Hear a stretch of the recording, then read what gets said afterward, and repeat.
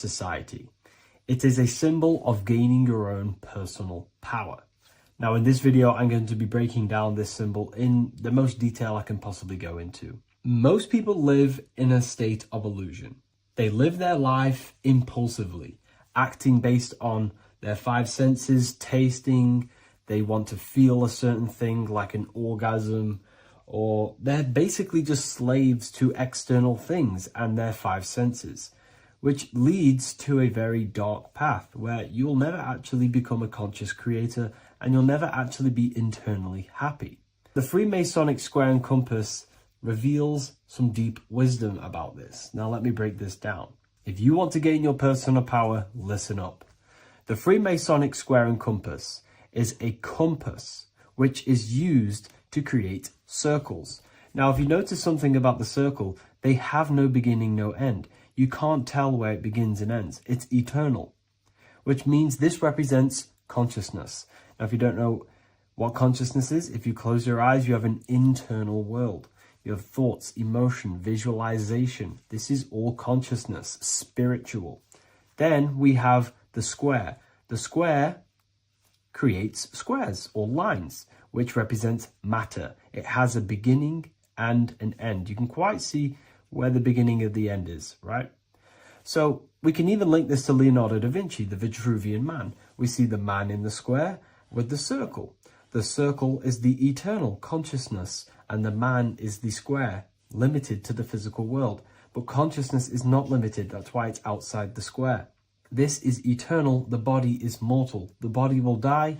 Consciousness will never die. If we look even closer at the symbol, we notice in this particular symbol, we have the compass overlapping the square. This is very, very symbolic. This represents spirit over matter, also known as mind over matter, consciousness over matter, the circle over the square. Like I mentioned earlier, most people are slaves to their senses. They go through their day and all they do is chase validation and feelings. They eat all day to feel good, which means they're a slave to their taste. They're slaves to their feeling. They masturbate, which means they're a slave to orgasms and external things. They're literally being governed by the external world controlling their internal world. They're literally living life on autopilot. And don't get me wrong, I was guilty of this too. We're all guilty of this when we join this world because we're not taught this sacred knowledge. Until you actually stop and recognize this, you'll be living life on autopilot, literally not even living. You'll be running off subconscious programs, seeking external validation and being ruled by these five senses. The square underneath the compass represents consciousness on top of matter, which means the internal world is controlling the external world. It is the mind controlling matter and not matter manipulating the mind. In the occult and esoteric world, it's very important that you are conscious of every action that you are taking in your day-to-day life. Never act subconsciously. Always be conscious. What are you thinking? What are you acting? What are you giving your attention? All of this is contributing towards creating because you are a creator. Consciousness is a creative force. You need to make sure that the compass is on top of the square, that your inner world is controlling the outer world and not the outer world controlling the inner. As I've mentioned in many videos before, the internal world of consciousness is what's producing the external world. Your life is just a result of every thought and emotion that you felt in the past. Everything you own, everything you possess, your friends are all reflections of your consciousness. They're all reflections of what you are thinking about. When you change your thinking, your external world starts to rearrange itself. On a basic level, this symbol represents the combination of spirit and matter. You are a spiritual being and a material being. You are heaven, the sky, and earth, the ground. You are heaven and earth, spirit and matter infused into one. You are a bridge between the divine and the earthly worlds. And you can bring down these higher realms of consciousness, thought, imagination, and emotions into a physical, tangible reality. To do this consciously, we need to make sure the external world is not manipulating the inner world. Because if your internal world is being controlled by external circumstances, for example, you have a circumstance happen in your reality, An emotion triggers inside of you, and that emotion is a command to create more of that. And the thoughts that you think are creating more of that negativity. So it's a constant cycle of negative manifestation if you let the external world control your internal world of consciousness. So we need to make sure the compass is on top of the square, that the internal world are commands and not reactions to create your external reality. And not only just to create, but to actually enjoy life.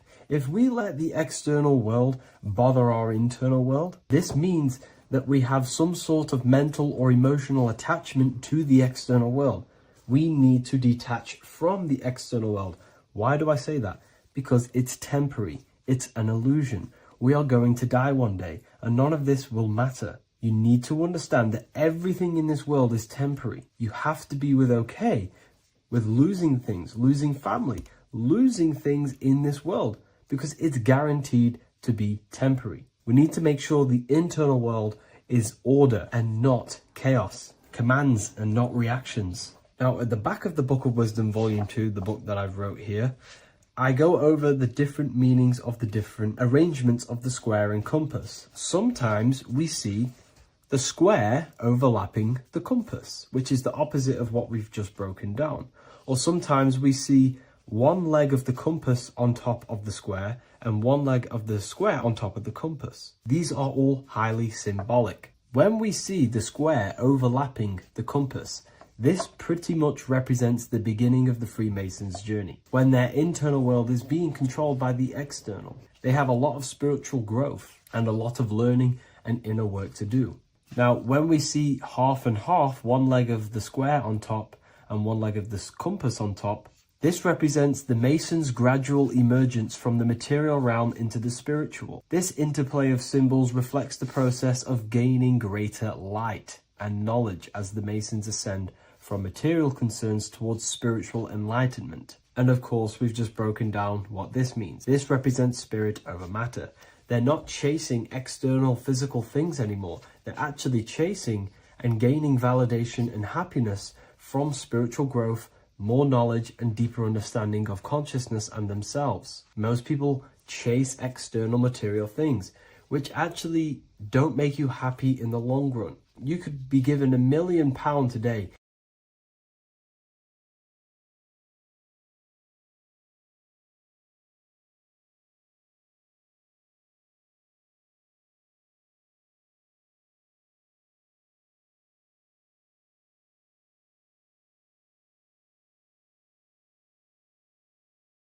Welcome to Revival of Wisdom.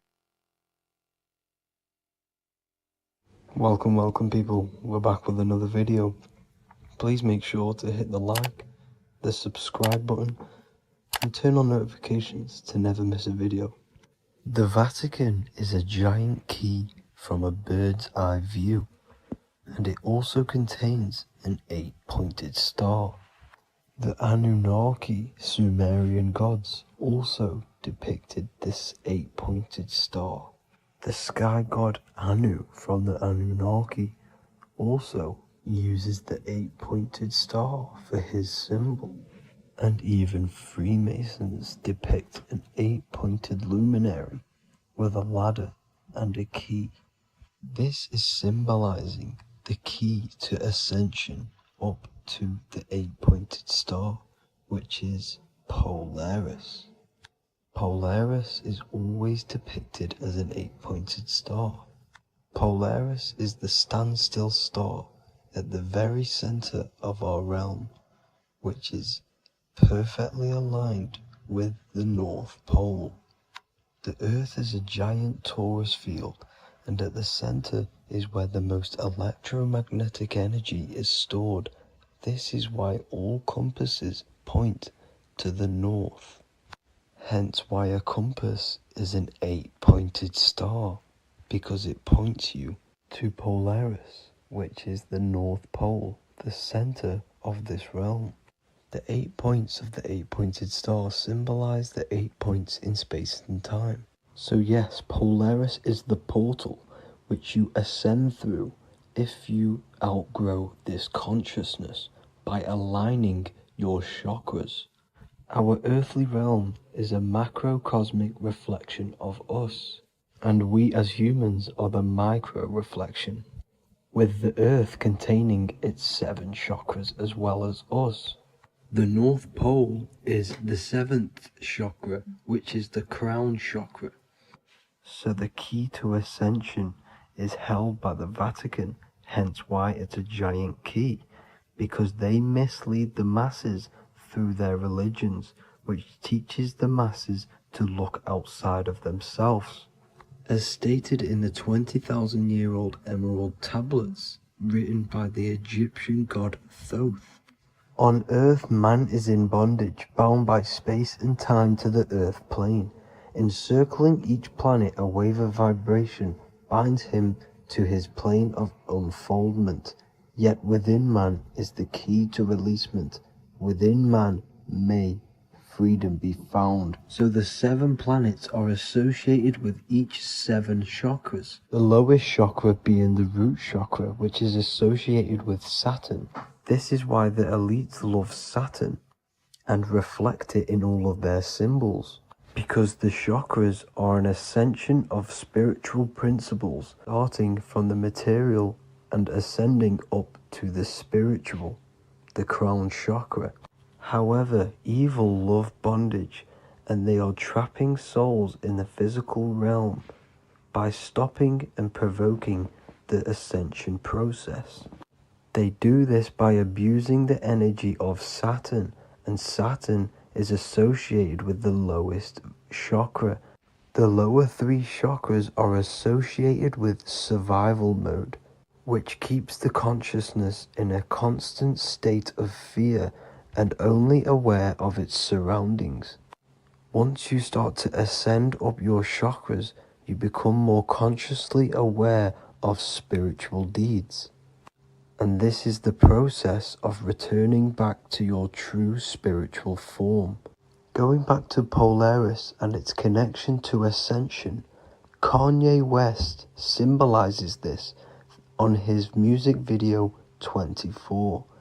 As you see him rise up into the sky, you see an 8-pointed shape around him, which symbolizes the 8-pointed star, as you see the beam of light. And even NASA symbolize this in their Space Delta logos, a bear holding a key with an arrow up to Polaris, the 8-pointed star. Here's another NASA logo of an arrow from the Earth to Polaris. The series Lock and Key on Netflix is all about portals and doorways, and they have the kundalini energy as one of their keys. Kundalini energy is the energy which rises up the spine, the 33 vertebrae, and activates the third eye. The third eye is the spiritual gland, which connects humans to other spiritual realms. We are not the body. Our spirit, our soul inhabits the body. We exist physically, spiritually, and mentally. Therefore, we are multidimensional. The intellectual and spiritual inhabit the body. Therefore, this is just an avatar within this timeline. However, within each and every one of us, we all have the key to releasement, as says in the Emerald Tablets. This releasement is ascension, up until higher states of consciousness. As stated in the Emerald Tablets, man is in process of changing to forms that are not of this world. Grows he in time to the formless, a plane on a cycle above. And another one saying, man is a flame bound to a mountain, but we in our cycle shall ever be free. Know ye, O man, that when ye have progressed into the cycle that lengthen above, life itself will pass to the darkness, and only the essence of the soul shall remain. That's it for this video. I hope you all enjoyed. Please feel free to leave a like, subscribe, and comment any subjects you want me to talk about. God bless you all.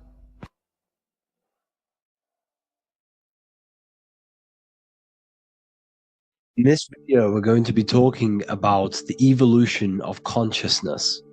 You are born human, however, you possess consciousness, which is the awareness behind your being, the awareness behind your thoughts, the experiencer behind your five senses, the experiencer, the observer behind your thought, emotions, and senses. You are an eye, an invisible consciousness looking through a lens, which is your body. Your body produces this physical world that you experience. Your brain produces this world. Your brain and body is a technological computer. However, you are an infinite, ever-expanding consciousness behind this physical body. And there is an evolution of consciousness, a cosmic journey of expansion. And this is why we see so much pyramid symbolism in the occult and esoteric world, and especially within Freemasonry. Because the pyramid represents climbing, an evolution, a raising state of consciousness, a journey. Steps symbolize a journey upwards. This is the raising and the evolution of consciousness, our inner world. The transmutation of our inner selves, of our souls and consciousness and our minds. So when we see this pyramid, we're seeing a evolution, a way up to source consciousness. And the eye in the pyramid represents your source consciousness. It represents illumination. It represents divine guidance through this evolution of consciousness. This is why we see the ladder. Consciousness is ever expanding on an infinite journey of evolution. Each individual is a part of this cosmic process, contributing towards the ongoing expansion of both mind and awareness. As we evolve, we collectively explore deeper levels of existence, expanding the boundaries of thought and consciousness. The mind has the ability to expand infinitely into new realms of thought, into new dimensions of mind. The mind cannot be filled up. It is not a physical substance. The body can be filled up because it is a physical thing, but you cannot fill the mind. Therefore, the mind is constantly expanding, ever expanding into new fields of thought. So what we see in Freemasonry, the ladder, is again a journey, an elevation of consciousness. When we are born with an infant consciousness, and as we gain older, we gain an adult consciousness. Our inner world, our inner mind, and our emotional intellect changes and evolves. We are significantly different from when we were very young as an infant. It's because our consciousness evolutes, it changes, it alters like water.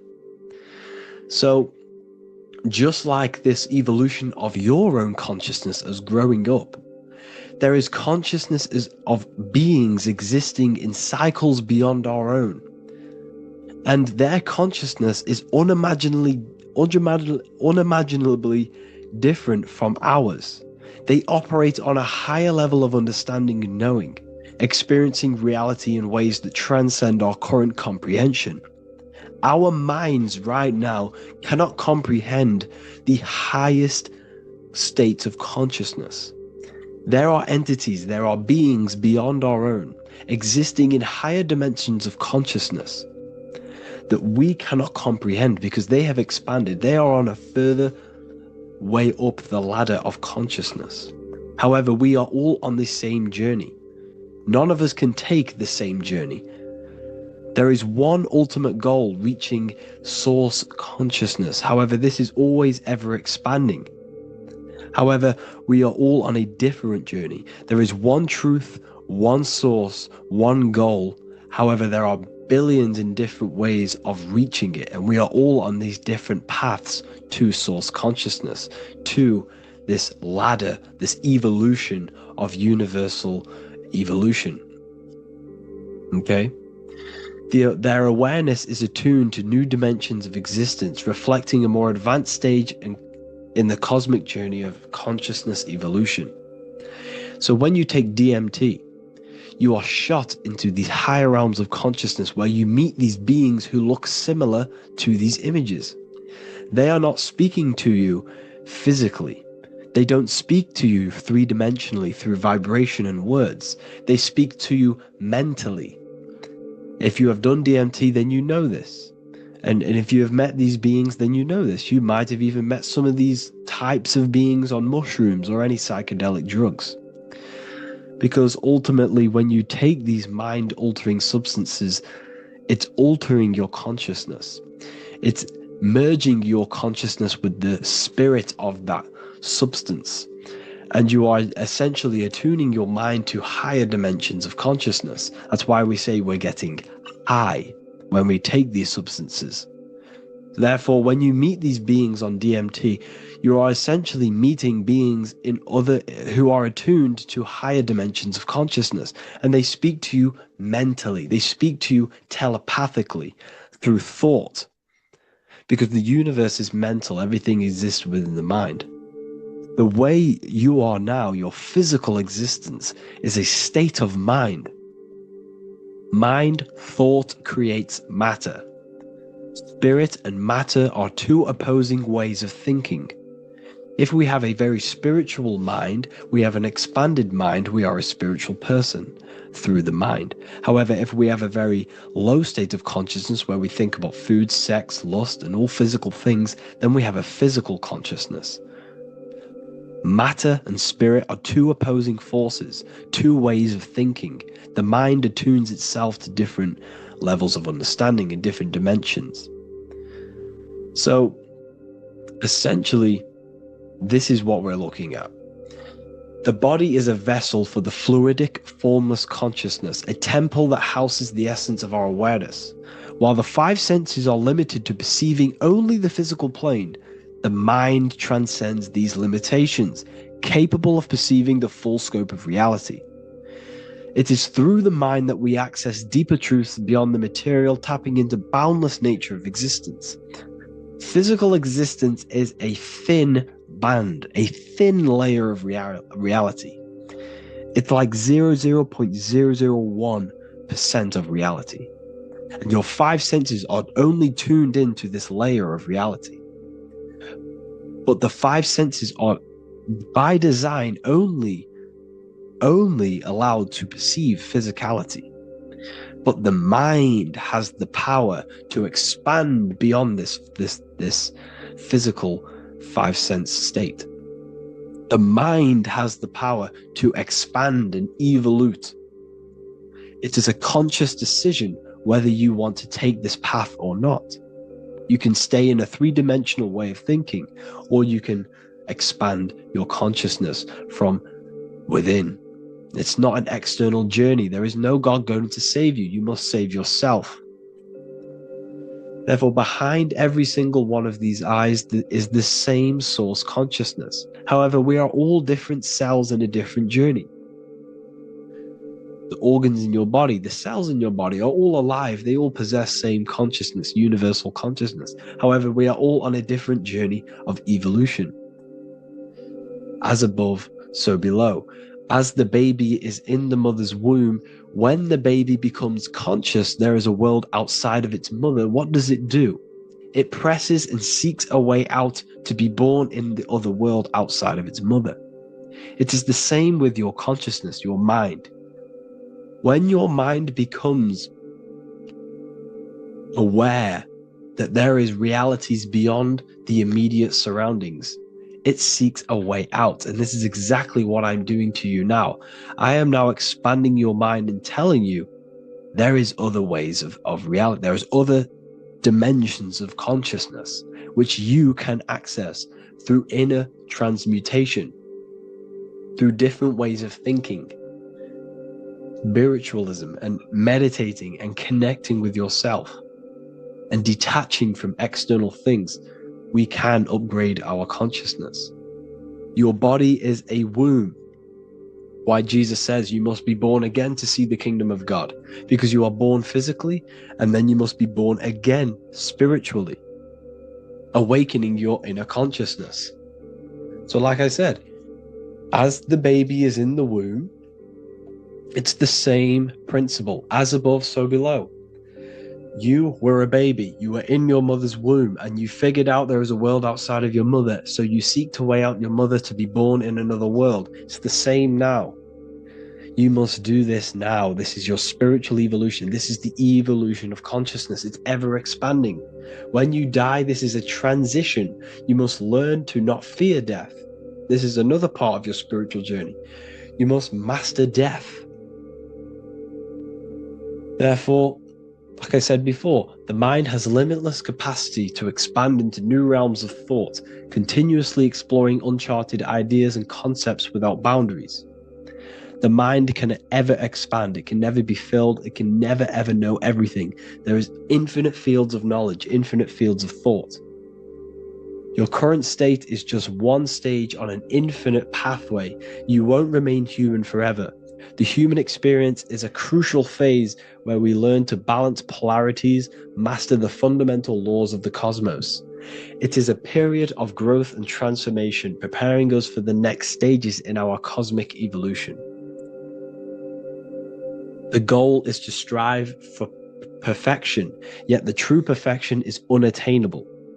It's like a tunnel, and there is a light at the end of the tunnel. And as you walk through this tunnel, the light is ever moving backwards. You should forever seek to meet that light, but you will never meet that light because consciousness is ever expanding.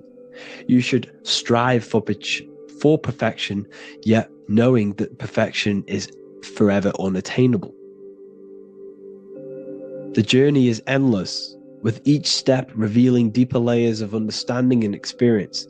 The pursuit of growth and expansion is itself the essence of our evolution. You can find all of this knowledge in the amazing book that I have read for years. I have read this book, The Emerald Tablets of Thoth, the Atlantean, by M. Dorial, translated by M. Dorial. I'm telling you now, this book, now that I've told you this, you have some context on the book. The whole book is about evolution of consciousness. He's talking about higher dimensions beings. He's talking about how you can transcend this physical plane. It is truly the most amazing book you will probably read.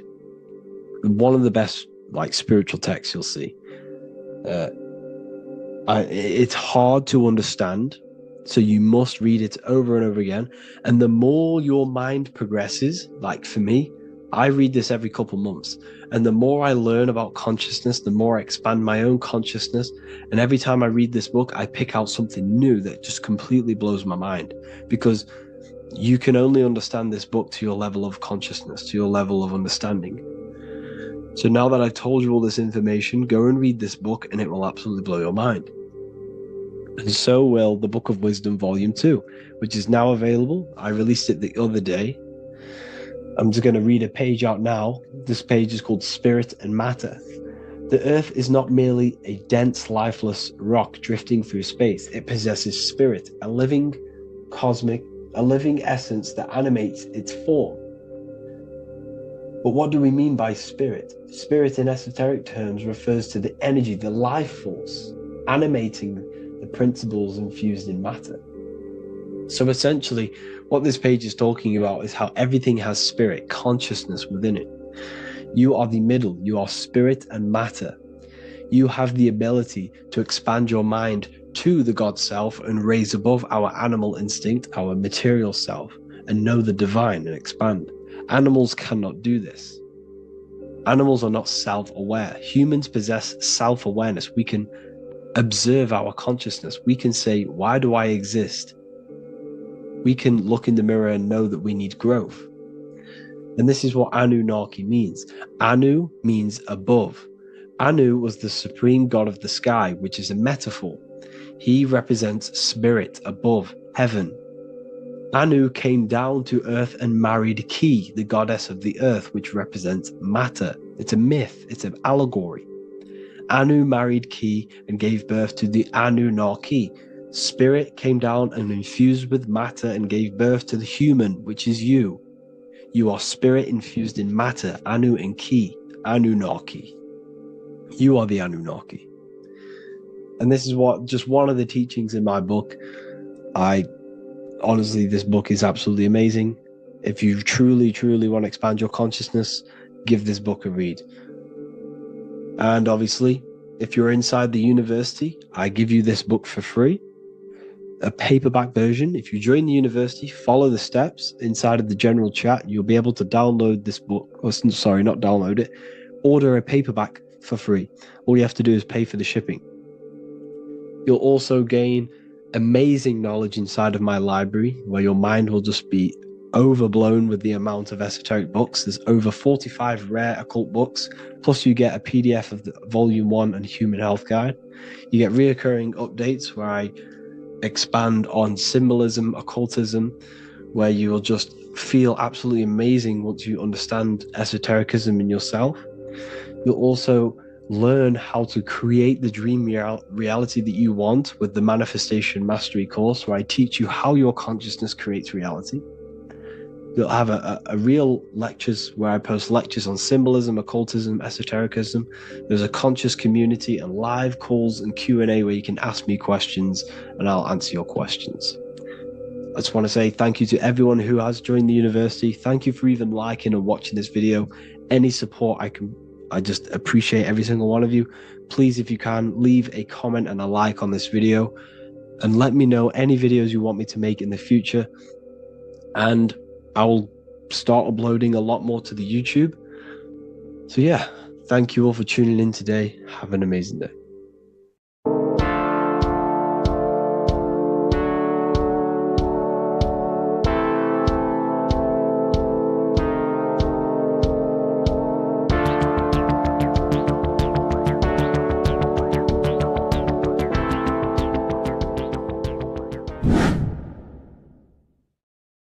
What's good, people? We're back with another video. This is going to just be a quick video. Manifestation, magic, bending reality. So let's jump straight into this. So you have a conscious and a subconscious part of your mind. The conscious is what you're conscious of, what you're actually doing, where you can choose or not. However, the subconscious is the part of your brain which is automatic. So all of the systems in your body, like the digestive system, your heartbeat, these are automatically being ran. And you do not have to tell these systems to do anything. You do not have to consciously tell your heart to beat. It's automatically doing it. And this is what the subconscious mind is controlling. It's like the dark aspect of your brain or your mind. It is the way bigger aspect of your mind. Okay, it controls all the systems in your body. Okay, and this is where all of your programs are. So when you're in it from your childhood, what you've learned in school, all of these things are being kept in your subconscious, maybe traumas and stuff like that. So the subconscious is the female aspect, and the conscious is the male aspect, because the male is all about action and doing, and the female is more about creation, creativity, intuition. So you have a right and a left hemisphere of your brain, and these are obviously male and female. The right side of your brain is your female. It's to do with creativity, imagination, intuition, insight. Okay. And this is one of the most important sides of the brain. This side of the brain is the most attacked by the elites, whatever you want to call them. This side is one of the most important, because obviously your intuition is a massive part of reality. And if you don't have intuition, then you lose track of the things around you. You can't consciously feel if things are wrong or right. They don't want you to have intuition or creativity or imagination. They want you in the left side of your brain, which is just reasoning, logic, and basic things. So they just want you to tell you what you want, tell you what to learn, and then that's it. They don't want you thinking for yourself, which is the right side of the brain. So whatever the conscious side of your mind impresses the subconscious side of your mind. So if you do affirmations, for example, if you consciously do affirmations every day, you're reprogramming your subconscious mind. You're impressing a vibration and a word into your subconscious mind, and therefore it will reprogram it. So the male and female aspect are symbolized by the Star of David as well. The male being the upside triangle, the female being the downside, connected all in one, because we both have male and female energy. So every thoughts are electric, which is the male aspect. Emotions are magnetic, which is the female. Each thought creates a wave of vibration in all directions. So think of it like a water drop in a pool, but it going out in every single direction. It's not just flat. And these thoughts have a certain frequency, well, has a certain vibration. That vibration has a certain frequency. And this affects your aura. Every thought, every emotion directly impacts your aura and the strength of your aura. So if you're angry all the time, your aura in the astral plane will look red. However, if you're happy, it'll be more like blue and green. So it's very important.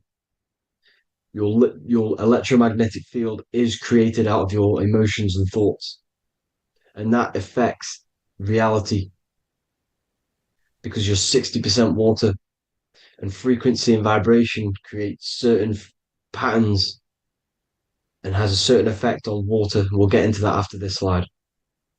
So each thought that people are thinking around you, you are actually subconsciously picking up these thoughts because it's emitting this vibration in all directions. So this is why you can pick up thoughts of other people on the odd occasion. However, when you're more in tune with your intuition, your right side of your brain, you can start to pick up on vibrations, thoughts, and other people's auras. You can pick up on the energy once your third eye is open, and you know whether you should be in that environment or not. This is what we call an atmosphere when we go into a room and you can feel the tension if someone's been arguing, for example. This is the atmosphere, this is the vibrations, these are people's auras emitting these certain frequencies and vibrations. Okay. So our aura is contained of multiple layers. Obviously, we have the physical body. This is the electromagnetic layer. However, you have the different planes of existence, the spirit, mental, astral, etheric, and then physical. The physical is the lowest plane of existence. And the physical plane is a product of all of the planes above. So the mental impresses on the astral impresses into the etheric, and then the etheric creates the physical object. So the mind is the root cause of reality. The mind is the cause of everything. Your consciousness is pure cause. There's no effect. Everything you see in this reality is the effect. Everything that you experience is the effect, because the root cause was the mind. The decisions you made you experience that certain experience. And that decision was created on the mental plane. And this is just pure thoughts. And thoughts are things. If it exists in your mind, it is a thing. It's a certain frequency. So if you have a certain level of thoughts, if you're thinking positive, for example, you're going to have a strong aura, you're going to have a higher vibration. And that attracts like. Like attracts like when it comes to thoughts and vibrations and electromagnetism. So if you're thinking positive all the time, speaking positive, doing positive, you're then creating a higher vibration, and that's going to attract people on that similar frequency to you. Everything is electromagnetism, frequency, and vibration. Everything. You see, so this is why, for example, if I put my hand to a TV screen, if my finger was the same vibration as the TV screen, it would go straight through it. However, the particles in my hand and the particles on the TV screen are two separate vibrations, and this is what causes the friction to stop and not my finger to go straight through it. So, like I said, when you don't feel the vibe of someone, when you don't feel right, you don't really get along with someone, this is a vibration. Your vibrations are not matching, they're not similar, they're two complete different vibrations, and they're not aligning properly. So music has a massive part on this. Music is a massive, massive tool for the elites because music is frequency. And in 1975, the musical instrument are all tuned to 440 hertz. So Spotify, Apple Music, most of the music on YouTube is all set to 440 hertz. And 440 hertz is not divisible by 3, 6, or 9. And when you can't divide a frequency by 3, 6, or 9, it's not a natural frequency. As you can see here, this is 432 hertz. This makes a nice geometric pattern. However, 440 hertz is a distorted pattern. So when you listen to this, this actually shuts off the whole right side of your brain. Like I said at the start, this is the most attacked side of your brain. It's to do with creativity, imagination, intuition. When you listen to 440 hertz, it shuts off the whole right side of your brain. And obviously shutting off all of these forms of your brain. Music is very, very powerful tool for the elites because it's the only thing which can enter your soul or your ears without consent, your body without consent. Everything else has to be through consent. You choose whether to eat something, you choose whether to drink something, but frequency, you're going to hear it no matter what. This is why it's so powerful. And music influences the body in many different ways. It's the most powerful imitator of everything. It directly affects all listeners. It directly affects intentions, gestures, movements, and actions. It stimulates your mind, and certain songs, certain catchy songs, can reprogram your subconscious mind, invoking certain emotions. This is why when you listen to slow beat songs, it makes you feel more sad. When you listen to upbeat songs, you feel more energetic. This is because these frequencies have a profound influence on reality and on how you feel. Because, like I said, you are 60% water. And as you can see here, each frequency creates a different geometric pattern. And inside of you is 60% water. So, like I said, 440 hertz is going to make a distorted pattern in your water. And this is going to have a profound effect on your emotions and your reality. So, like I said, health is not just the body. It's you are made of body, mind, and spirit. You need to look after what you put in your body. You need to look after your spirit and look after your mind. It's very important to keep all these in balance because once one of these are unbalanced, it affects the other two. So if you're eating wrong, it's going to affect your spirit and mind. If you're thinking wrong, it's going to affect your body and spirit. These are all interlocked. You have to look after them all. So it's very important you understand music. Stop listening to low vibrational music. To be honest, you want to listen to music without any sort of speaking inside of it. You just want pure uh, frequencies, which are the solfeggio scale, like one of these, for example, 432, 528 hertz. These are all good frequencies. It's called the solfeggio scale. And these frequencies make you more in tune with nature. 528 hertz is what the earth vibrates at. So it's very important. And the Rockefellers are the one who changed this to 440 hertz. The Rockefellers, one of the elite families. So if you want to manipulate reality, it's very important to have your chakras aligned and having a high vibration, because the higher your vibration, the more powerful your words and your intentions are on reality. So the lower your vibration, the harder it is to affect reality because you're on a lower state of consciousness. Like I said, you have the mental, astral, etheric, and physical. Everything is a product of the one above. As above, so below. This is what Hermes Trismegistus was saying in the Egyptian days. This is where it comes from. As above, so below. If you affect above, it directly affects below. So, like I said, meditation helps on this, helps align your chakras. Think positive, feel positive. Like I said, your feelings are magnetic, your thoughts are electric. So once you combine these two together, you're then creating an electromagnetic frequency, and that will have profound effect on reality. So the law of cause and effect. every law, so the law of cause and effect, every effect has the root cause. Like I said, your mind is the root cause of everything.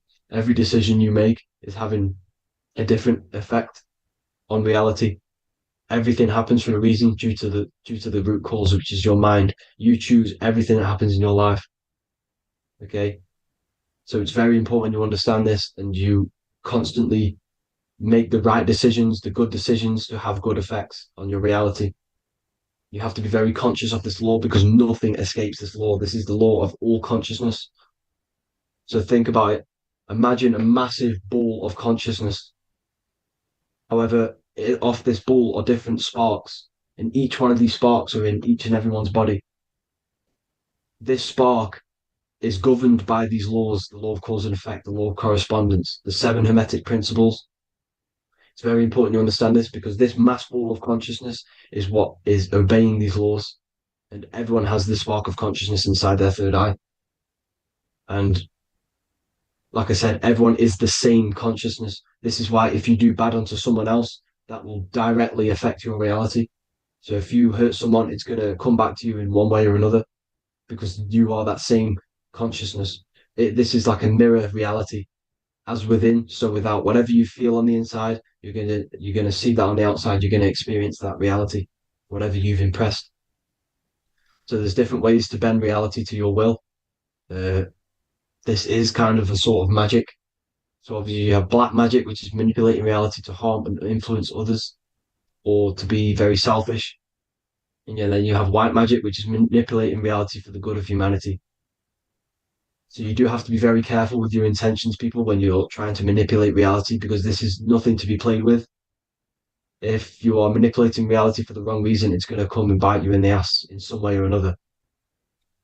Because everything is balanced. Everything balances out in this reality. Nothing escapes the laws. Not one thing escapes the laws. So if you're stealing from yourself because it's just going to come back in a one way or another. Inside of everyone's heart, you know whether you're doing good or wrong. You know, you can feel it when you do something wrong. You can feel it when you do something good. The heart is the center of the torus field. It's balance. And this is why you say follow your heart, because it's the center of the torus field. It's very important to listen to this inner voice inside of you because that is telling you the right things to do, the good decisions to make.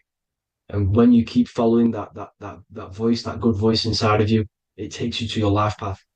Very important to follow that voice. However, don't let the ego get in the way of it. Don't care what your friends are going to say. It's very important to understand this. So you have different ways of manipulating reality. You have sigil magic. This is where you create your own sigil or symbol. You create your own sigil and symbol, and then you charge it. You behind that symbol you have an intention. So, for example, if you want to manifest wealth, you create a sigil which represents what you want. You create that sigil, you draw it out, you charge it because wherever your attention goes, energy flows. So whatever your attention is, you're sending energy that way. So what you do with your eyes and your hands, you place attention on the sigil. Imagine that it's glowing. Imagine that you're sending energy to the sigil, and then you burn the piece of paper once you've done this. And then after this, you meditate on that symbol. You constantly think about that symbol because that symbol is the frequency, is the thing that you want to manifest. So that's one way. Or you can just meditate on your reality. So imagine yourself having already what you have. This is what they call a mindset. You must set your mind to the frequency what you want to manifest. Okay. So if you want to manifest wealth, for example, imagine yourself being wealthy. What would it feel like? What would you be doing? Imagine a scene in your mind. Constantly do this, and you're putting out that frequency. Like I said, you must think because the thoughts are electric, and then you must feel, which is magnetic. Together, this creates an electromagnetic frequency, and this is how you attract things to you. You will attract the certain people to come in your life to bend reality to your will. Okay. Or you've got mirror magic. Stare yourself in the mirror, because a mirror reflects light. It also reflects energy. So you've got to be very careful of what you say to a mirror. You've got to be very, very, very careful, because whatever you send into that mirror is directly sent straight back to you. So if you're thinking negative, you're sending negative energy back straight to you, and that's going to have an effect on your reality. Affirmations. Affirmations are very important, because your words are frequency, your words are vibrations, and each word you say has a certain frequency. If it's if it's positively charged, it's going to affect you positively. If it's negatively charged, because like I say, your brain and your mind is like the director of energy. That's what your brain is, and it directs energy into certain things. You can either positively charge it or negatively charge it, and this brain is creating your reality constantly. It's manifesting your reality constantly in the present moment.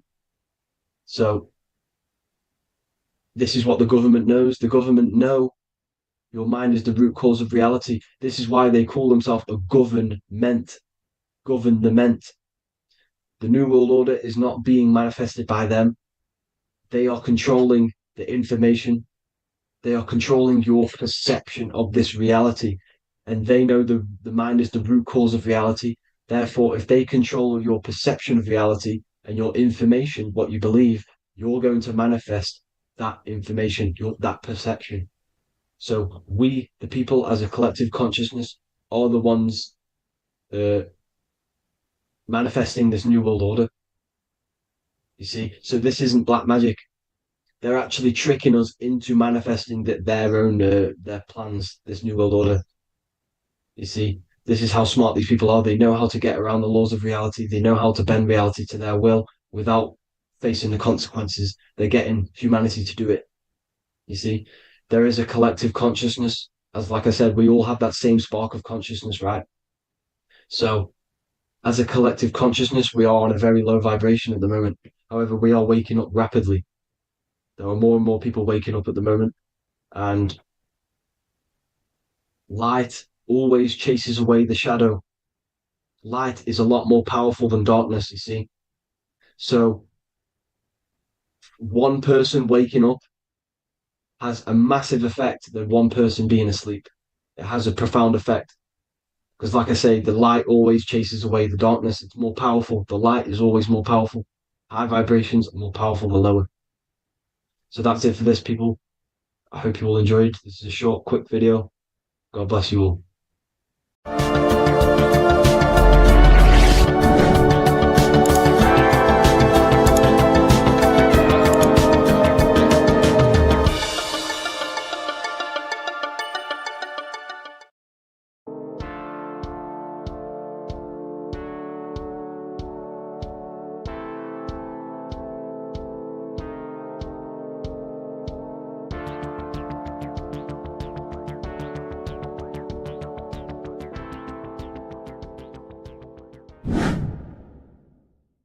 What is good, YouTube? Today we're going to be talking about the astral plane and how the cosmology fits into the astral plane. Okay, so first let's go over the astral plane and go over the different layers of reality so that you can understand reality more. You are a multi-dimensional being. You are not you are in all of these realities at the same time. They all interweave into one big reality. But there are different planes. They are different vibrational dimensions. There are different dimensions of reality. The mind is the root cause of reality. We're living in the mind of God. Everything is being thought into existence from the root cause, from the universal mind. This is why the ancient Egyptians said, all is mind. We're living in the mind of God. And we are a microcosm of this mind. This is why we all have the same mind. This mind is the world of thoughts. Now, this world of thoughts is just the thought alone. For example, it is the thought of a chair. But then when you start to imagine this chair and you start to mentally see the chair, you're now manifesting the thought, the singular thought, into some sort of form. So now you're imagining the chair. You're imagining the form of this chair, which is then manifesting into the astral plane. The astral plane is the world of thought forms manifesting. So when you are imagining something, you are seeing into the astral plane. Okay? Your third eye, it is an eye because it sees the astral plane. It is seeing the other side through imagination, through dreaming. Well, we'll go over dreaming later. So the thought of a chair is a singular thought. The imagination of the chair is the manifestation of the chair. And in the astral plane, it's basically the world of all the chairs that could ever exist. So you're thinking of the chair as a singular thought, which is the mental plane. The astral plane is the imagination of that chair, is the thought, the manifestation of it. Depending on the vibrational state of the thought will depend what level of the astral plane it will go to. For example, if you're thinking about a chair to torture someone on it, it's going to go on the lower astral plane. Or if you're thinking and imagining happy things, it's going to go to the higher astral plane. So wherever your mindset is, that we call it a mindset because your mind is setting frequencies to certain things. Thoughts are frequencies. And a mindset is setting your frequency, setting your mind to a certain frequency. So when you set your mind to a certain frequency and you imagine something in that frequency, you're going to match everything in the astral plane that are on that similar frequency, just like you would in the physical world. Because we're all in these worlds right now as we speak, but we can't see them with the two physical eyes. We can feel it though. When you're around someone and you've just met a new person, for example, you can feel their vibration. And if you're not on a similar vibrational match, you will not get along with that person, or you just won't not get along, but you won't connect with that person because you're on two opposing frequencies, not matching. And this is something you can't see, you can only feel because it's the astral plane. It exists within the astral plane. Everything in the astral plane is made out of vibrations. So if you do astral project, and if you already know how to astral project, you will see beings and people and things that are on the same frequency as you. This is why before you astral project, you need to sort your vibration out before you astral project, because you are projecting your consciousness into this. It's the mind. The mind is the bridge. It can move between realities. You are a observer. You are a observing soul which observes different realities. And the mind is the bridge between all of these different realities. The mind can choose. If you want to project into the astral, you set your mind to it, you can. Okay? So let's not get off track. The lower astral plane is where demons are. The higher astral plane is where heavenly beings are. Heaven and hell are kind of a real thing. The etheric plane is a powerful substance, the ether, the fifth element that they don't tell us about. If you type in on Google the 5 elements, they will try to remove it with wood or metal because they don't want you knowing about the ether. Ether is the energy double behind all physical objects. So the ether is very important. It is the 5th element. It is part of the physical world, but it's also part of the astral world. It is on either side. You see how they're showing you the truth in the language? Ether and either are the same word. The ether has 1 foot in the astral and 1 foot in the physical world. It's a substance that connects the physical to the astral world. It is the either. It's on either side of reality. It's on the other side. Other, either, same word. Ether is connecting the physical to the astral plane. It's the world of frequency. Frequencies, EMFs, torus fields are in the etheric plane. It is the energy plane. It's where energy moves through the ether. Okay. So then you have the physical world, the world of effect. Everything you see in the physical world is the effect of the higher planes. Each plane is a product of the plane above. So, and it melts into each plane. The physical plane is the lowest plane, it's the most densest, and the highest is the most fluid. This is the most fluid, this is the most dense. This is where we get the saying, as above, so below from. As above, so below comes from the different planes of reality. And magicians understand this. This is why magicians always say as above, so below. Because they understand if you manipulate the higher planes of reality, you manipulate the lower planes. Because the astral plane is a direct copy of the physical world, but in the astral plane. It is mirrored. The physical world is mirrored in the astral plane. They are both the same world, but there's different vibrational states of the world. Kind of. It's hard to put this in words, people. So just try and understand. The astral plane is the double. It is whatever happens in the astral plane happens in the physical plane. This is why magic works. This is why demons work. This is why spirit communication works. Because if you manipulate the higher planes, you manipulate the lower planes. As above in the astral, so below. Leonardo da Vinci showing you to look up, pointing up. You got to look up.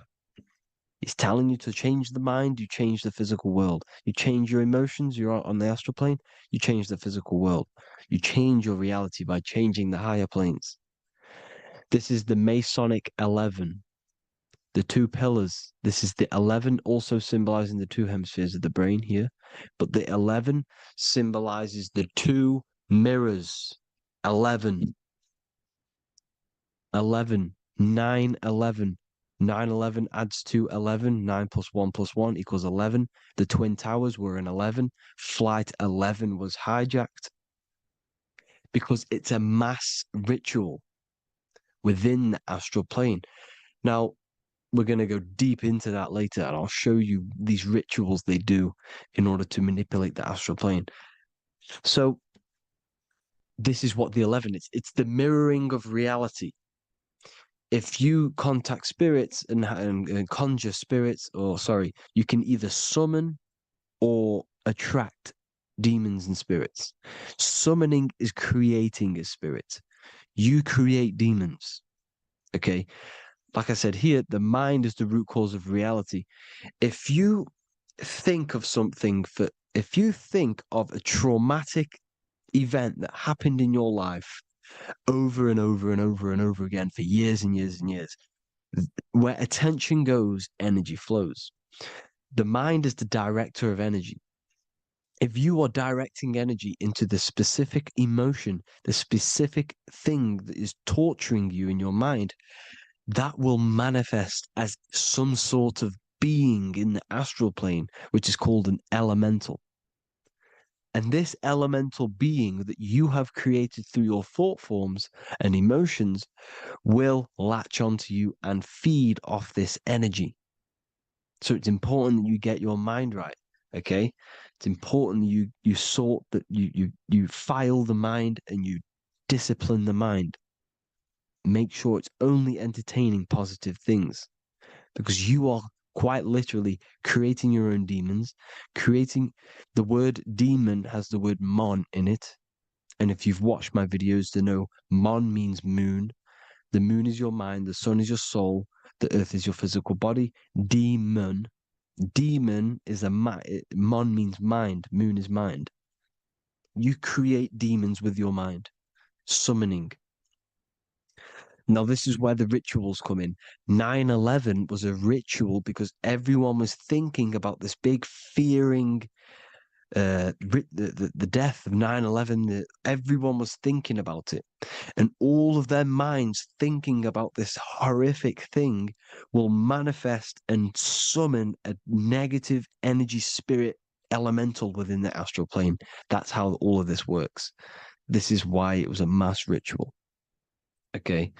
Chris Brown, new album name 11/11. Release date on the 11/11. This will be my 11th album and contain 11 songs.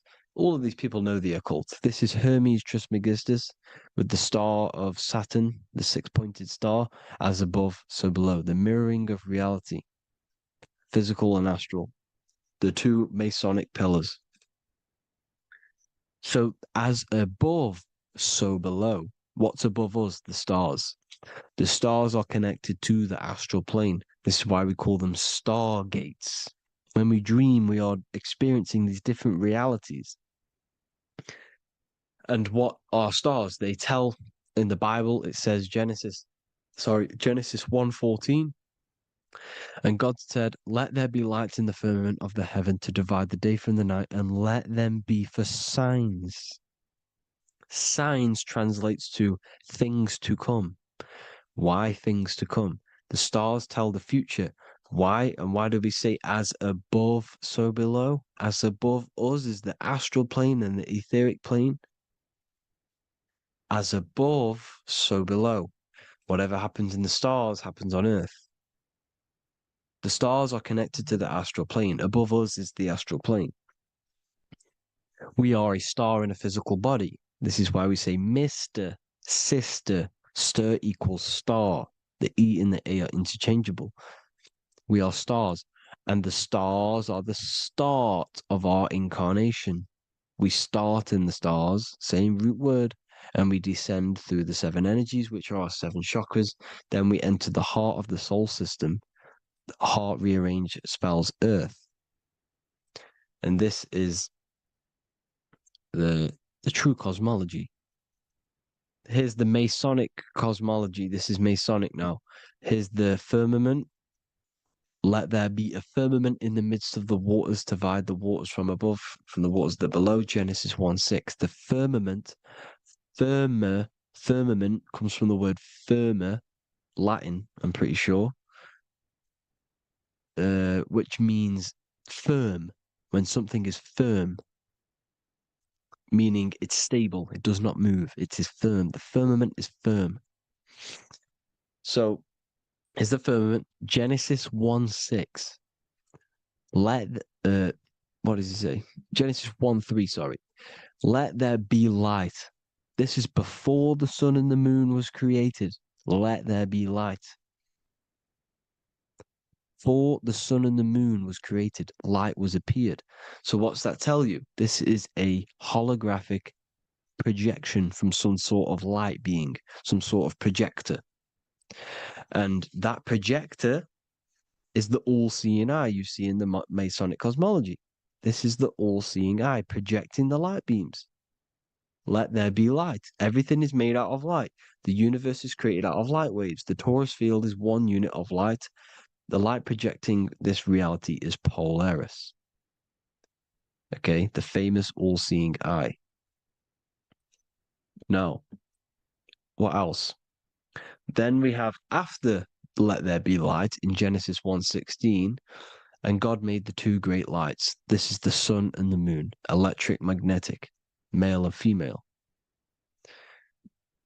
Then we have the Masonic checkerboard, the black and white symbolizing dualities within the dualistic reality we're in, spirit and matter, light and matter, rest and motion, positive and negative, good and evil. Everything's dualistic here. Okay? And it's a dance. The universe is a dance between flickering of white and black light, which is the torus field. We're not going to go over that, but this is all connected to the astral plane. This is the true cosmology. The astral plane cannot work on a spinning monkey ball in the middle of space. Does not work. Cannot work. It's impossible. Okay? Impossible. So even in the Quran, it says, Allah has made the earth for you as a carpet, flat. Quran 15:19. And the earth we have spread out like a carpet, set there on mountains, firm and immovable. It is immovable. In the Quran, it also says 65:12, it is Allah who has created the 7 heavens of the earth. The 7 heavens meaning the 7 layers of heaven, the 7 planets. And Psalms 104:5, he set the earth on its foundations and it can never be moved. Never. So here you see in Isaiah 40:22, he sits enthroned above the circle of the earth, and its people are like grasshoppers. He stretches out the heavens like a canopy and spreads them out like a tent to live in. We live in a tent. This is the tent. The projection of light. Here you see an ancient picture here. Here you see the ethereal barrier, meaning the firmament, the etheric barrier, and here you see his head popping out. Why is his head popping out? Because your head is heaven, your heel is hell. Your head has access to the astral plane. This is why your head is heaven. The pineal gland, when stimulated, has access to project itself, project consciousness into the astral plane. Here you see another ancient picture here with the Masonic Royal Arch, with the zodiac here, the zodiac on the top, arching, because there's a firmament above us. Here's God in the brain. Consciousness is God. Here you see the Masonic Royal Arch, symbolizing the firmament.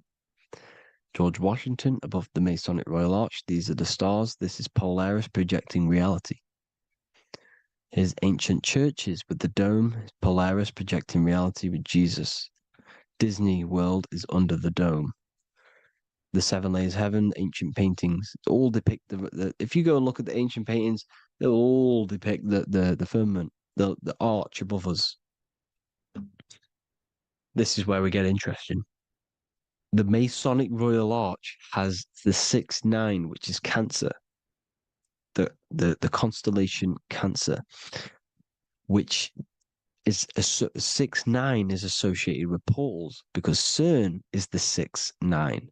Okay, CERN is opening portals. They're trying to create a portal to the other side. Cancer has the word CERN within it, so there is a link between Cancer and the opening, the firmament opening above us to ascension. Here you see the Masonic art with the Royal Arch and the light and the opening. Here you see the light and the opening. This is the opening of the firmament. Here's the Hebrew cosmology with Sheol, the underworld, and the opening. So Cancer is definitely some sort of portal in and out of this reality. I'm just connecting dots here. Now, we're going to go change a bit now. These celebrities that you are seeing they have not sold their soul to Satan, okay? They have not sold their soul to Satan. Satan is a demonic, low vibrational energy that has been summoned over the thousands and thousands and thousands of years of evil occult arts. So since Babylon was summoning this demonic energy, and this demonic energy in the astral plane will grow and grow and grow. It has no form.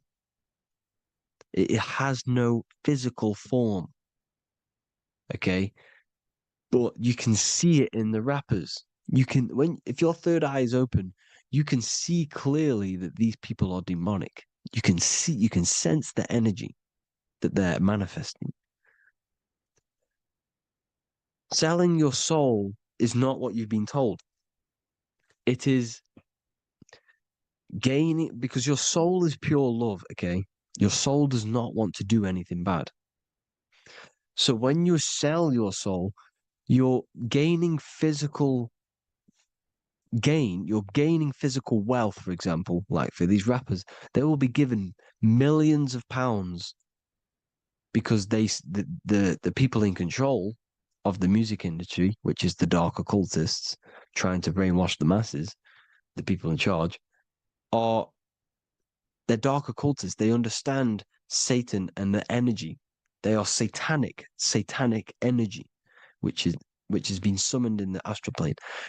They see that they have influence over the masses, so they will go to them and say, "I will give you this amount of money forever if you manifest this satanic, demonic energy through the music and through social media to blind the masses, to brainwash the masses into this demonic energy." Because when you listen to music, music is frequency. Whatever you listen to, you become that frequency. So if you're listening to these people, they're throwing energy, this demonic, satanic energy that they sold out to. Sold, soul, same word. When you sold something, you've got your soul involved.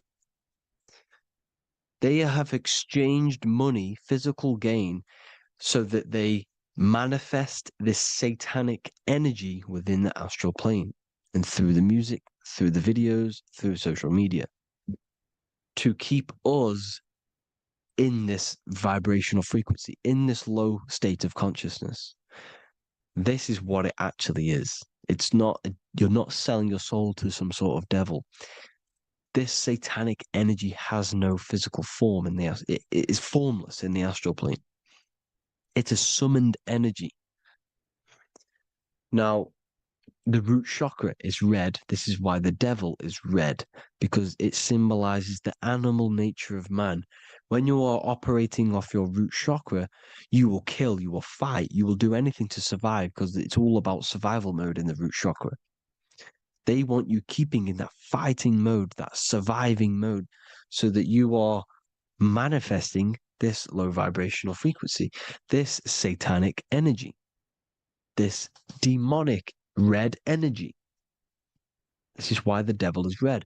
And the devil has a tail with the red arrow pointing down because it symbolizes your light body. This is your Merkaba. Your Merkaba is your light body. Mer equals light, Ka equals spirit, Ba equals body. Merkaba, this is the devil's tail pointing down, the descension, your heel, up to your heel, hell. Ascension to heaven, head. You see? This is the all-seeing eye with the illumination coming off it, your head, when you're illuminated. The Merkaba is your celestial sphere to portray different planes of reality. It is the vehicle of ascension. It's your light body. It's in the word Kabbalah, Kabbalah, Ka, spirit, Ba, body, La, light. Same thing, Kabbalah, Merkaba. Same thing. It's all about the light body. This light body sees different realities. So when you see the goat in the music industry, it's this satanic summoned energy that's been summoning for thousands of years within the astral plane. When it becomes to the physical plane, it will manifest through different things. A goat, an owl, Satan, Moloch, Baal, same deity, same demonic energy that's been summoning in the astral plane. And this is why the Baphomet has a goat head. Drake's new album is the goat. The Polo G, the Masonic G, with the goat. And here's Rilo Rodriguez in the mirror with the goat in the mirror and him in his physical body. It symbolizes, the mirror symbolizes the astral plane because he's manifesting the goat, the demonic energy. He's sold out to the demonic energy. And in the physical plane, he's his physical body. The mirroring, the Masonic 11, the mirroring of reality, the astral and the physical. And what do you call them when they're an amazing rapper, the best rapper? You call them the goat.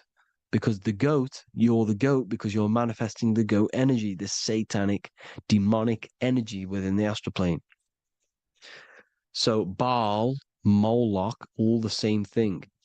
Because in the astral plane, if you want to gain spirits to come to you and communicate you in the physical world, if you want to communicate with spirits, you have to gain their attention. You can either gain their attention or come together and agree to create some sort of being, which is Satan. Okay. You can, like I said earlier, you can create these beings, you can summon them or attract them. One way to attract them is sacrificing. In order for you to become God, man, to turn to God, you have to sacrifice your life. You have to sacrifice, not drinking, not doing things, not doing anything demonic, not doing anything bad, not eating meat. You have to sacrifice yourself to become the light. However, if you want quick, instant gains in the physical world, you can sacrifice something else to communicate with these spirits, because these demonic energies feed off demonic energy, your demonic energy. So these dark occultists will give away babies, they'll sacrifice, torture babies so that they gain, so that they can communicate with these spirits for physical exchange. Yes, you can do this. These powerful spirits, these powerful demons can give you powers. They can give you certain things. And this is what they are doing. They're summoning and attracting these demonic energy. This is why, trafficking is one of the most, Balenciaga. Baal is the demonic energy in the astral plane, which requires child sacrifice for his presence. Balenciaga, and they were trafficking children. They were trafficking, killing them, and offering them to the spirits. This is what they are doing. Balenciaga. It's in the name. Here you can see here a stick man with two horns. The goat, obviously, it's all the same deity. Baal, the goat, Moloch. Here's Moloch, the owl, the Egyptian owl, because it comes from the owl of Moloch, which is Baal, which is Satan, all the same demonic energy. And it's on the dollar bill, a tiny dollar bill, on the $1 bill. All the same thing. Bohemian Grove, they worship the big owl, Moloch. It's all the same thing.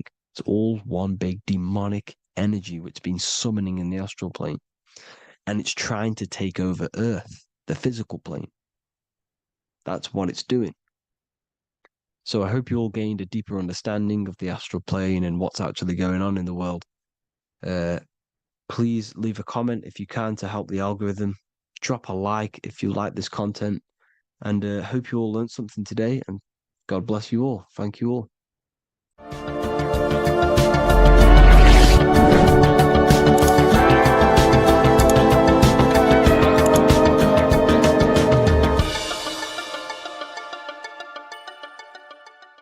You're living in 4 planes of existence right now, but most people are only aware of one.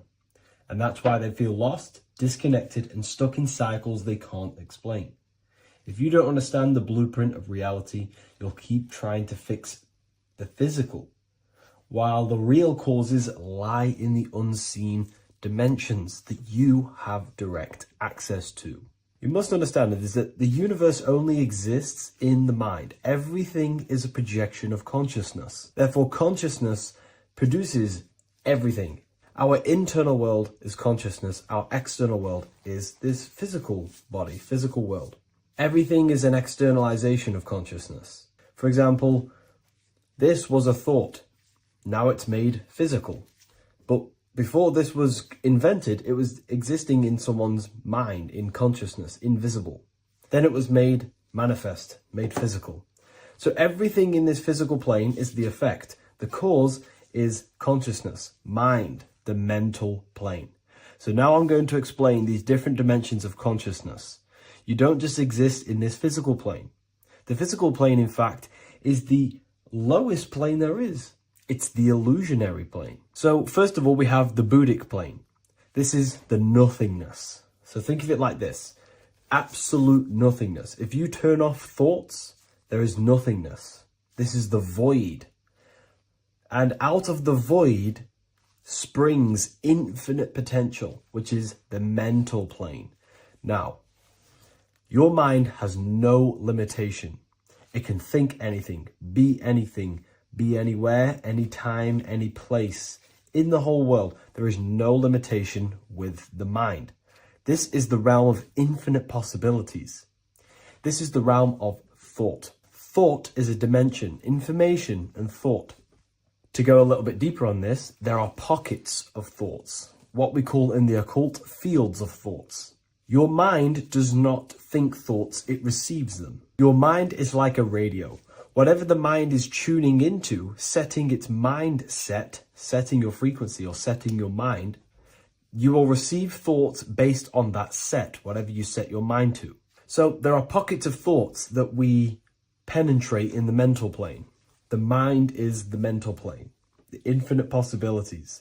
This is the spark of creation. This is where all things begin to manifest as an idea in the mind as a thought. So if you want to gain certain information, you need to meditate or do thought exercises where you are penetrating that dimension of thought, that pocket of thought. For example, if you want to find a way on how to make financial wealth, you would use your mind, set your mind on wealth and money, and think, close your eyes and think about that specific topic and see where your mind takes you. And you will expand your mind into different pockets of thought and gain information.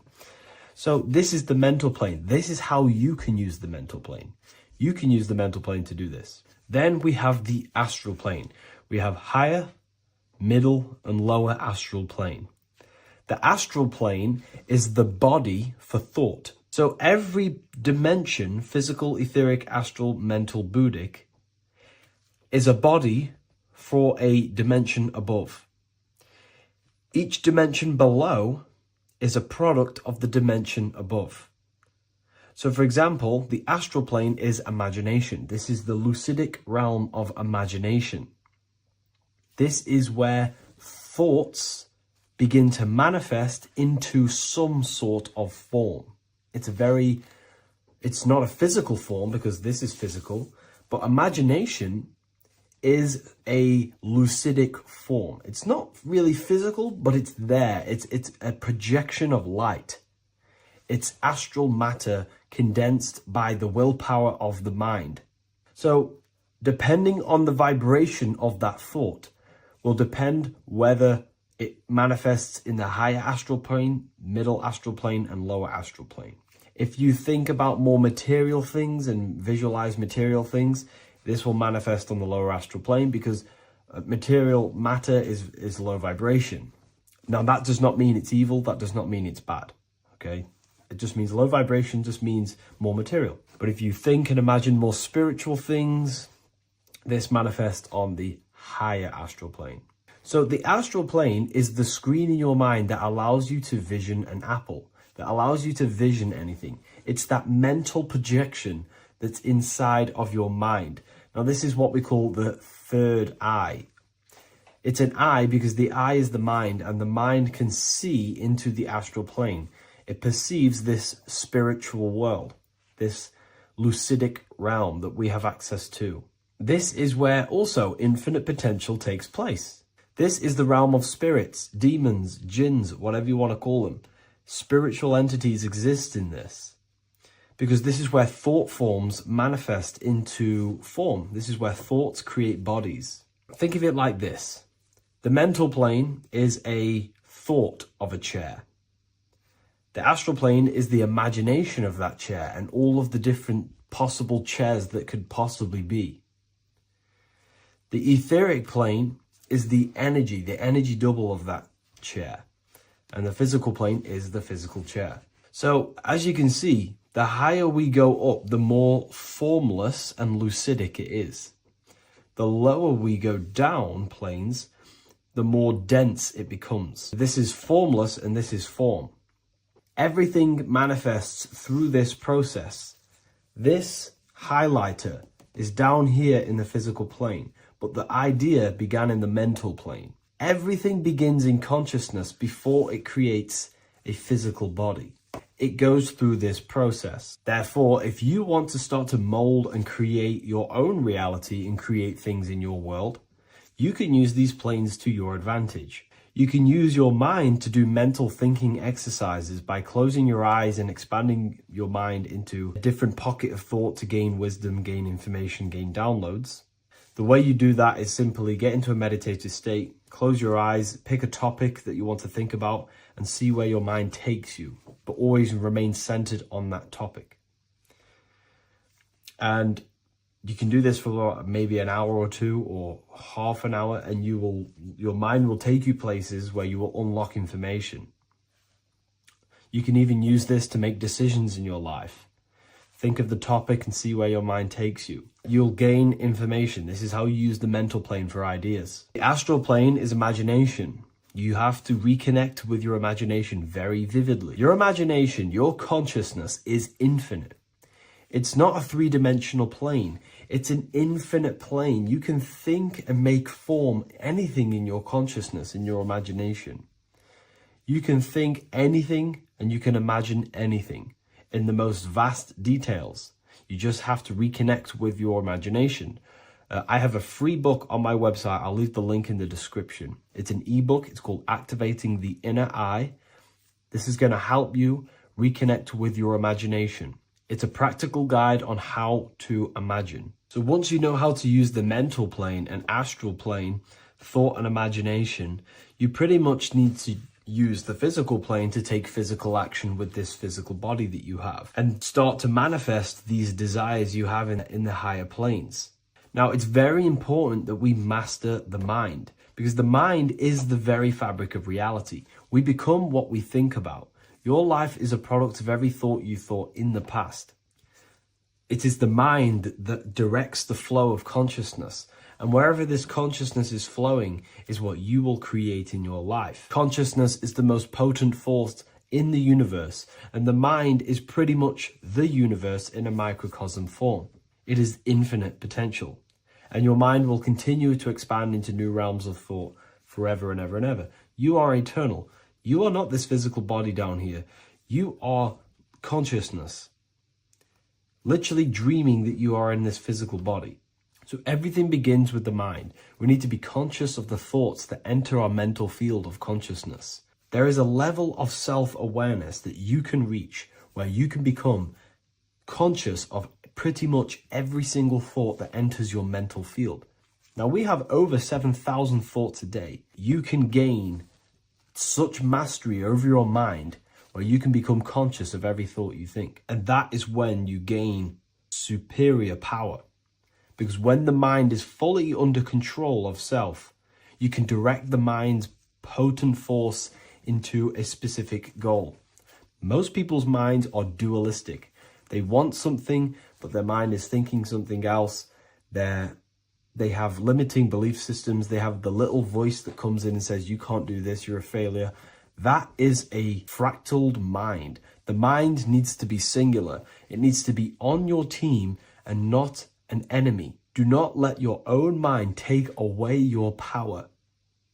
Your mind should be on your team, giving you power, giving you the best possible thoughts and the best possible beliefs. When the mind is in this condition and on your team and not taking away your power through the destructive thoughts, it becomes a potent, powerful force used for manifestation to create anything. And the way we get the mind on your team is through constant meditation to learn how to control the mind and turn it on and off. Subconscious reprogramming through visualization, affirmations, cultivating emotions associated with your goal. All these three ways we can reprogram the mind slowly over time so that it becomes powerful and becomes on your team and doesn't give you negative contradicting thoughts. When the mind is fully aligned on one thing, it can create massive empires and things in your physical reality. So I hope this video helps, and I'll see you in the next one.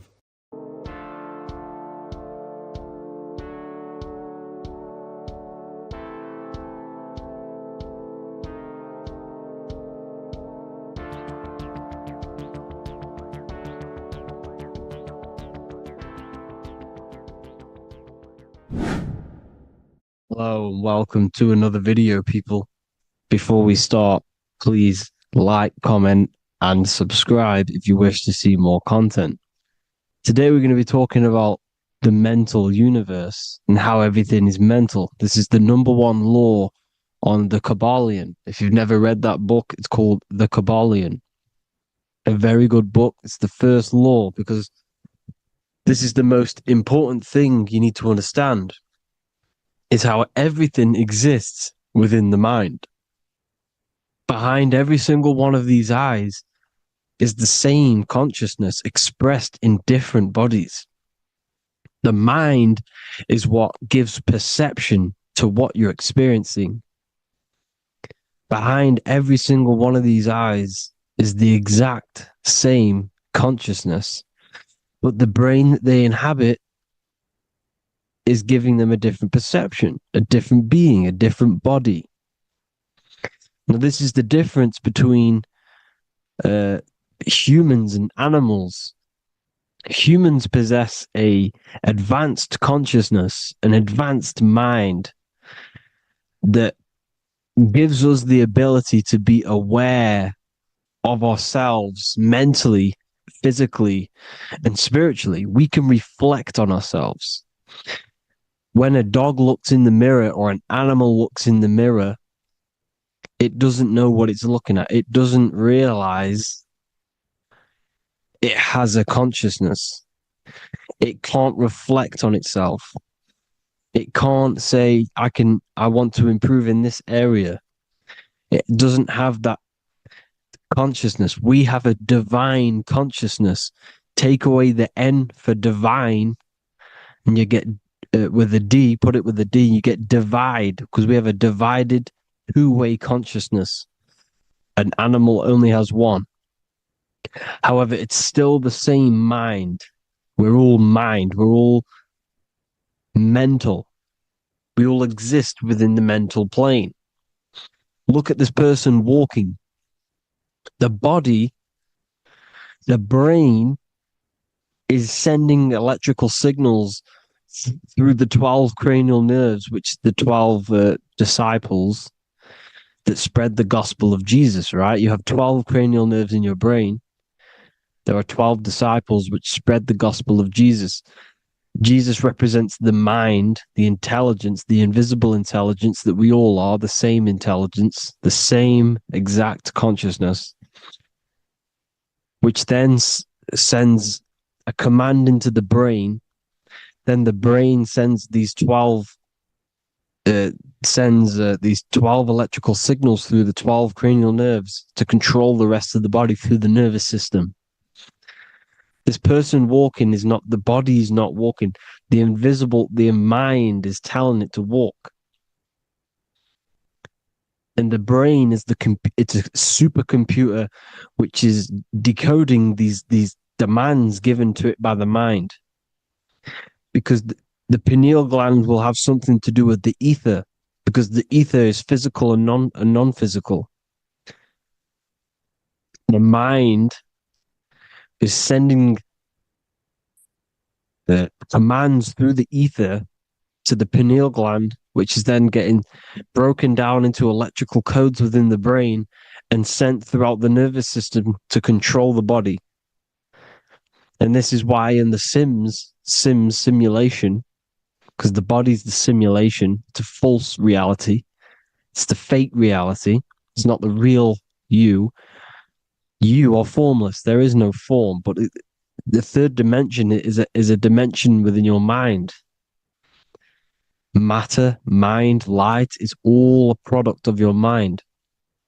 It's all in the mind. Now, this is why The Sims has this green little diamond on top of the head.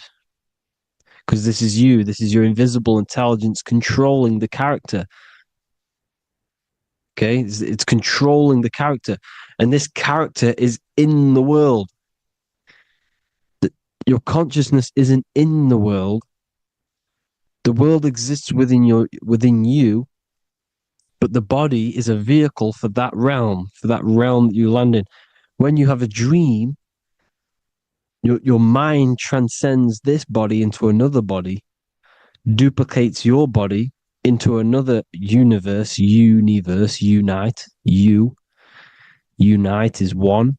We're all one. It's all one universe, expressed in many different ways, infinitely. And the vehicle that you land in is the body to operate in that realm. This is the all-seeing eye, as you see here. The eye, this is all the intelligence. This is the ball of consciousness, God, expressed in different bodies. We're all this same one in different bodies, as you can see here. And this intelligence is expressing infinitely throughout the universe. An infinite universe. There's no beginning, no end. There was no beginning of the universe. There is no end. It's infinite. Always has and always will. But the mind is what gives you the ability to explore the universe, to make perception of it. We are God in disguise. We are God in disguise. We are God in flesh. But the body can become attached to the mind can become attached to the body if the mind is not aware of itself. When the mind is that blinded by matter, and we lack knowledge and understanding of what we truly are, a formless, infinite being, a traveler. This is why Freemasons are called Freemasons. Mason means traveler, free. You're a free traveler because your consciousness is a traveler of the universe. When we lack understanding, our mind bounds to the body because we don't separate the body with our different layers of consciousness. When we separate them and identify that we are mind, body, emotion, you then can apply this knowledge to when you want to astral travel and explore the different realms of your mind, because the mind is the universe. People, this is what we need to understand. The mind is the universe. I am you and you are me. This is the Egyptians showing you this. The Ankh is the symbol of life. This is the one ball of consciousness, mind, giving it the Ankh life to all the different life forms. The cows, the birds, the snakes, and the big Ankh given to the humans, because the humans are the most intelligent. We have the most advanced consciousness. We have the most advanced consciousness. This is why the one is giving a big Ankh to the humans here. Here you see again, this is not the sun. This is also showing Ankh giving out its life to all things infinitely. And this is the most high. We are the most high in disguise. When we strip off the body, we strip off the desires for the physical world, we strip off all of these fake identities that the mind gets attached to. That is God. The universe. You are the universe experiencing itself. I and I. The letter I and the number one is just one line. The letter I is the number one. Because your I am, when you refer to yourself as I, every single one of you who's watching this video refers to yourself as I, which is the one. We are all the one. We are all intelligence. We are all invisible. We are all the one. One is the only number. 1, 2, 3. Everything goes up in ones because there is only one. Doesn't matter how far you go down the line with numbers, all of their numbers are created by one. because there is only one. It's me and you are the exact same consciousness expressed in different bodies. Mind. Cause. There is only one cause. There is only one mind. There is only one being.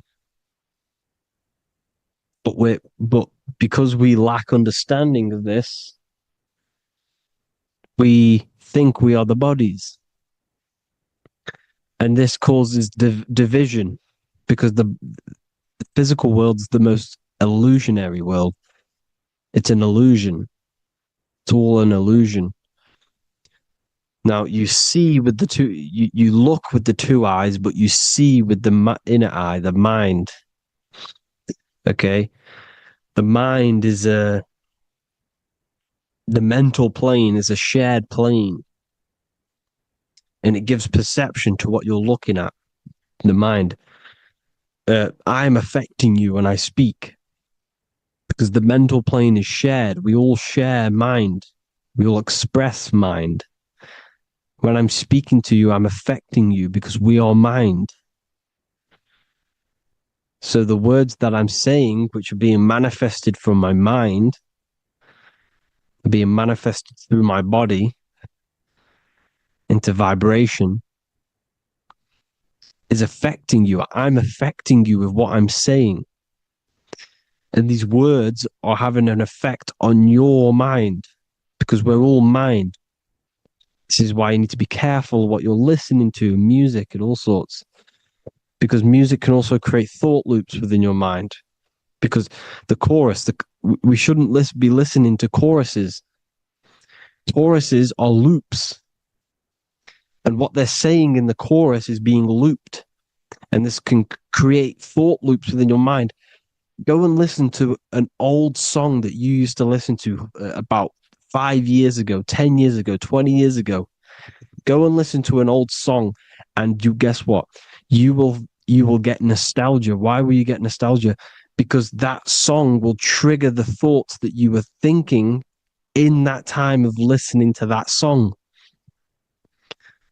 So songs with choruses create thought loops, and they reprogram your subconscious mind. It's important why music is very powerful. Mind and mind, same word. See, language is the truth, people. This is why I use language in all of my presentations, especially the English language. It's riddled with occult truth. I is my me. I, you, and me are I, one. We are not the name, we are I. Every single one of you is I, because we are all the one, all mind.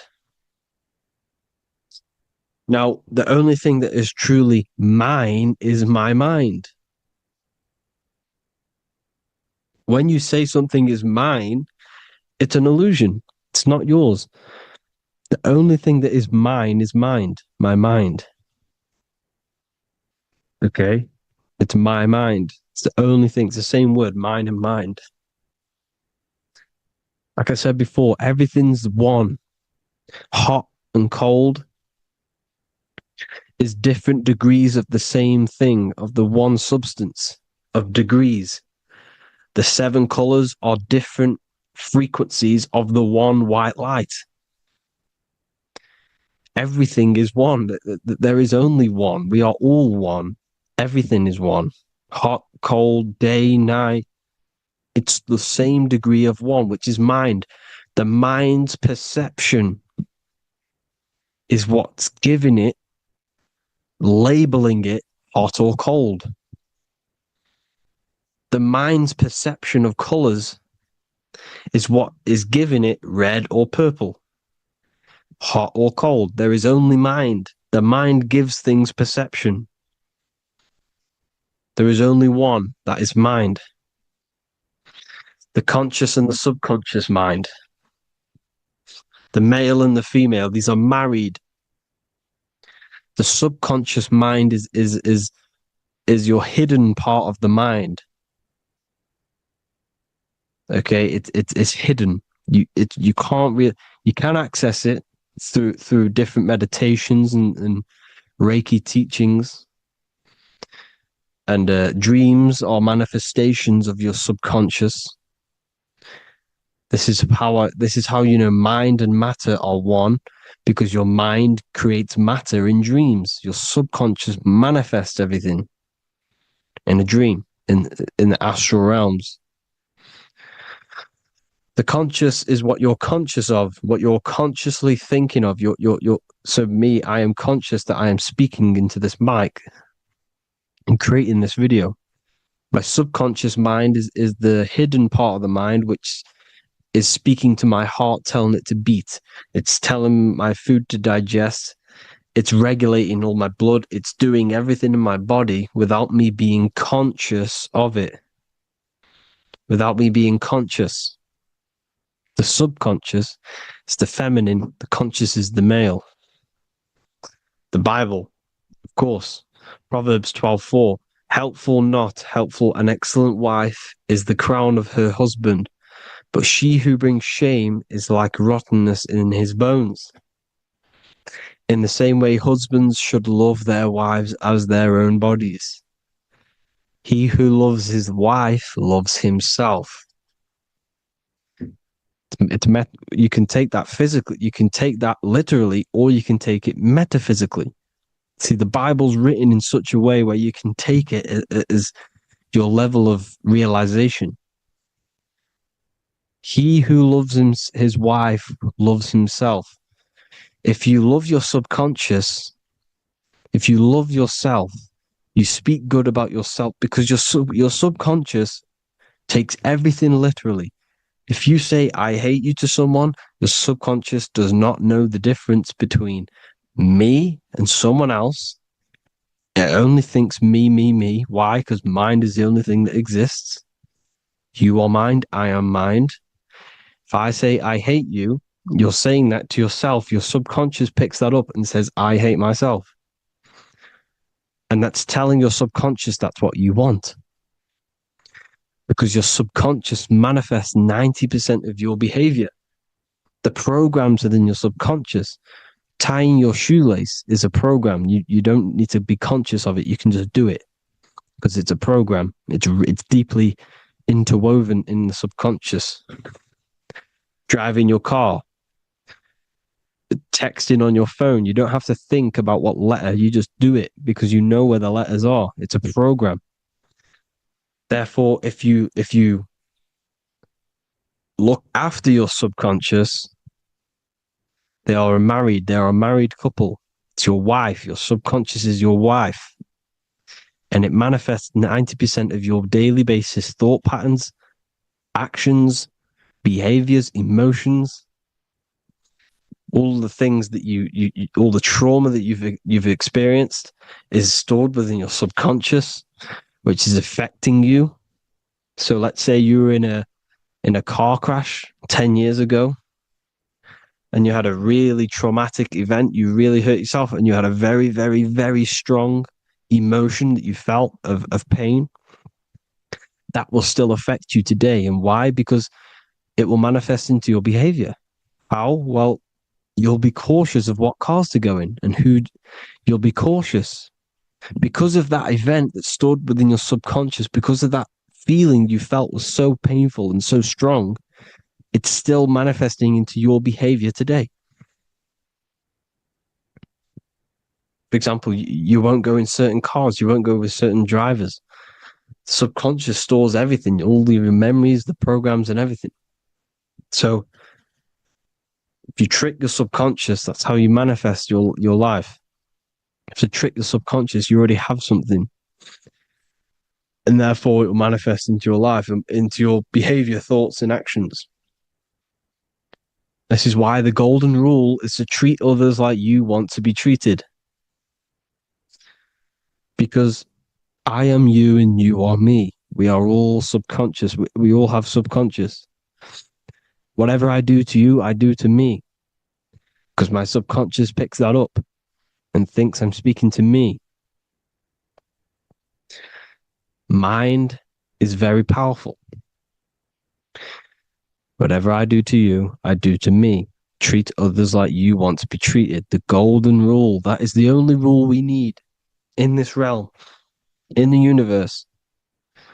If everyone understood this rule and how the subconscious works and how karma works, we'd live in heaven on earth, the Garden of Eden, the golden age. As a man thinketh in his heart, so is he. Proverbs 23:7. Where your heart is, there will be your treasure. Your heart's the emotions. The storehouse of emotions is where you feel emotions. You have to let your emotions move through you, not become you. You can't let your emotions become you. But except be like the sky and let them pass through you. Be like the clouds and the stars passing over.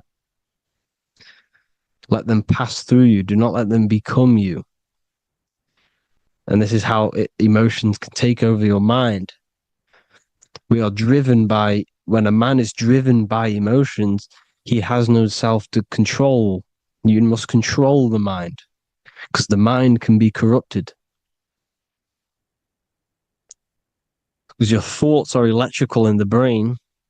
Your thoughts come from the mental plane. So how the mind works is that you place your attentions on something in the mind, and infinite information just flows in. Think about it. When you think of a certain topic, as soon as you think of that topic, information comes flying into your mind. Different ideas, ping, ping, ping. It's all connected. It's why we call it a mindset, because your mind sets itself to frequencies. And when we think of something, we tap into that frequency, and just the universe, the mind, the mental plane just flows in information based on that frequency and that thought. The universe is just information. All of the information out there, nothing is new. It's all there. You just have to tap into it. You can tap into these different thoughts, and it's all there. Everything already exists within the mental plane. You don't think anything. You receive thoughts.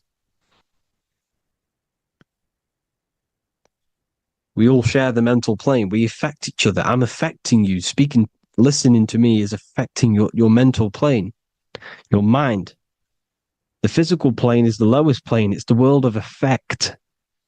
Everything you see in the physical plane is the effect of mind. Like I said, the person walking is the effect of their mind telling the body to walk. The physical plane is the lowest dimension of your mind. Mother Earth, we are in a mother. We're in the womb still. The Earth is feminine. It looks after you. It provides you with food for free. It grows on trees with water. It's Mother Earth. It's the womb. The dome above your head is your mother's belly. Okay? Is your mother's belly. You're in the womb still. You're forever in the womb because your mind's constantly expanding. Because when the baby's mind figures out that there is a reality outside of its mother, starts to hear the people on outside of its mother, what does it do? It figures a way out of the mother, and it becomes born again in the water, in a hospital, into the other world. It's the same with our minds. When our minds figure out there is other worlds beyond this physical, we explore them. The astral plane, for example. You figure a way out of the body. Because when you're the firmament, look at the word firmament, meant at the end. Firm is firm, something strong, something like a rock is firm. If your mind is firm like a rock, you will be stuck under the firmament. So, for example, people who are very programmed and can't think outside the box, They have a firm mind and they'll be stuck under the firmament because your mind is the only thing that's keeping you under the firmament. It's the only thing. When you're doomed, doom is dome. This is the dome, which is your head. Your head is the dome. Above your head, above the earth is the dome, the ethereal barrier. But that's just an external manifestation of your head. You don't leave the earth, you leave your body to leave the earth. Because your body is the earth.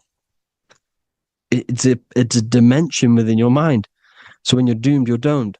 Your reality is your level of realization. You realize something, or when you have an idea, the mind, in the EYE or I, same thing, mind, it's all mind. Reality is your level of realization. You realize there's other worlds. That's your reality. Your perception's your reality. Mind in Latin is mens. Jesus was known as the fisher of men, which is the fisher of minds. He was fishing minds worthy of knowing the higher truth, the deeper occult knowledge. Jesus figured out that we are all God. And he got killed for it because in that age they were trying to suppress this information. Jesus figured out he was God because we are all God, every single one of you, and they killed him because we're all mind. We are not the body. We're the invisible intelligence, which is God. But you are not God if your mind is attached to this physical world, to the worldly pleasures. If you master your mind and travel the depths of your mind, that is God. Mental and men. Look at the word mental. It has men in it. Men in the Bible means mind. Here you see the Masonic symbol with the eye, the mind. Looking over, everything is the one. Everything comes from the one. All the lines coming off it, giving its life to all of the life forms. Down here on the bottom, you have duality, black and white. Up here, you have singularity. One and the two. Unification and division. The lower self is divided into the left and the right. So the Bible even says, I forgot what verse it is, but it says, it's better to go through life with one eye than to have two and be cast into the fiery abyss of hell. I'm not sure what verse it is, but you can research it yourself. It's better to go through life with one eye, to be unified consciousness, dimension. No brainer. The language tells you the truth, people. Dimension. The dimensions are in your mind. Entertainment. Entertain the mind. Disappointment. It's all in the mind. Environment. The environment that you are in is a product of your mind. Within, rearranged spells high twin. Within is your mind, and your external world is mirrored from the decisions you make in your mind. Advertisement, commitment, it's all mind. Everything is mind. Everything. So, this is important. The collective thoughts and collective beliefs. The collective, because we all share the mental plane. And because of this is why we are in a weakened state of consciousness at the moment. because the collective thoughts and the collective minds overall are asleep, and they don't believe in anything. You see, everything is true within the mind. You think of something, it is there instantly. You think of a chair, it's there in your mind. You think of anything, it's there instantly. So everything's true within the mind. Anything can happen in the mind. Anything can happen on the physical plane if the collective consciousness, the collective minds, believe it to be true. This is why back in the days, in the ancient days, you look at all the old world stuff, you see all this crazy technology, and it's because as a collective, as humanity back then, they believed that they had much more open minds. Therefore, the things manifested in the physical world were a lot more out of the box, so to say, compared to today. For example, magic is not as powerful today because the masses don't believe in it. It's still powerful, don't get me wrong. But if the masses believed, or if everyone knew magic could be real, because it is, anything's real in the mind, it would be a lot more powerful. You see? So and what they're trying to do is create a hive mind worldwide. They're trying to make one religion, an external God. What happens when you worship something external? You give energy to it, because where attention goes, energy flows. Where your mind gives attention to, energy goes there. And when we all believe in external gods and give our worship and our power to these external things, we all give energy to it, which will manifest as a demon in the astral planes. It's a hive mind. They're trying to make a hive mind to summon our energy. Trying to summon our energy. And it through mind, through collective thoughts. The hive mind, they want one religion, one government, one currency, one belief system. And that will create a hive mind, which will limit our consciousness, which will limit what we can do in the physical world. Because if everyone doesn't believe in certain things, it cannot happen, because it's all in mind. Mind is so powerful. I am you and you are me. I hope you all enjoyed this video, people. If you haven't already, join the Wisdom Academy. The Wisdom Academy, we have many occult lectures just like this one. Also, we have just launched Mindwave Hub. If you want genuine frequencies, genuine binaural beats, because the ones on YouTube, the ones on Spotify, Apple Music, they're all tuned to A440 hertz, which shuts down the right hemisphere of the brain. If you want to gain access to your true consciousness, your mind, you need to balance the two hemispheres and balance the chakras. You can do that externally by listening to binaural beats. If you want true frequencies, true binaural beats to hemisync the chakras, hemisync the brain, to gain access to the different dimensions of your mind, well, you can gain access anyway, but it's going to help you if you're trying to learn this. Join Mindwave Hub. The link will be in the description. Listen to the binaural beats, meditate to them, listen to when you go to sleep. They'll massively benefit you. Thank you all, people. Hope you had an amazing, lesson. Hope you learned a lot. And please subscribe. God bless you all.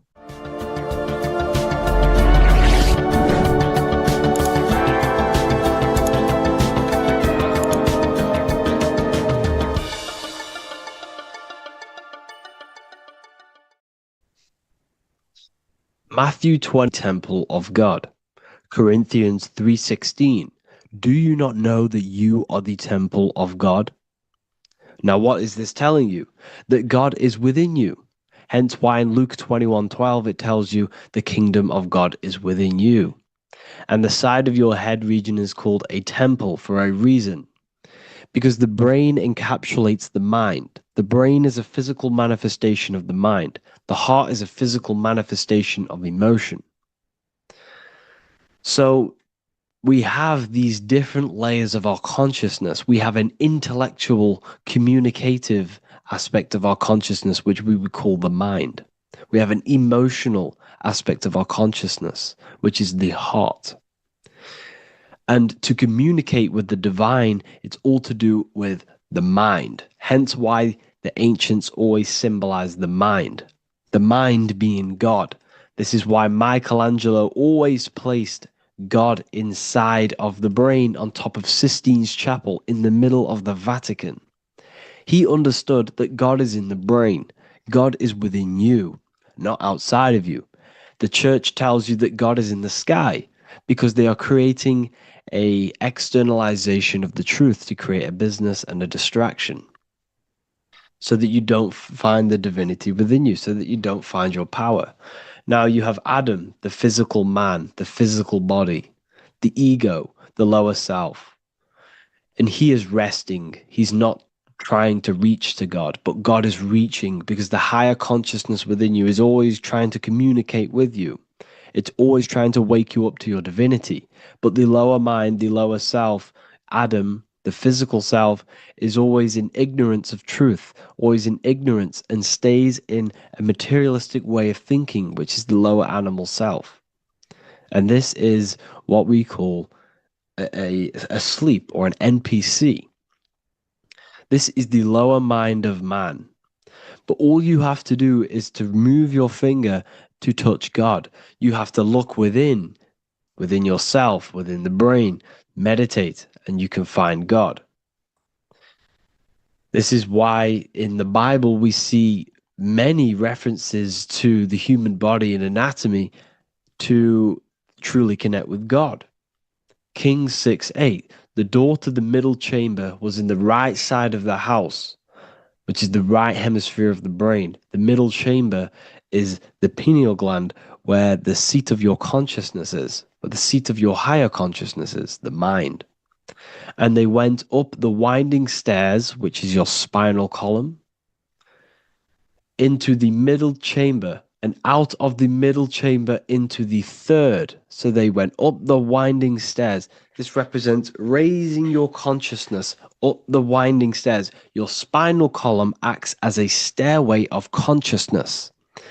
Depending on what sort of consciousness you are operating in, depends on what part of the spinal column you are using. Because the spinal column ascends and descends consciousness. What do I mean?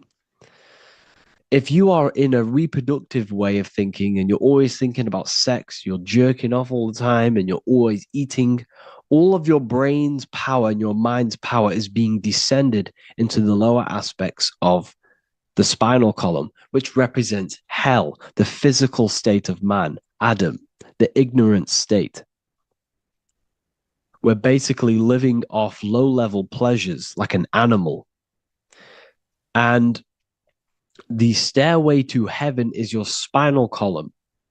They went up the winding stairs into the middle chamber, which is your mind, your pineal gland, and out of the middle into the third stage of consciousness, physical, etheric, astral. When you meditate and you start to raise your consciousness during meditation, you enter the astral plane when you turn off thought. But this is the middle chamber inside of the brain. Here we see another painting inside of Sistine's Chapel of God inside of the brain. This is the brainstem. This is the brain. This is the frontal lobe. This is the back lobe. This is the back lobe. This is the cerebellum. Here's the reptilian brainstem. Here's the claustrum. This is what we are seeing here. Anatomy. Here is another one in Sistine's Chapel in the middle of the Vatican. This is depicting the brainstem. God's neck looks exactly like the brainstem. Here we see a real brain compared to God's neck, because the neck is just below the brainstem. And this is what they are symbolizing, because they knew that God is within you. God is a part of the human body. God is inside of the body, because the body is a vessel for consciousness, for universal consciousness. Inside of you, inside of me, is the same spark of consciousness. And this same consciousness is spread out into every living essence, because everything comes from the one source, the one God, the one consciousness. Matthew 6:22-23. The light of the body is the eye. If therefore thine eye be single, thy whole body shall be full of light. Practicing the single eye. What is this? This is meditation. This is entering within yourself. So the Bible's telling you to practice the single eye. But if thine eye be evil, thy whole body shall be full of darkness. What does this mean? If your consciousness is in an evil way of thinking, if your mind is filled with an evil, negative mind space, then your body shall be filled with darkness, with evil, with negativity. Because negative thoughts destruct the body. Positive thoughts heal and regenerate the body. So he tells you to be, the light of the body is the eye, your consciousness, the inner eye of consciousness, the eye that lets you see. And what do I mean? You look with your two physical eyes, but you see with the inner eye. What you see is perception.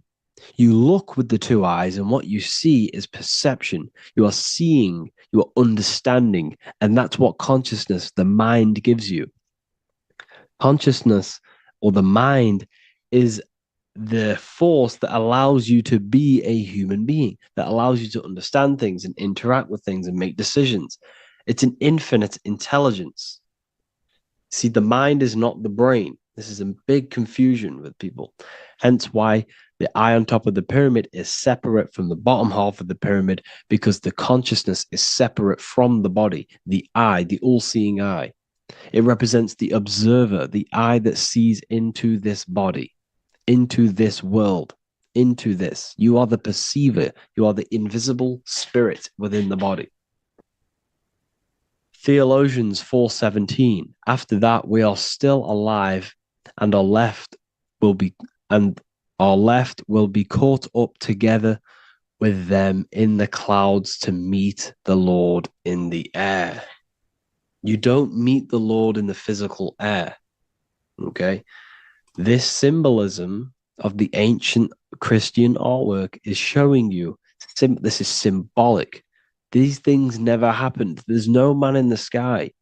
Moses didn't go on a mountain to meet with God. The air represents the mind. This is why you say you're an airhead when someone's very stupid. Earth is your body. Water is your emotions. Fire is your spirit. Air is your mind, the invisible mind. So Anton Mengs, an ancient Christian art worker, is showing you anatomy of God in the clouds. But this is the anatomy of the human body, raising yourself to the mind and turning the mind inwards on itself during meditation. And that's how you meet the Lord in the air. You meet the Lord in an elevated state of consciousness. The air represents an elevated state of consciousness because the air is up. You have to raise your consciousness to meet the Lord in the air. This is why Moses went on a mountain to meet with God. The mountain represents elevation of consciousness, raising the mind up the spinal column, taking all of the mind's attention away from the reproduction and the physical aspects of self and raising it to the brain and turning off the brain and going inward into the air. It's talking about raising consciousness. It's allegorical. It's a spiritual, metaphorical text. The side of your head's called a temple because inside that where that temple is, right in the middle of where you call the temple, is the inner chamber, the open room, the holies of holies in the Bible, or the land flowing with milk and honey, or Mount Zion. There's so many different names for the brain, or the upper room where Jesus meets his 12 disciples, the 12 cranial nerves in your brain. This is the temple of God. Your body is a temple of consciousness. It encapsulates the consciousness. It encapsulates the mind and soul. John 10:30, Jesus states, I and the Father are one. Psalms 46:10, be still and know that I am God. He's talking about the I am within you, not within Jesus. Everyone refers to ourselves as I. I am God. When you say I, you're referring to the highest aspect of yourself, the aspect that is above all thought, above all emotion, and above all things. When you say I, you're referring to your pure awareness, your pure consciousness, the highest aspect of yourself. And anything after I is egotistical. I is God. The letter I is the Roman numerals for one, because there is one God, one consciousness. The letter I is one line, just like the number one. Matthew 6:3-4, take no thought. Therefore, take no thought. Take no thought. He says this 5 times because you must turn off the 5 senses and take no thought to connect with God. Be still. This is telling you to meditate and know that I am God. The I am within you. I and the Father are one. I and God are one. You, who you think you are, is a completely wrong. The body is matter. Your name isn't you. Your job isn't you. Your reputation, your trauma, your memories, your friends, family, worries, bills, interests, dislikes, goals, passions, anything to do with the thinking mind is not you. Who you think you are is a part of your thinking aspect of consciousness. But once you remove thought, you are no longer your name. You are no longer your body. You're no longer your reputation. You are the I. You are pure awareness, pure consciousness. Pure consciousness. And this pure consciousness has latched on to this name, this job, the body, and your traumas. Your pure consciousness has attached itself to this character who you're playing in the physical world. And this is essentially who you think you are, but you are not. You are the I, you are the self, you are pure awareness. So, in order for you to detach from these things, you must learn how to detach from your name, your job, your reputation. And you do this through meditation by turning off the thinking mind. Turning off the thinking mind allows other aspects of your consciousness to open up. What do I mean? Your whole life you've been thinking, and all of these thoughts has attached you to this physical body. You haven't allowed your consciousness to open up. And you can only do this by taking no thought. That's why Jesus tells you, take no thought. When you turn off the thinking mind, other aspects of your consciousness starts to open up. Other aspects of your being can open up. And this is how you astral project. This is how you do all these mystical things and things to do with consciousness. It's taking no thought. Imagination, emotions, thought, and memory are all to do with consciousness. These things are not physical. You can't touch thought. You can't touch emotions. You can't touch these things because they are not a physical thing. So you must turn off these things for other aspects of your consciousness to open up. Okay? So essentially, the Bible is a metaphorical, astrological, numerological, metaphysical, spiritual, encoded text that talks about human anatomy, spirituality, and the true nature of the human experience. Everything they would teach you in school is to make you think that you are this body. Everything they teach you in church is the externalization of the true teachings of Jesus. Jesus was telling you to meditate. Jesus was telling you to practice the single eye. Jesus was telling you to look within yourself and find God. He wasn't telling you to pray to him. Mark 16:19, he was taken up to heaven and sat at the right hand of God. the right hemisphere of your brain. John 21:6, cast the net onto the right-hand side of the boat and ye shall find fish. Fish is understanding. The boat is your body, your brain.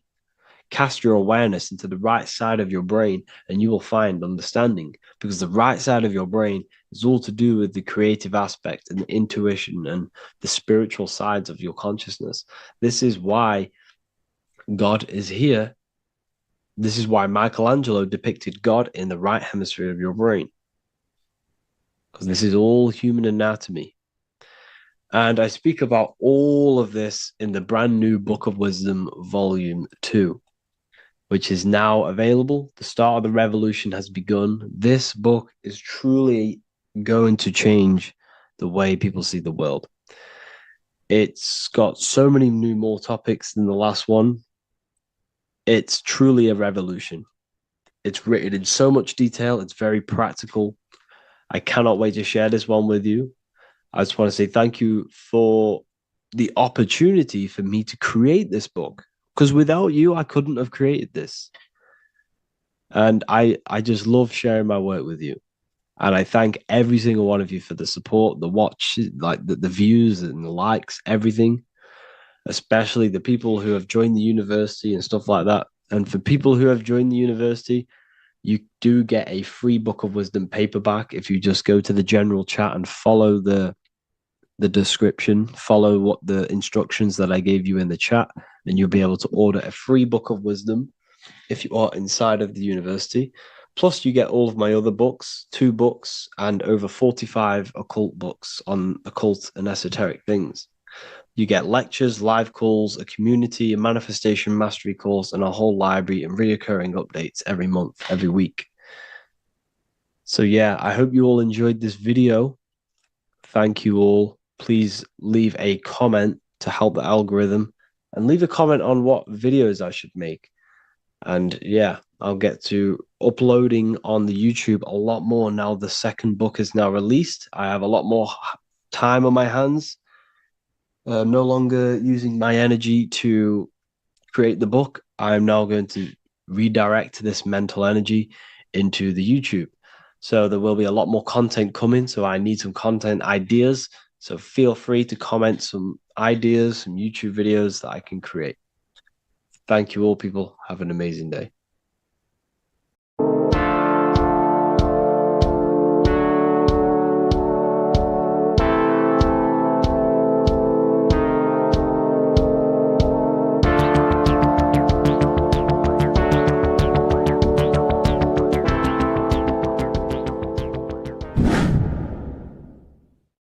What is good, people? It's Revival of Wisdom. I hope you're all doing well.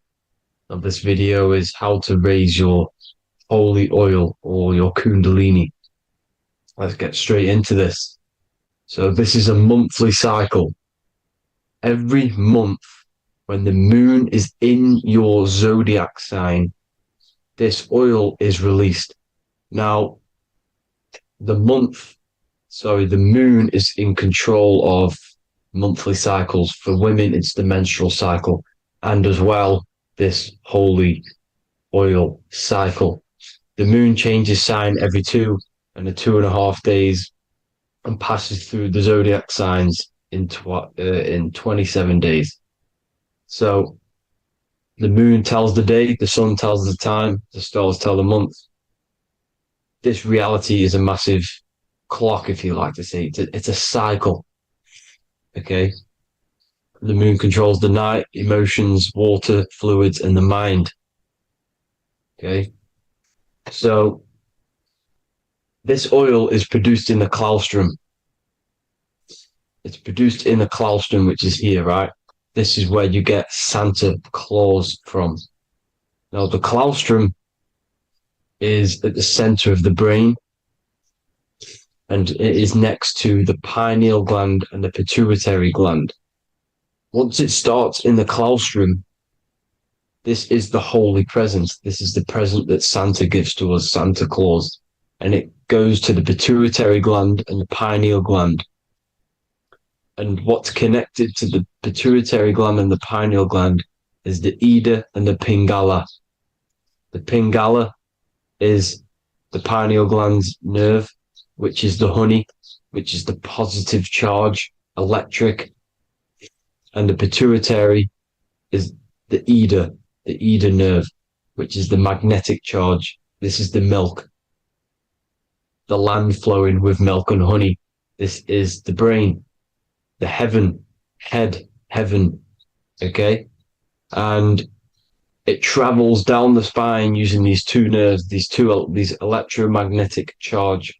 And this is what the ancients symbolized with the two serpents wrapped around the spinal cord, the Ida and the Pingala. And this travels down to the sacrum or the solar plexus. Okay. So once it's here, okay, the spine is an elongation of the brain.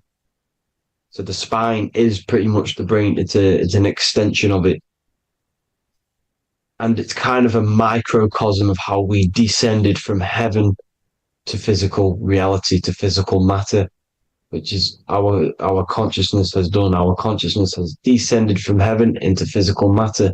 And this is a microcosm of it. Okay. So once we're in the sacrum bone, this holy oil, like I've just explained, this holy oil starts in the Santa claustrum, goes down the chimney to the sacrum. This is the sacrum, the solar plexus, and drops the present off at the sacrum. Now, once we're at the sacrum, we need to raise our vibration to take this oil back up the spine. Okay. And the River Jordan symbolizes this in the Bible. King Herod wants to kill Jesus in Nazareth, which is here, this is the River Jordan, is Nazareth. He goes to be born in Bethlehem and then goes back up to Nazareth to Joseph and Mary. Joseph and Mary, the pineal gland and the pituitary gland. The Bible is huge symbolism. It's all metaphors for this sacred process which goes on inside of your body. You are the Temple of Solomon. You are the Holy Land. The Holy Land is your brain. Once this oil is at the sacrum, you need to raise your vibration in order to take it back up. Once this oil has gone back up to the pineal gland, it activates the crystals which are wrapped around your pineal gland. Your pineal gland is this tiny little beam here. This is the claustrum. This is the pineal gland. And it's wrapped in crystals.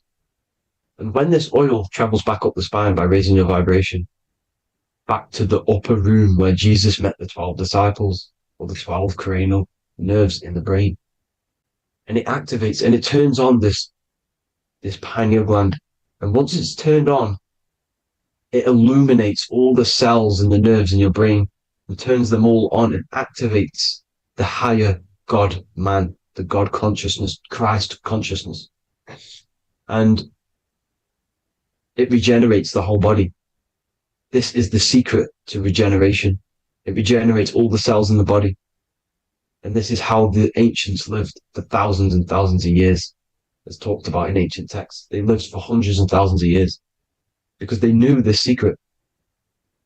And this fluid, this brain fluid, the secretion, or the Christos in Greek, which means gold, because this is the alchemical process from turning lead to gold. Your body is the alchemical furnace. Now, the ancients knew about this center of the brain because they symbol it. This is the Eye of Ra, and it's the brain. And this is what's wrapped around our consciousness. Our consciousness isn't wrapped around the brain. The brain is built around the consciousness.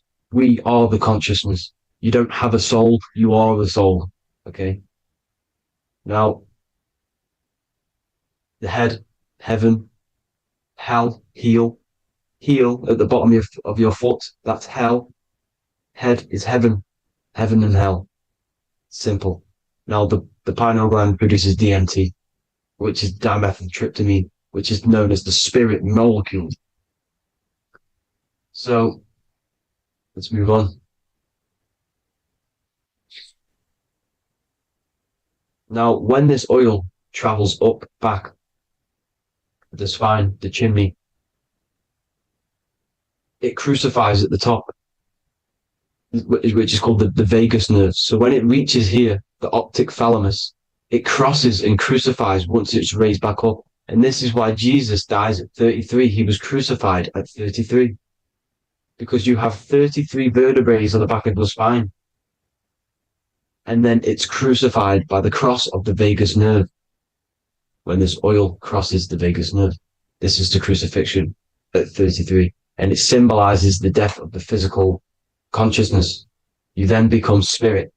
You then become God consciousness, activating the kundalini, regenerating the body and the mind. Okay. The Garden of Eden. You are the Garden of Eden. The land of milk and honey is upstairs. The pituitary, which is the milk, the pineal gland, which is the honey, which is DMT. It even says this in the Bible.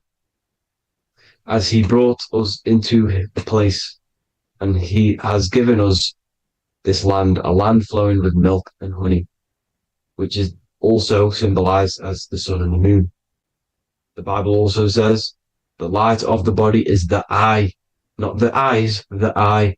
If therefore thine eye be single, thy whole body shall be full of light. This is the activation of the pineal gland by raising this oil back up to the pineal gland, to the center of the brain. Neither shall they say, see that here, or see there, for behold, the kingdom of God is within you. So he's saying, don't look out there. Nothing is out there. It's all inside of you. Everything's inside of you. You're the universe. Now, how to raise this oil back up to the pineal gland? Every month, like I said. The moon controls the cycle. The moon controls monthly cycles. When the moon is going into your zodiac sign every month, this oil goes down the spine, and you must raise your frequency to get it back up. You must retain your seed. This is the most important. Your fluid, your secret, your holy fluid, your life force. You can't let that go. That life force is the reason you're alive. This holy oil is the reason you're alive, because it feeds all of the systems in your body. It feeds all the systems in your body. You have to retain your seed. Alkaline diet, positive thinking, and meditation. Okay? When you retain your seed, you will live longer.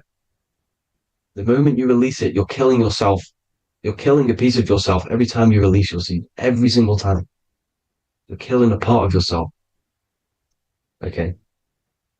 Now, this could be why this could be the illumination, the single eye on the Illuminati's symbol, the Freemasonic symbol, the illuminated eye, the triangle, which could symbolize the body, mind, and spirit, but the eye illuminated.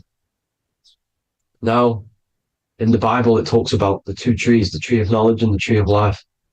The tree of knowledge is the tree of good and evil, which is the most important system in your body, which is the nervous system. The nervous system, the most important. The tree of good and evil. And the tree of life, which is the cardiovascular system. Now, this oil, when it's released every month, feeds these two systems, and these two systems feed everything. Now, it's important you understand that. Okay? The ancients knew all of this knowledge. The Bible's telling you this knowledge. But it's in a metaphorical way. You have to understand the context behind it so you can read it properly. Now, eating of the tree of life, which is when it talks about in the Bible, eating from the tree of life is actually symbolizing a bad diet, ejaculation. Because you're eating from these two systems, you're killing yourself with a bad diet. You're killing yourself with an ejaculation. Okay? So, that's important to understand. Now, this is Jacob's ladder in the Freemasons. Jacob's ladder, which is the spinal cord, it's the stairway to heaven. And this is Jack and the Beanstalk when he goes up the beanstalk. and finds the golden egg in the grey clouds. The grey clouds symbolize the grey matter in your brain. Now, the Garden of Eden talks about the 4 different rivers in Garden of Eden. As we see here, the North Pole map, the ancient North Pole map, because the center of the earth is the center of the torus field. Everything's the torus field. Atoms are torus fields. Everything's torus fields. You are the universe. Everything is within you. The North Pole is your spinal cord. This is why they say Santa Claustrum comes from the North Pole. This is the North Pole. And the Santa Claustrum is the center of your brain. Now, there's 4 rivers which come from the Garden of Eden. There's the blood, the Christ oil, which is the oil we're talking about, urine, and saliva. These are the 4 sacred oil, 4 sacred fluids in your body. And these are constantly abused in today's society. These secret societies are targeting these fluids. Okay? This is why porn is free. They sexualize society through Disney. Go and look at some of the Disney movies. There's so many subliminal messages which sexualize these children because they want you sexualized. So you release your seed, which is one of the holy fluids in your body, especially your semen, your sexual energy. So important you retain this. So important because it's your life force. It keeps you alive. Okay. Now, let's recap on this. If you want to raise your oil every month, you can't just retain your seed for the month. You have to retain your seed forever. Don't just do it for a couple of days. Have to do it. It's a lifestyle. You want to become God consciousness, you got to do what it takes. It's hard in this society because this society is it's designed to kill you pretty much. It's designed to keep you in these lower states of consciousness with all the bad food, the chemicals in the food, the chemicals in the water, the sexualized TV programs, sexualized adverts, sexualized TikTok and apps, videos, subliminally stimulating you because that is your weakness, sex. It's your weakness. Now, you have to retain your seed, meditation, and an alkaline diet. Why alkaline? Because acidic is low vibrational. This is the color spectrum. And what's the highest vibrational color? Violet. It's the lowest, red. You have to have an alkaline body in order to raise this oil. When you drink, when you have a bad diet, when you drink alcohol, when you smoke, this destroys the oil. It destroys the oil in your sacrum and it can't be raised again, can't be raised up. This is why it's so important. Without that oil, you don't live. That oil makes you live. It feeds everything in your body. It's crazy how we're not taught this. It's insane. But that is how you raise the oil, people. I hope you all gain some knowledge out of this video. And I hope this assists you on your journey, your spiritual journey. And please like and share this video. We need this knowledge out to the public to wake up humanity. Thank you all, people. God bless.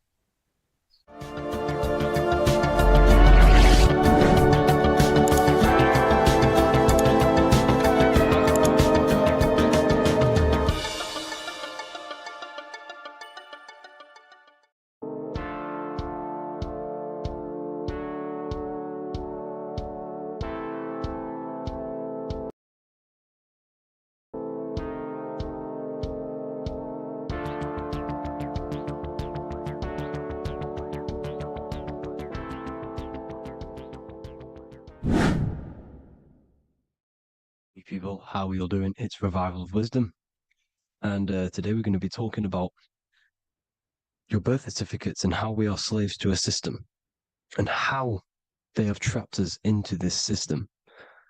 Okay, so the first thing you need to understand about this system is there are 2 types of laws. You have the law of water, which is Admiralty law, and the law of the land. So the Admiralty law is the law of water, and this is what money is. Money is water. This is why we say liquidity. currency, the current. A current is water, something moving through something. Cash flow. And this is why banks are called banks, because a river bank is on either side of the water and it directs the currency. You see? So money is water. And as you can see here, Ripple, the cryptocurrency, Ripple, water Ripple, and they're building a bridge over water, overseas, international banking with cryptocurrency.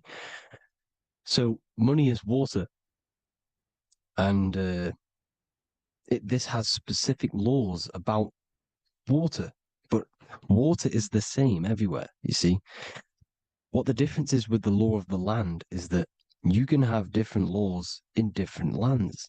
I can't do certain things in the UK that people can do in America, for example.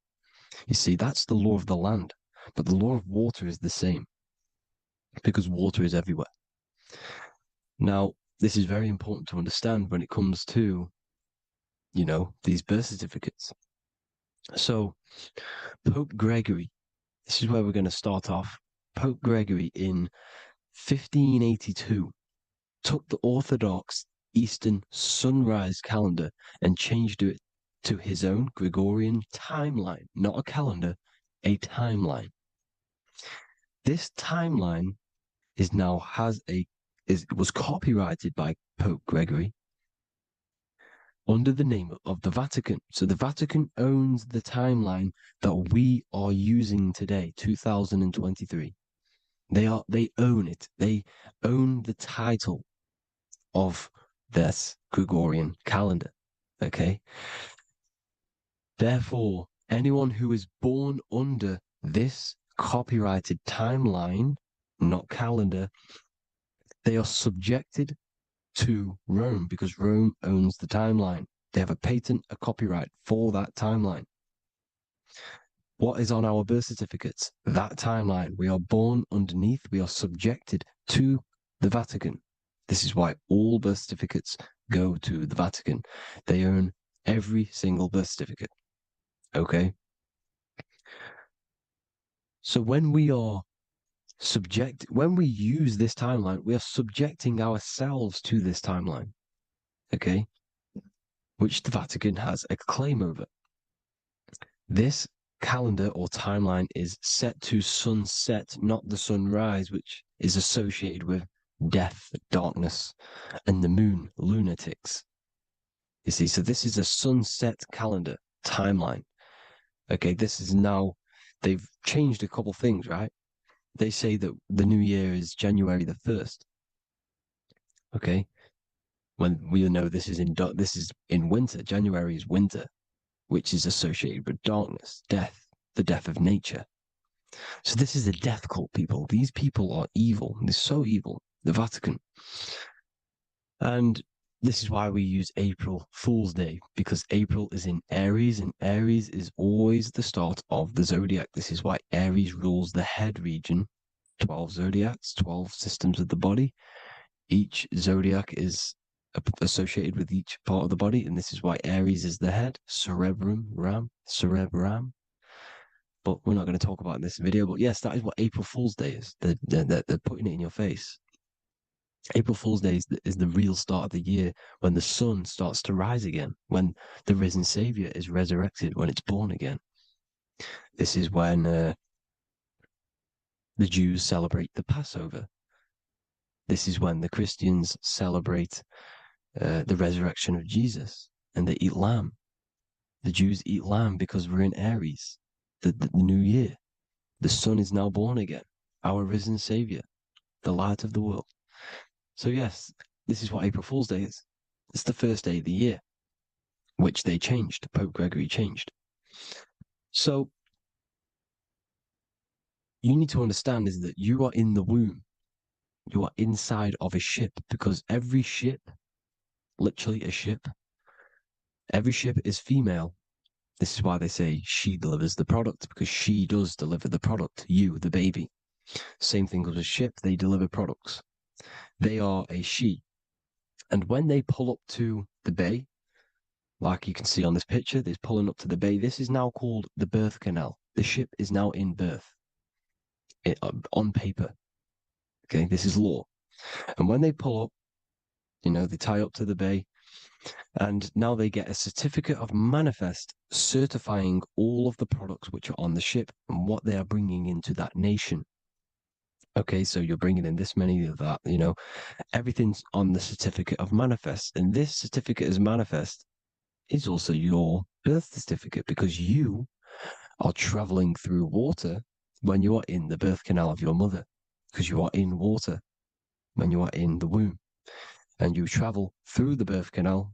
And when you arrive, you get a certificate of manifest with the name, how many, the quantity, that's your birth certificate. Okay. And this is what it is. We are a we're not a corporation, but we represent a corporation, which is your name in full capital letters. That is your corporation. You cannot physically tax a body, but you can tax a corporation. This is why we get charged. This is why we get taxed, because it all goes down to the corporation which our name represents, which we are subjecting ourselves to. We are my name. I am subjecting myself to this name, and that name has a corporation which I represent, which I subject myself to. You see, this is how we are attached to this straw man, this character that they have built on paper. So it's a character which is on paper. This is what we represent. So when the woman gives birth, she delivers the baby, and then she has another substance. Now I'm going to break down how they attach this name to us, how they do it. Okay. Our mother is carrying us the product in the womb, the water. And it goes from the United Kingdom into a state-owned, corporate, federal-owned hospital, which is government-owned. She does not declare the package when she enters the building. Aha, so keep that in mind. When she delivers the package in the federal territory, she does not declare the package either when she leaves. Therefore, there is no evidence that we exist when we arrive. On paper. On paper, there is no evidence that we came into the building or left the building. We have not been declared. So we do not exist on paper at this point. When the woman gives birth, she delivers the baby, and then she has another substance, which is called the afterbirth material. Okay? This afterbirth material has the same DNA as our physical body, with the body, mind, and spirit. Okay? This is how they get this corporation. Hold on. The afterbirth material does not get claimed by the mother nor anyone. Therefore, they salvage that substance, because we are under the Vatican. Every state is all Catholic. Your birth certificate is Catholic. No matter what religion you think you are, every single birth certificate is Catholic, because we are subjected to Rome. All roads lead to Rome. Rome runs all of this. Okay? We're still under the Roman Empire. Okay? So Rome are Catholic, and they believe in salvation. This is how religion comes into this. This is how they use religion to get this. So they salvage the afterbirth material, and they claim it, and they salvage it and give it and charge it to Rome, and they give it a name.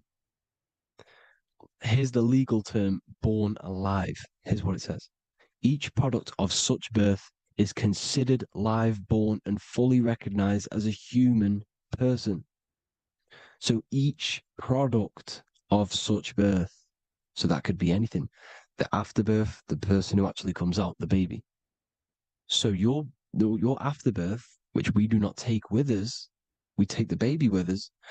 They keep that in the hospital. They collect the afterbirth, and they salvage it, and they give it the name, which it is us. We are a representative to that afterbirth material, which they put the name on. They claimed. which is subject to Rome. So we are walking around our whole lives as a representative to that claimed salvaged afterbirth material, which the federal state have. Okay? We are under the Catholic Church, Vatican, therefore the afterbirth material is a child of God. See? On paper, therefore they believe in salvation and salvage the afterbirth material. This material has no mother or father. The state pick it up, it becomes a war to the courts and gets charged to the state. So we are a representative to that character they salvaged because it is the exact same DNA as you. Subject is the name or the title, and the matter is the physical aspect left behind in the hospital, which represents us. You see? So now we're moving on to Unum Sanctum. Unum Sanctum was in 1302, a very, very important year. Very important year. Unum Sanctum says this is basically how they claim everyone in the world. So the Vatican had all this power, all this gold, all these people under them. They need to get a claim for them so then they can rule over them and make them slaves. So what they did, they created Unum Sanctum.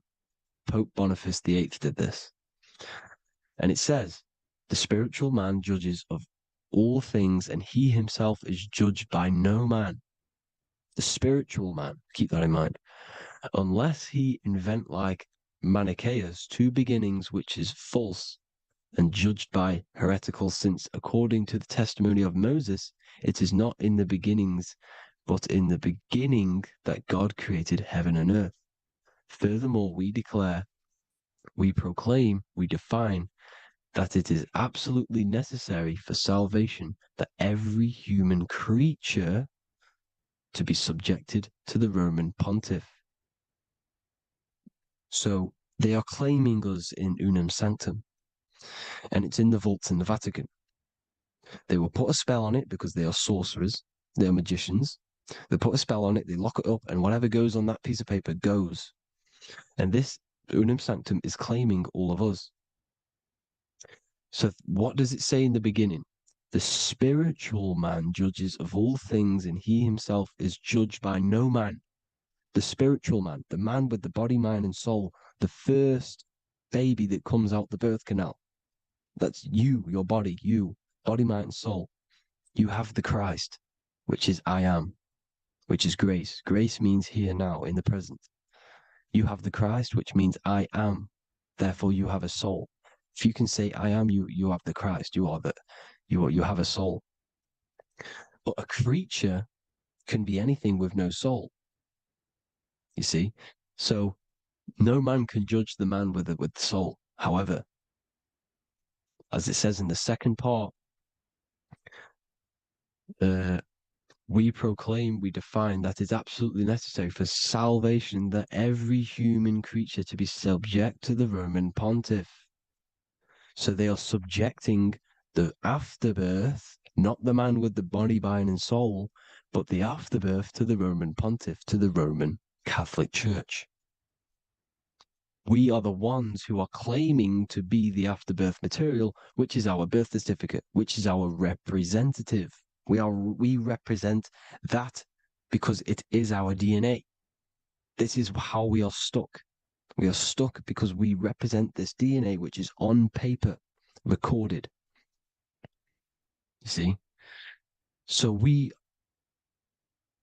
being untaught, uneducated in these subjects, we are subjecting ourselves to this system, to this slavery, because we just want to live. We just want to live happily, just peaceful. Think about it. Where's all this coming from? Where's all this war, all this killing, deaths coming from? We just want to live. It's coming from the Catholic Church, these evil death cult, which has subjected us, which has used us as slaves, and we are still slaves, and it's just going to get worse and worse and worse. So this is how we have subjected ourselves to be the slaves to this system. It's a lot to take in, and there's a lot more deeper stuff which goes into this. I'm just going over the surface. I'm going quite deep, but there is little details that I still need to learn myself. But this is the general how that we've been stuck to this slave system. So we are batteries, okay? This is why we get charged. When you go in a court, you get charged, okay? Because you're a biological battery. This is why cities look like motherboards, because we are feeding energy to this matrix. Okay, when we look outside of ourselves, when we give power to so-called Jesus Christ, worshipping idols outside of ourselves, where attention goes, energy flows. We are feeding the matrix with energy. By looking within, placing your attention within yourself, you are taking back your power. Because the I am is Christ. The you, the soul, is Christ. It's God. The awareness is God. Okay? However, we are subjecting ourselves to this system. We're subjecting ourselves to this system and the feeding of our energy. So what we need to look for the future is that, think about it, with the end goal is to change our DNA, is to literally make us robots, transhumanism, slaves. This is why we have smart cars, smartphones, smart watches, smart meters, smart cities. And all of this is going to be connected by the smart grid, which is 5G. This is why 5G is rolling out. 5G is going to connect all of these technologies to one. It's like a big net system. And you know why they're doing this? It's because all of this is going to be connected through this 5G, and that 5G is going to be controlled by the elites. So you say anything wrong, you do something wrong, you say the wrong thing online, they'll turn off your car, they'll turn off your phone, they'll turn off your smartwatch, they'll turn off your TV, because it's all going to be connected and controlled by the smart grid. And this is what the Great Reset is, people. But they're going to trap us inside of these 15-minute smart cities so we can't leave the area, because they're going to use climate change as a tool to enslave us to not travel because of so-called climate change and the fumes that we are putting into the air, which is all BS. They're doing this to push these new cities, to push all of it. But listen, they're trying to get inside of your body. The only way they can do that is to get you addicted and using this technology. First, they got on the body with the smartphone.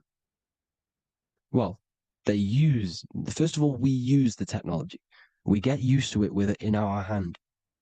The next step for them was to get on the body, which is the Apple Watch, as you see down here. They have now successfully got onto the body. The next thing is to get inside of the body. This is the brain chip. You see how they've slowly lured their way in, slowly got you addicted to this technology, got you dependent on this technology. And what they're going to do is that they're going to mold society to be dependent on the brain chip. So in order, for example, if you want to go and pay for food, you're going to have to get a chip to pay for the food, because it's all going to be digital money. And that digital money will be connected to the chip, and you'll need the chip to pay for things. You see? So this is how they're slowly transhumanizing us. These phones, these apps, these things which are all which are all using was created by Freemasons. Mason means traveler, because they travel the depths of the mind. They understand human consciousness. They understand the brain. They understand the mind. By the deepest root cause, they understand it. This is what Masonry is. It's the occult. So these technologies is designed by these people. This is why they're so addictive, because they understand how it works. They understand how to get people addicted because they understand human consciousness, the brain, the body, and the mind.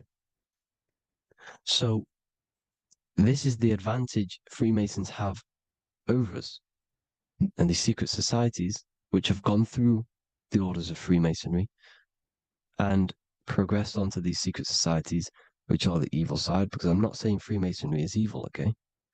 But the societies which they go beyond Freemasonry, because you can go beyond the 33rd degree into these secret societies, and they use this knowledge for the bad, to enslave people. And this is what's going to happen. Transhumanism. So I hope you all learned some insight for today. Please do a bit more research on, the birth certificate and stuff like that, the straw man. And have an amazing day, people. Please like, comment, and subscribe. Peace.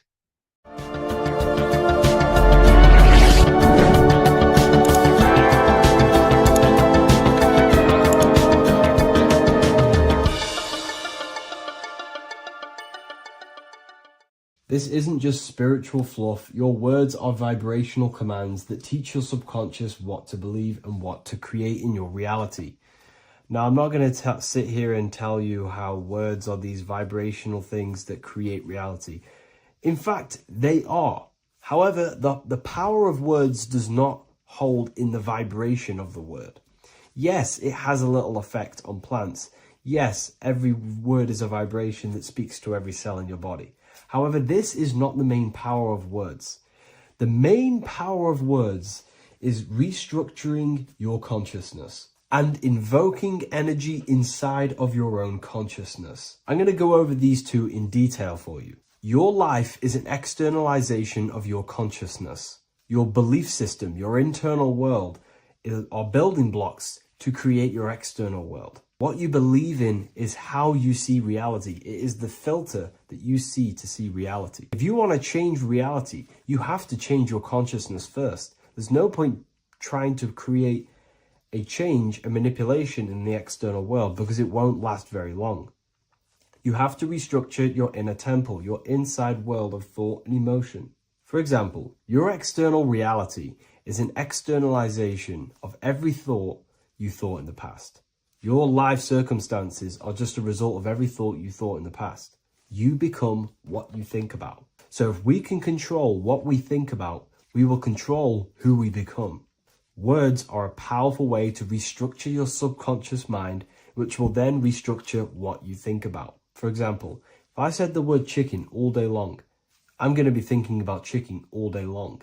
The words we repeat enter our subconscious mind, and our subconscious mind molds our conscious mind of what we are consciously giving attention to and thinking about. And that becomes our emotion. Our emotion becomes the energy, the charge behind our action. And all of this creates who you are and your reality. If you want to create a change in your external world, you need to repeat the end result as in an affirmation. I am abundant. I am disciplined. For example, if you're trying to stop a certain addiction, don't say, I am going to stop smoking. Say, I am disciplined. By saying discipline, the subconscious mind accepts the word discipline and not the word smoking. If you repeat smoking, I am not smoking, your subconscious mind will just pick up smoking and then do more smoking. So if you are trying to create discipline in your life and trying to stop something, say, I am disciplined. The reason for this is powerful because you're conditioning your consciousness. You're conditioning your subconscious mind and filling it with the word discipline. And I'm not going to say do this a certain amount of times a day or do this in the mornings. I want you to do this as much as possible. I did this as much as possible. Whenever I had free time, whenever I had a free minute, I would say these words either physically or mentally, just to condition your consciousness. Words are the most powerful way to restructure your belief system and restructure your inner world, which will then mirror in your outer world. Words are also a powerful way to invoke energy. This is why when you see these magic occult rituals, you see people chanting and doing these things. It's because if you slowly chant a word, you can actually invoke the emotion. There are three aspects of creation: thought, emotion, action. Emotion is energy in motion. By repeating a word over and over again, you can actually begin to invoke that energy, that emotion inside your heart. And you can start to feel the reality as if you are already living it. And this is just another powerful way to condition your consciousness to become a certain thing before you have it. This is what magic is. Magic is all to do with reprogramming the subconscious mind, aligning the subconscious with a certain belief or reality, which will then produce an effect in our thoughts, our emotions, and our actions, which will then create that reality. So if you want to create something in your life, literally just repeat, I am something. I am is referring to your consciousness. I am is the highest aspect of you. It is the true self. Whatever you condition your consciousness will be mirrored in your external reality. I am abundant will condition your consciousness to feel and believe you are abundant, which will then seep into your thinking. And then you will start to act more on this because you are thinking about it, which will then change your external reality. Words are vibration, and vibration is powerful. However, if you truly want to change your reality, you have to change your inner world of consciousness. And words are the best way to invoke feelings to become the reality you want. And words are the best way to condition your consciousness to a certain belief or a thought. And by doing this, you're actually creating a root cause. The cause is your consciousness, your mind, and you have to restructure the mind to create that reality. Words are a great way to restructure your consciousness and create reality. If you are struggling with the internal chaos, if you are struggling with emotional chaos, if you are struggling mastering your mind, or if you are isolated from your high intelligence, because intelligent people are not welcomed in our population today, I have created an amazing space, Ethereal University. Check it out. I'll leave all the links below. And I'll see you inside, where you can learn everything you could possibly imagine about occultism, esotericism. I'll see you inside.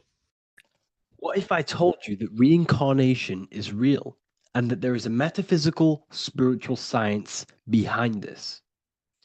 Most people leave this world just as lost when they entered it.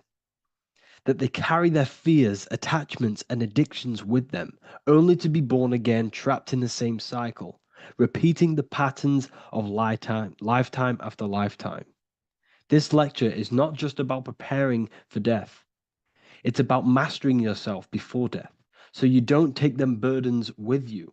Because the truth is, whatever addictions, fears, and unresolved emotions you cling to in this life, you carry with you into the next. Unless you break free now. You must master yourself before death. Death is not the end. It is the great passage. But how we transition depends on our mastery of the self. This was symbolized by the Ouroboros, the snake biting its tail. Every ending is a new beginning. It's an infinite cycle of consciousness. Now, your human body is basically an antenna tapped in to a stream of consciousness. Just like a radio is tapped into a specific frequency to play that radio. Your body is basically an antenna, a crystal picking up the consciousness of God. You are on an ever-ending journey, a journey of learning and expansion of the mind into new fields of thought. This was symbolized as the Ouroboros. When you die, it is a new beginning. It's a transitioning, not an ending. Everything is eternal in this universe, as consciousness is formless and constantly transforms into new forms of life. Let's break down the word death. Death contains the word ether. Now, the ether can be found in the word heart or earth. Ether. Everything in this plane comes from the etheric plane. The etheric plane is the barrier between the physical plane and the spiritual plane, the astral plane. The astral plane is the screen that you have in your mind that allows you to imagine a red apple, for example. This is the imaginative plane where thought forms start to take form. Everything begins as a thought, then the thought form becomes an imagination, then energy, then physical. Everything in the physical plane is a shadow of thought, all objects manifested as thought. You came from the astral. You came from the stars. This is why we say reach for the stars. Or this is why you say you are a star. Cis star, miss star, fraud star, stir is star.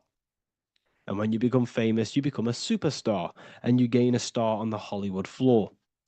You are a star. The ether. The ether is the infinite energy source which all things come out of and return back to. This is the cycle of life and death, summer and winter, day and night, sleep and awake.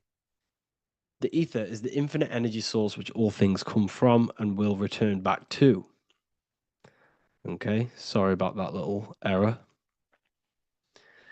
The ether is the boundless source of energy from which all things emerge, to which all things return to.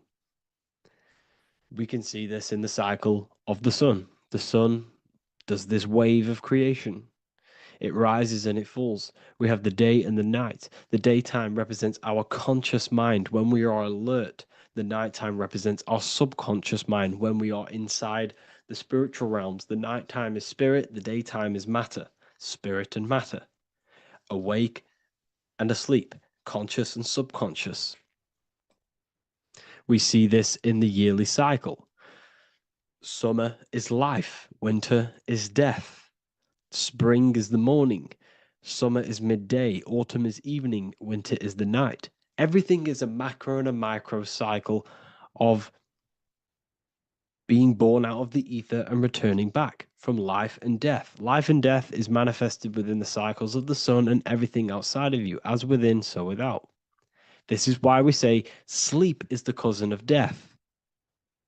The macrocosm is death, the microcosm is sleep. Every time you go to sleep, you are essentially it's a miniature death. You're entering into spirit and then returning back into matter in the morning when the sun rises. Everything is a reflection of the macrocosm cycles. Preparation for death.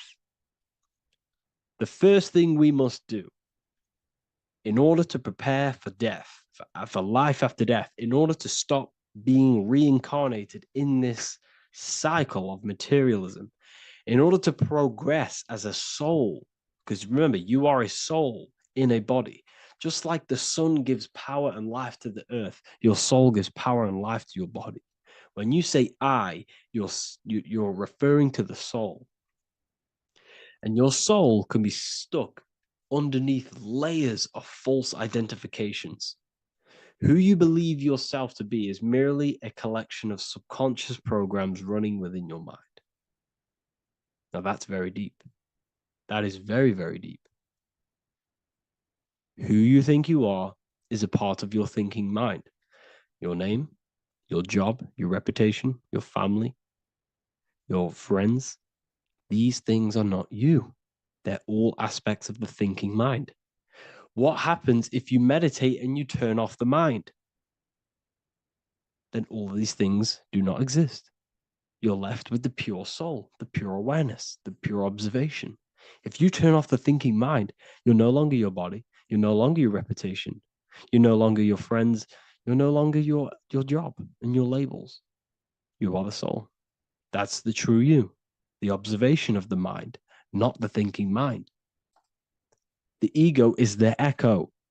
It's an echo of your true self.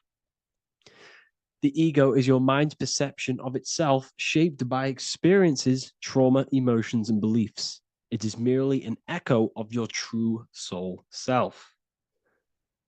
The ego is not you. Your mind is not you. You are the soul. And this is the true self that we must express within our life and we must connect with before we die. Because when we die under the echo, under these false layers of the emotions, the traumas, the experiences, the addictions, the emotional attachments, when we die underneath all of this, when we don't know our true self, the soul is still hidden. The true you is hidden underneath these layers of false identification. We must remove these layers of false identifications. We must remove them. We must destroy the echo. Remember the ego. You never had an ego when you were a child. When you were a child, you were pure. You didn't, you didn't show off things.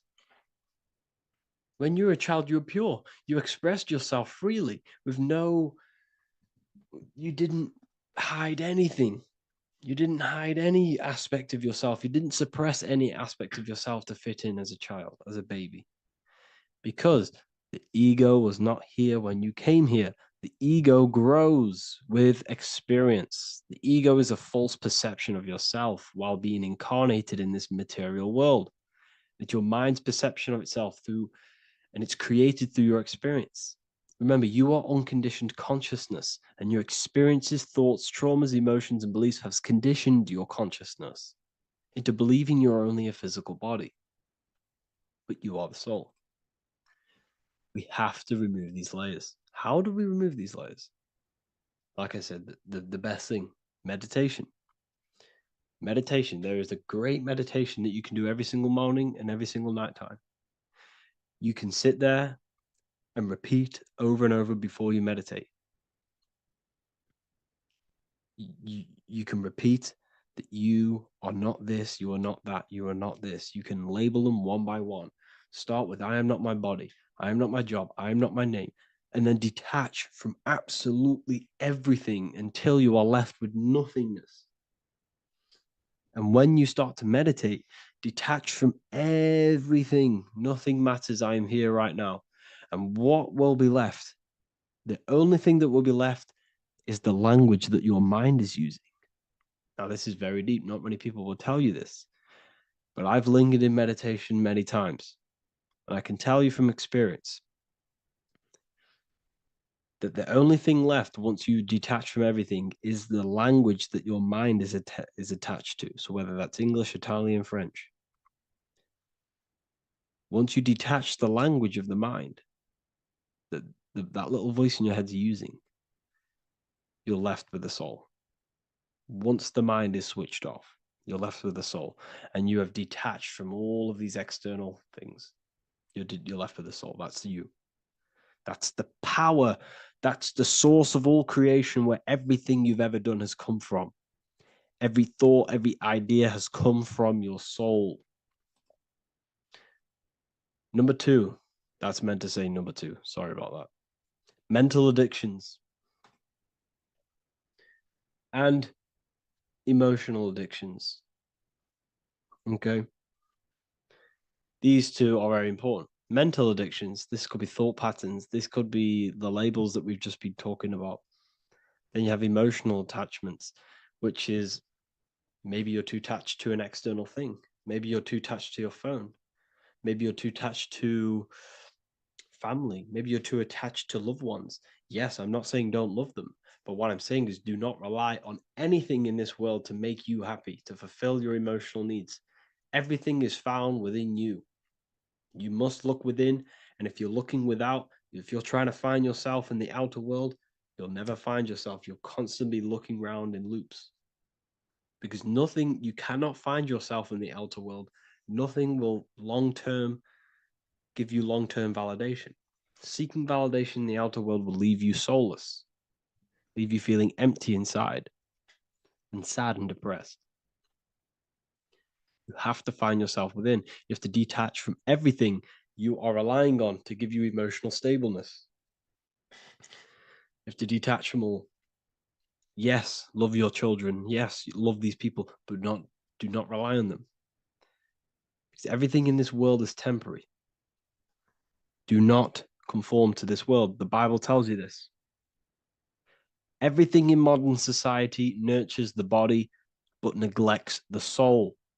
They keep you addicted to as many things as possible. Smoking, you have to detach. Drugs, you have to detach. Alcohol, detach. You cannot rely on anything. This is why this path is very, very difficult to walk. But I'm showing you the way. These are the things you must do before death. You have to detach from absolutely everything. If you die and your mind and soul is still addicted to these worldly things, then guess what? You're going to reincarnate. You're going to reincarnate because your mind is still thinking about these material earthly things. And if you are operating in that vibration, you're going to project that vibration and come back here. You have to detach. You have to master the soul and master the mind. Like I said, the matrix is designed to keep you addicted to as many things as possible. Your phone, food, smoking, drugs, alcohol, clubbing, all of these things. Everything in society is made to trap your soul and reincarnate in this world. That's why it's very, very, very difficult to walk this path. Very difficult. Matrix, matter tricks. John 2:15 to 17. Do not love this world, nor the things it offers you, for when you love the world, you will lose God. Do not love this world, nor the things it offers you. Do not conform to the pattern of this world, but be transformed by the renewing of your mind. Great quote. Do not conform to the pattern of this world, but be transformed. Let this world transform you. Learn from this, expand from this. But do not be mentally and emotionally attached. Okay? What good will it be for someone to gain the whole world yet forfeit their soul? Like I said, everything in the Bible is telling you the truth. You just got to read it correctly. This is spirituality. This is spirituality. The Bible is spiritual. It's a spiritual text. We must disconnect from everything outside of us and connect with the true soul. Here we have the Egyptians showing you the soul leaving the body. Here we have the soul here. Here we have the Masons showing you the soul coming out. The soul is real. You are the soul. And when you leave this physical plane, you will go into the astral plane. That's where you came from. You came from the astral. You came from the stars. You incarnated into this physical body. Your consciousness fell into this material form to experience limitation, to experience a 3D world. So in order to ascend properly before we die, we have to let go of all the attachments. Every addiction you have, write them down. And one by one, tackle them. Before you die, you have to, or else you will reincarnate. This is the teachings of Egyptians. This is the teachings of Masonry. All of these addictions contribute towards life after death. Everything must be controlled. And we must be attached to the soul. I'm not saying I'm perfect. I'm not saying I'm perfect, people. We're all not perfect. We're all under psychological operation by the government. We're all in a very difficult situation with this awakening. I'm simply pointing out what I know from my journey and what I've been learning through occultism and research and reading lots of books and many different things. I'm on this journey just as you are. Maybe I'm further. Maybe you're ahead of me. We don't know. But this is what I'm sharing with the world. This is what I'm sharing with my research. And this is what makes sense. It's common sense. Look at everything around you. Everything's made to feed the body, not the soul. So, my beautiful watchers and fans and supporters, I appreciate every single one of you, and I hope this video has supported your journey. If you're feeling lost in life, if you're searching for deeper answers, whether you're seeking clarity, looking to expand your studies, or ready for personalized mentoring, this is your chance to connect with me live and receive insights tailored just for you. Start your path to self-mastery and enlightenment inside the world's best esoteric school.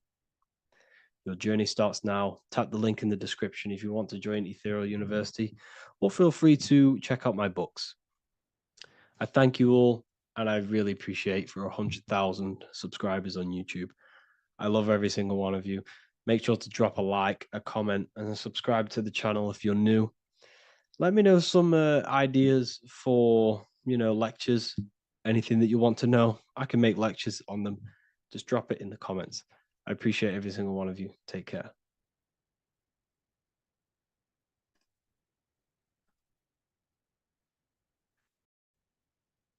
You don't just have a physical body.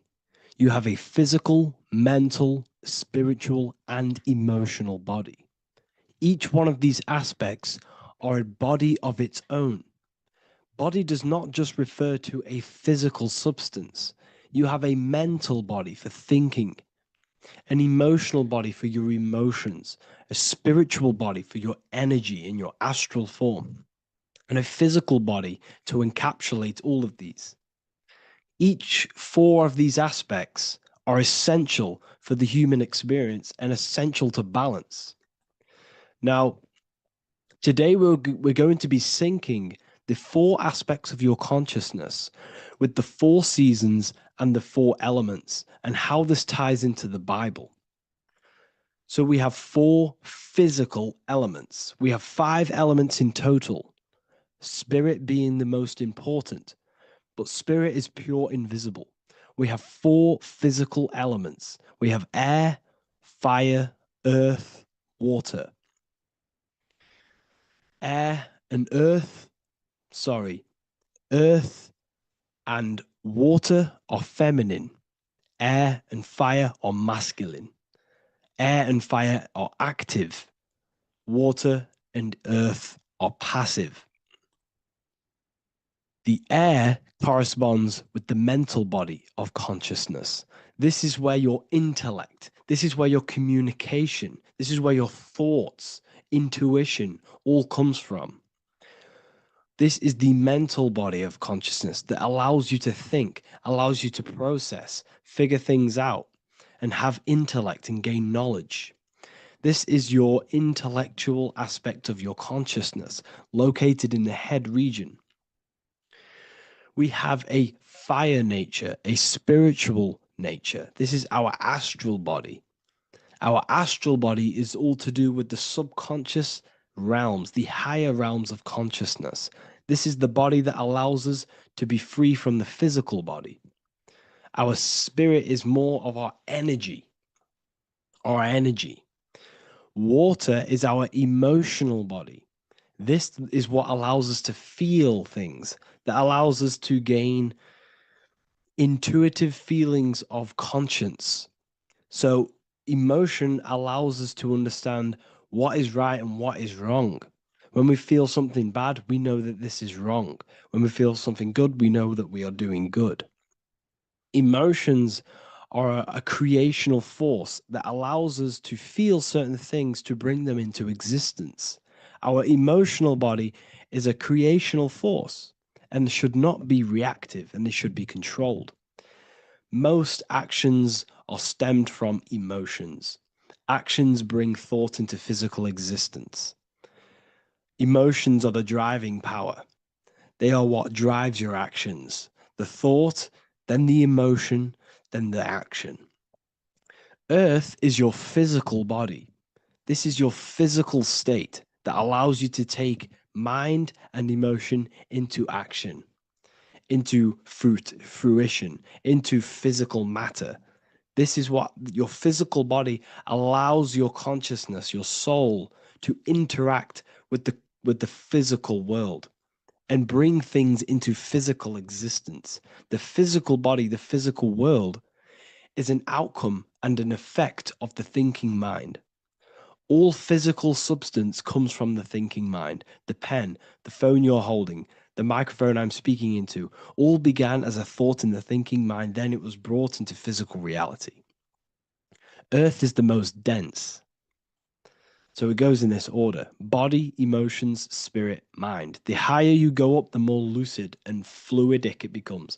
The lower you go down, the more dense and dull it becomes.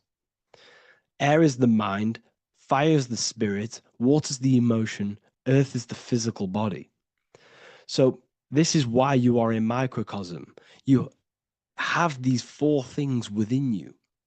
You contain of these four elements, which correspond to the four bodies of your consciousness, the four bodies of the soul. You are the soul. You are the spirit. So this is why in Theologians 4:17 it says, "Caught up together with them in the clouds to meet the Lord in the air."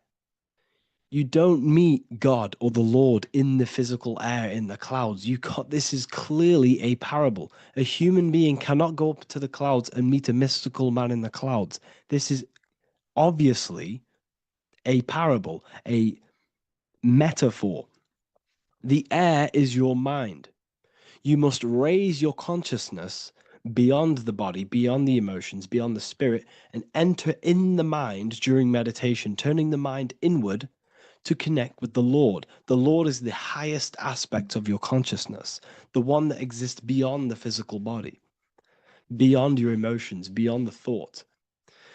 So you meet the Lord in the air, in the mind. The mind represents the air. This is why in America there's a saying called an airhead. You're an airhead. This means that you are stupid, or you don't think, or you have nothing in your mind. You have nothing in your head. When someone's very stupid, you call them an airhead, because air represents the mind. The air is elevated. The air is invisible. The mind is totally invisible to the human eyes. It is a metaphysical substance. In fact, it's not a substance at all. It's so fluidic. It's everywhere. The mind can be everywhere at all times. It can be anything. Nothing is impossible within the mind. Now, this is synced with the four seasons. The four seasons represent the four aspects of human consciousness, the four bodies of your consciousness, the four bodies of your soul. The sun is your soul, okay? And the sun travels around four seasons. Summer, when the sun is the most hottest point. Autumn, when the sun starts to move away from the hottest point. Things start to die. Then it goes to winter. This is when everything dies. This is when things enter in within itself. This is when darkness occurs. Then spring. This is the reignition of the sun. This is when the sun starts to bring back the warmth back to the summer. You have four seasons which correspond to the four bodies of consciousness. Fire is the spirit. This is when you are passionate. This is when you are taking action. This is when you are fiery. The sun is blazing. You're taking action. You're very passionate. You're very spirit. You're in the spirit. Autumn is water, emotion. This is when you start to become very reflecting. This is when you start to feel emotional. Because in autumn, there's lots of water. This represents the emotional body of consciousness. Winter is the mind. This is air. Winter, what happens in winter? Everything enters within itself. The leaves die, the trees die, everything dies and goes within. This is the mind. The mind is the darkness, remember. You close your eyes to enter within the mind. The winter represents meditation. In the winter, what do people do? They stay inside of their house. They research more. They read more books. They become more intellectual. They think more in the winter because we are so we're stuck inside. So we're more reflective. We're thinking more. We're more communicative. We're more intellectual. In the spring, this represents the earth, the body. This is when we start to come out of the mind and we awaken to the body, and things start to grow again. The plants start to grow. The earth is growing again and reborn again. This is the body. This is when you become more active in the spring. And then the summer, back to the summer, we then take action on these thoughts and these thoughts that we gained over the winter. Essentially, this is just a massive cycle. And this is a daily cycle also. The nighttime is the winter. The morning is the spring. The midday is the summer. And the evening time is the autumn. This is a microcosm. We have four bodies of consciousness. You are the sun, you are the soul, and the soul has four bodies: summer, autumn, winter, spring. Emotion, air, body, spirit. Sorry, emotion, mind, body, spirit. So you are the soul. You are the pure essence of consciousness. The sun is your soul in the heart. And the seasons are inside of you because you are a microcosm. Okay, you are a microcosm. The word sun is son. The Latin word for sun is sol, which is soul or solo, because the sun is solo. It's on its own. You are the soul, and the soul has the 4 different bodies of consciousness. So before we move on any further, if I've blown your mind, please, if you can, leave a like, a comment, a share, and a subscribe. Let me know what videos you want me to make in the future. Please drop a like. It definitely will help me. You are a microcosm of the macrocosm. Man is a miniature universe that goes through its own cycles. The seasons of the summer, winter, spring, and autumn do not occur merely outside of him, but within him as well. The summer is within you. You feel different in the summer. You feel different in the winter. You feel, depending on the body of consciousness, your soul's interacting with. So the sun in the sky is your soul inside, and the sun goes through these cycles, which is affecting your bodies of consciousness, because the cycles represent your bodies of consciousness. Now, this ties in with the Bible. This is why we have 4 Gospels. This is why Matthew, Mark, Luke, and John are always seen with the 4 different zodiac sign animals or symbols. So you always see each one of the Gospels. If you just type in on Google Matthew, Mark, Luke, and John, type in ancient pictures, paintings, or pictures of them, and you will find these 4 zodiac signs are always standing with each one. Taurus, the bull; Leo, the lion; Scorpio, the eagle. An old symbol for Scorpio was the eagle, and a man for Aquarius. Here you see very, very ancient paintings and artwork. Here we see Matthew, the man, Aquarius. Here we see John, the Scorpio. Same here. We also see it on the tarot cards, on the world card. We see the 4 fixed zodiac signs. Here we see it as well. These are called the 4 fixed zodiac signs. Now, when we look at the zodiac, we're no longer looking at the sky, because what you must understand is as above, so below.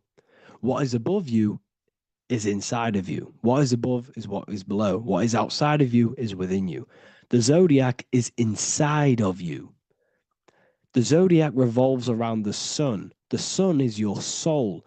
These are different energies of your soul. Like I said earlier, the 4 seasons are the 4 bodies of your consciousness. And in each body of consciousness, you have these different energetic energies that you can work with. Okay, so this is the true astrology. This is the true astrology, the internal esoteric astrology. You can't find much information on this at all. Very hard to find.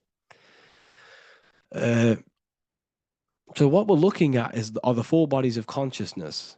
Obviously, when you look in the middle of each, when we look in the middle of each season, spring, the middle of spring is Taurus.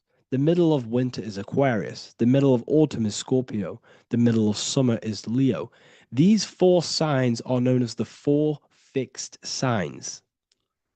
Okay, Scorpio is fixed. It's the middle of autumn. Scorpio is a water sign, emotion. Aquarius is the air sign, the mind. Taurus is an earth sign, the body. Leo is a fire sign, the spirit. This is why we see Matthew, Mark, Luke, and John with the 4 fixed signs of the zodiac, which represent the 4 bodies of consciousness. Leo, the spirit, fire. Luke, Taurus, earth, body. Matthew, Aquarius, air, mind. John, Scorpio, water, emotion.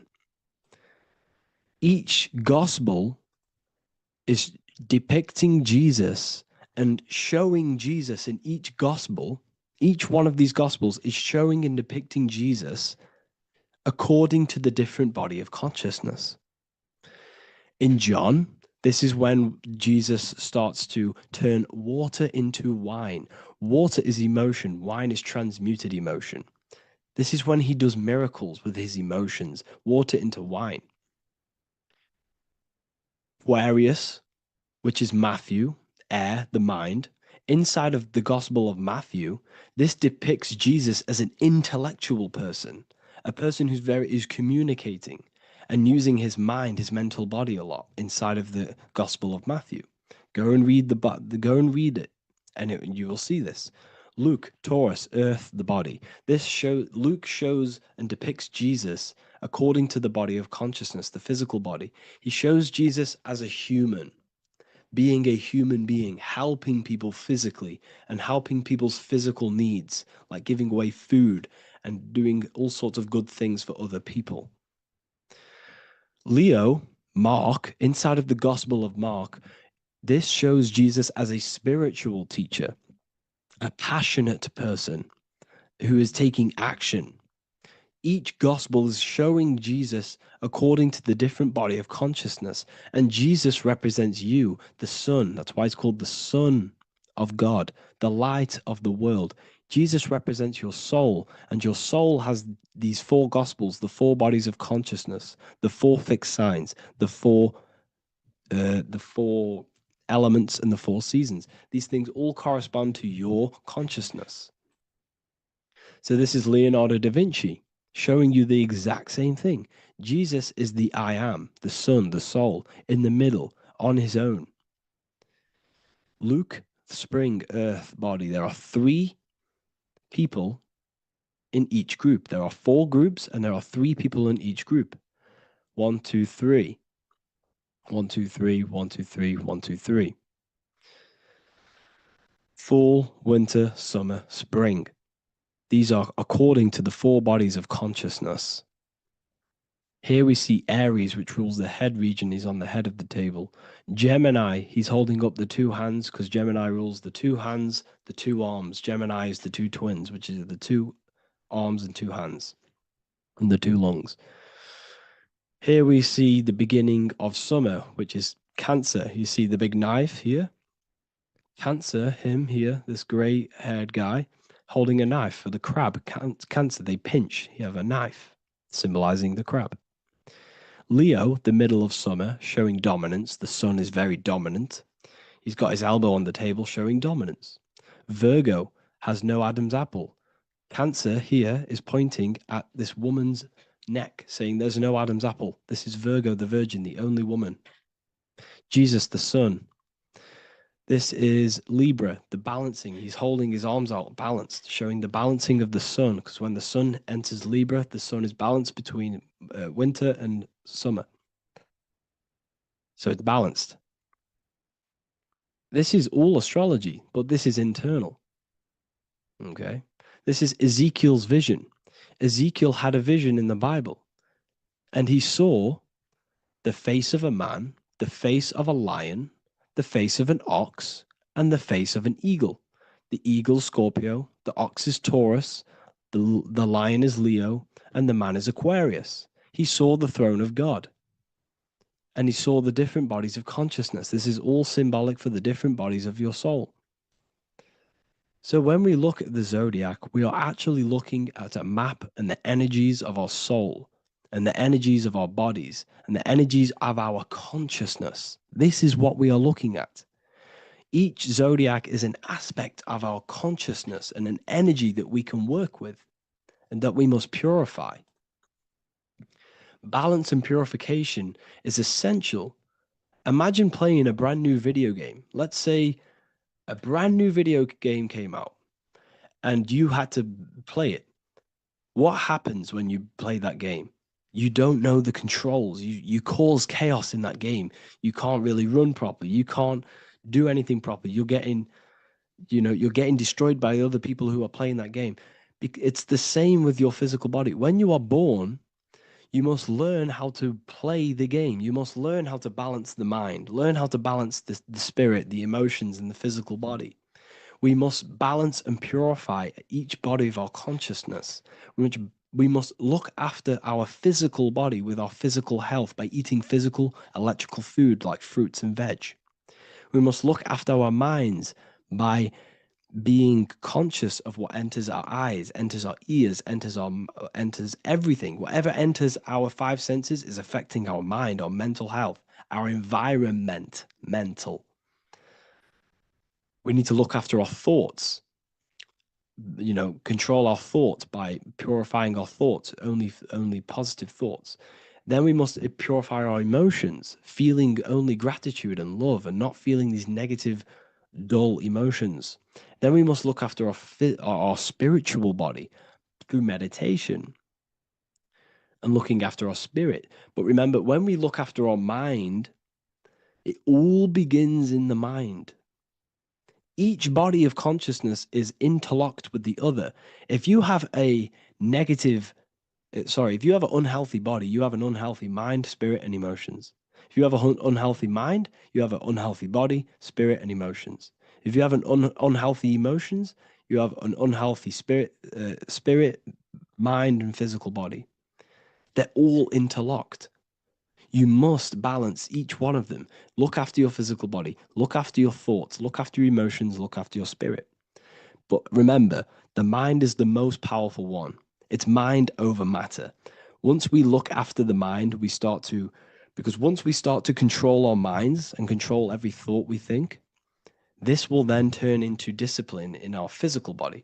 Because once we learn how to discipline the mind, we learn how to discipline what we eat, we learn how to discipline what we feel, we learn how to discipline our spirit. This is all interlocked, but work on the mind first. Work on the mind first. All of this knowledge is inside of the brand new Book of Wisdom, Volume 2. This is a revolution of human consciousness. If you've read it, please leave a review down below. If you've read Volume 1, leave a review down below. This is the next revolution. I don't see this information anywhere. This is the next revolution of human consciousness. And of course, if you are serious about this and you truly want to gain enlightenment and join an amazing community where you can connect with me on live calls, lectures, the Manifestation Mastery course, you can gain access to my library with over 45 PDFs plus my books. And if you do join the university, you can order a volume 2 free of charge. All you have to do is to pay for shipping. If you truly take your knowledge serious and you want to take advantage of life, join the university. This is where truth seekers belong. Just want to say thank you all. Please leave a comment. Please leave a like. It's going to help me a lot spread this knowledge to the world. And yeah, share this with a friend and subscribe. Thank you all. What if the word Yahweh is proof that God is embedded in our very own being? Stay with me because what I'm about to show you might change the way you see yourself forever. Today's topic is decoding the mystery name of Yahweh, the sacred name of God from the Hebrews. By the end of this video, you'll uncover the true meaning of the word Yahweh and how your connection to it unlocks your own personal power. When we look at the word Yahweh in Hebrew, we flip it on its side. We're actually looking at the human body. These are the legs, this is the torso, here are the arms, and here's the head. So if we actually switch this on its side, we see the human body. The Hebrew name Yahweh often translates to I am. The I am. Now, what is the I am? The I am, when you say I, you're referring to your highest self. Everything with the letter I in the beginning, most of them words are referring to our inner self, inside, intelligence, internal, in. The I represents the inside self, the invisible self. You cannot see the I am because this is the spirit, this is our consciousness. It's the intelligence controlling the human body. When you say I, you're not referring to your name, your job, your reputation, your ego, or your thoughts. You're referring to the observer who is beyond the thoughts, the one who's observing the thoughts. That's the soul. Look at the word Yahweh, Yahweh. The sacred name of God, Yahweh, can be observed in the natural rhythm of the human breath. When inhaling, we subtly hear Yah. When exhaling, we hear Wei. Do this yourself. Breathe in through your nose, you'll hear Yah. Breathe out, you'll hear Wei. And in fact, the letter H, H, when it's pronounced, it carries the soft sound of wind or breath, a gentle exhale that mirrors the very essence of life, giving air. Breath is the spirit of life. It's what connects us with consciousness. If we stop breathing, we lose consciousness. The body shuts down. We're breathing the spirit of breath. We're breathing in the spirit of life. It's the very essence that gives us physical existence, and we're constantly staying connected to this breath at all times. Now let's look at Yahweh. 1, 2, 3, 4. There are 4 letters. The tetragrammaton is the 4-letter Hebrew name for God. Okay? Tetra meaning 4. We have 4 gospels of Jesus. Jesus is depicted with a cross with 4 sections. Jesus has the 4 sacred animals around the side of him, always depicted with these 4. A bull or an ox, an eagle, a man, and a lion. These are the 4 fixed signs of the zodiac. Aquarius, the man, Scorpio, the eagle, Leo, the lion, Taurus, the bull or the ox, which are related to the elements. Leo is a fire sign, Aquarius is an air sign, Taurus is an earth sign, Scorpio is a water sign. These are the 4 elements. And the 4 elements correspond to the 4 bodies of consciousness, as we see here. This is fire, this is air, this is water, this is earth. So we are made out of the 4 elements, which represent the 4 bodies of consciousness: mind, emotion, spirit, and body. The soul is incarnated into 4 sections. Hence why Jesus has 4 gospels. Hence why Yahweh is a four-named word, because we are tetraform. We have 4 bodies of consciousness. There are 4 pillars to reality: the mind, emotion, spirit, and the body. So what we're actually looking at here is the name of the very essence of the self. Yahweh represents the universal consciousness that we're all tapped into, because the body is like a radio. The body is basically a radio antenna, which is picking up the stream of consciousness, and we're all the same consciousness, just experiencing it in a different body. And Yahweh is the name for this intelligence that we're all acting out, that we're all manifestations of.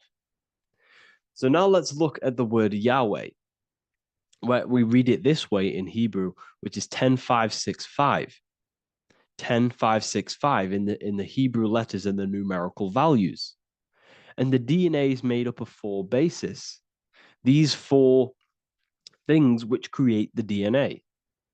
This basis is the genetic code for all living things. Each DNA strand is held together by sulfur bridges that appear in a repeating pattern of 10565. This pattern matches the numerical value of the Hebrew letters of Yahweh, Yod, He, Va, He, which are 10565. This means the structure of DNA, the code of life, follows the same number sequence as the sacred name of God, Yahweh. This is a factual observation. So we're looking at 10565. So let's look over this one more time.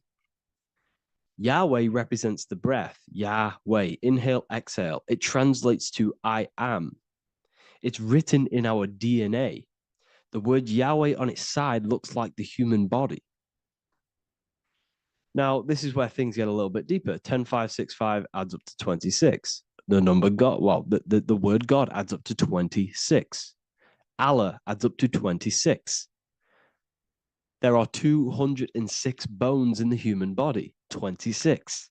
26 adds up to 8. 8 is the number of infinity. We are all the infinite consciousness. Consciousness will never die. It's immortal. It's infinite. We are all infinite. We are not these skeletal structures. We are Yahweh, the universal consciousness, the creator of all things, is our essence. We're all God with individual identities, but the highest versions of ourselves is God. The ego is our own personal experience of God.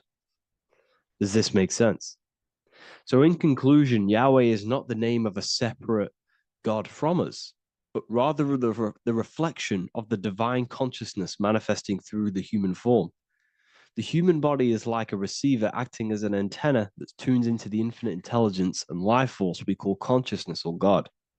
This means that rather than being external, the divine presence is within us, expressed through our very existence. It's very interesting when we look into this, and what religion has done has flipped all of this knowledge. All of this sacred knowledge has been externalized. They've externalized God so that we worship God and we view God as something separate from the human experience. They do this so that we don't find the God within us, so that we don't find that we have the power of creation. The mind is the creative force of God. The body is the will to act out that thought. They don't want us to figure out that we are creators and we're all creating our own earthly experience. We're all projecting this reality. And they don't want us connecting with the divine intelligence within us because they want to be the creators. They want to keep this knowledge. They don't want the masses to wake up to this powerful knowledge. So what they've done is that they've taken the scriptures, they've externalized it so that we start worshiping and giving away our power to these external things. And when God is external, we start to fear God because we start to think that God has power over us. He can send us to hell or heaven. So this is what's going on. They've been externalizing this for thousands of years to keep us in a suppressed state. Okay. Humans are very advanced because we possess self-awareness. We possess the ability to move our awareness and our thoughts outside of the instinctual nature. For example, a cat or a dog. These things can only live in their instinct. They live based on instinct. They smell, they eat. That's pretty much all they do. But humans, we have the ability to rise above that nature and turn to our infinite selves, our higher selves. We can move beyond our instinctual nature and create very advanced things. That's why humans are made in the image of Yahweh. We are literally God in human form. So this is what we all need to realize. And I hope this video has helped. Please leave a like, a comment on inside of the description. I'll have some links to my books and my university. The people who have read them have just absolutely changed their lives. You could probably see that in the comment sections if someone leaves a review of the book. We also have Trustpilot. But yeah, I thank you all. And I'll see you in the next one.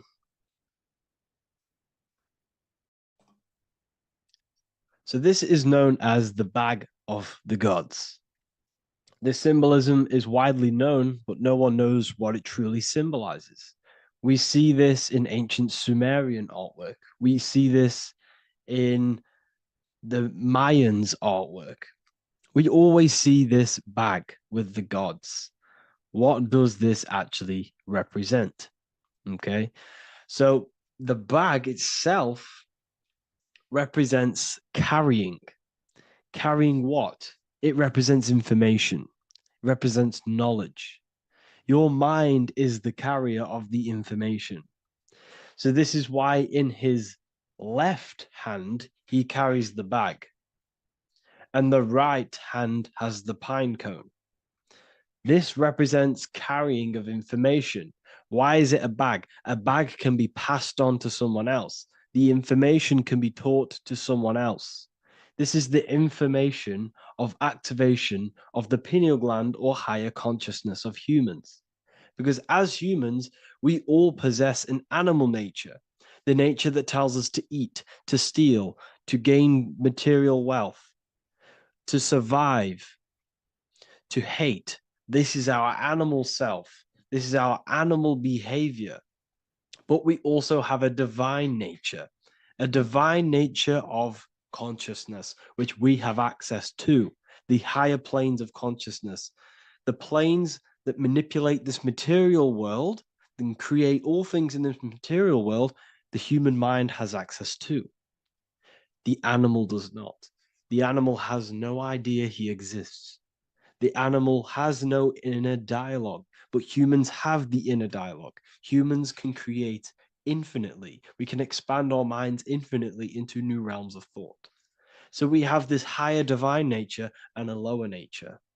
This bag of the gods is basically just representing the knowledge they possess of higher consciousness, of the higher aspect of life, okay, which is the activation of the pineal. The pine cone. The pine cone is in his right hand. The right represents wisdom. The left represents intellect, knowledge. Knowledge and wisdom are two separate things. Wisdom is applied knowledge. It's a feminine aspect.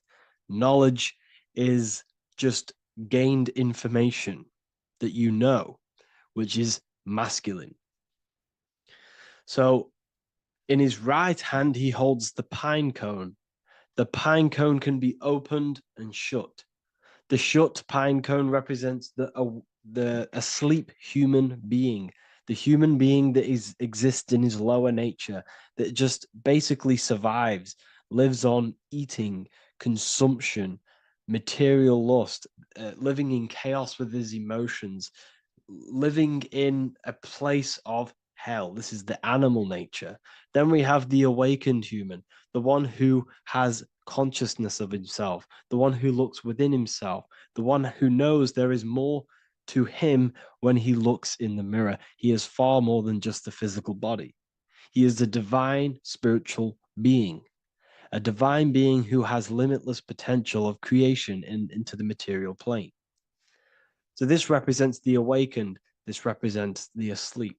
This is why he carries the pine cone in his right hand. It represents applied knowledge. This is the information. This is the intellect he possesses. And this is the applied knowledge of the awakening, of activation of the pineal gland. Because remember, the pineal gland is not your consciousness. The pineals, the same root word. Pine cones were always symbolizing the state of consciousness one was living in, whether he was asleep or awake. We see this at the Vatican. We see the pine cone over the two pillars. This is the two pillars of Freemasonry, and the dome. This is the Royal Arch of Freemasonry. This represents your head. This is the two pillars, the two hemispheres, and the pine cone in the middle, which is the pineal gland. What is the pineal gland? The pineal gland is not your consciousness. It is not the third eye, and it is not the mind. It's not the mind's eye. The pineal gland is a radio receiver. This is your body. Your body is an antenna. Most people think they are this body. This body is nothing but a receiver and a downloader of consciousness. Your brain does not produce consciousness. You are not this brain in your head. This brain is a downloader of consciousness. Consciousness comes from a way higher divine plane, which is what this image is showing here with the clouds. The mind is light. Consciousness is light. And this light is coming down into the material plane, and your body is basically a crystal antenna which is receiving and downloading this consciousness. So you can experience a three-dimensional reality. So God can experience himself in a divided, separate state. This is what this represents. Now, the pineal gland can be activated, okay, and stimulated, because the pineal gland has physioluminescent crystalline jagged-shaped cells on it. And obviously, these are crystals. Crystals are on your pineal gland. And what do crystals do? Radios use crystals. Your phone uses crystals. They tell you that crystals are woo-woo and pseudoscience because they don't want you to know the power of crystals. Your body is basically a giant crystal. Your pineal gland is a radio receiver for your consciousness. So if they can ruin your pineal gland and damage it, this will damage your connection to the divine, to your true self, to consciousness, to God, whatever you want to call it, the source. There is all one source consciousness, and we're all collectively connected to it. And this is our connection. This is our antenna. So what a radio does, a radio has an antenna, and the frequencies are all around us because all the radios are playing in your ear right now. But what the antenna of a radio does is tune into a specific frequency to pick up that frequency and play that frequency. It's the same with your consciousness. You're all a fraction of God's consciousness. So that is essentially what we are looking at here. We're seeing knowledge, intellect in the left hand, and applied knowledge, activation of waking up to higher consciousness, to the higher human form. Because we can reach beyond our physical form. We can turn our animal self into a divine being, into one of these so-called gods. These gods are nothing but human beings. The Anunnaki were not gods. They didn't come from the sky. These are normal, regular human beings who activated their higher consciousness. This is what we have here. This represents spirit. Birds represent spirit. So do we have any questions? I'll take some questions now. That was just a short lecture on what that symbol truly means. Okay. So if we have any questions, feel free to go ahead and ask some questions. Anything that you don't understand, anything that you want to know. Okay.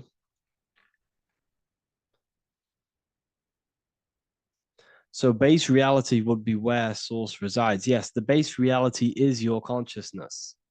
Are these lectures available in the university? There's a whole section, basically inside the university, there's a whole section with like over 30 long form lectures like this. So the base reality is where the source resides. Yes, the base reality is your inner world, your consciousness. That is the only thing that exists. Your outer world is just an effect of your consciousness. Your consciousness, everything that has gone on within the mind and emotion is pushed outwards into your reality. You have thought and felt your way into your external circumstances. Your life is a direct correlation of every thought you thought in the past. Therefore, your inner world of consciousness is creating and molding your outer world.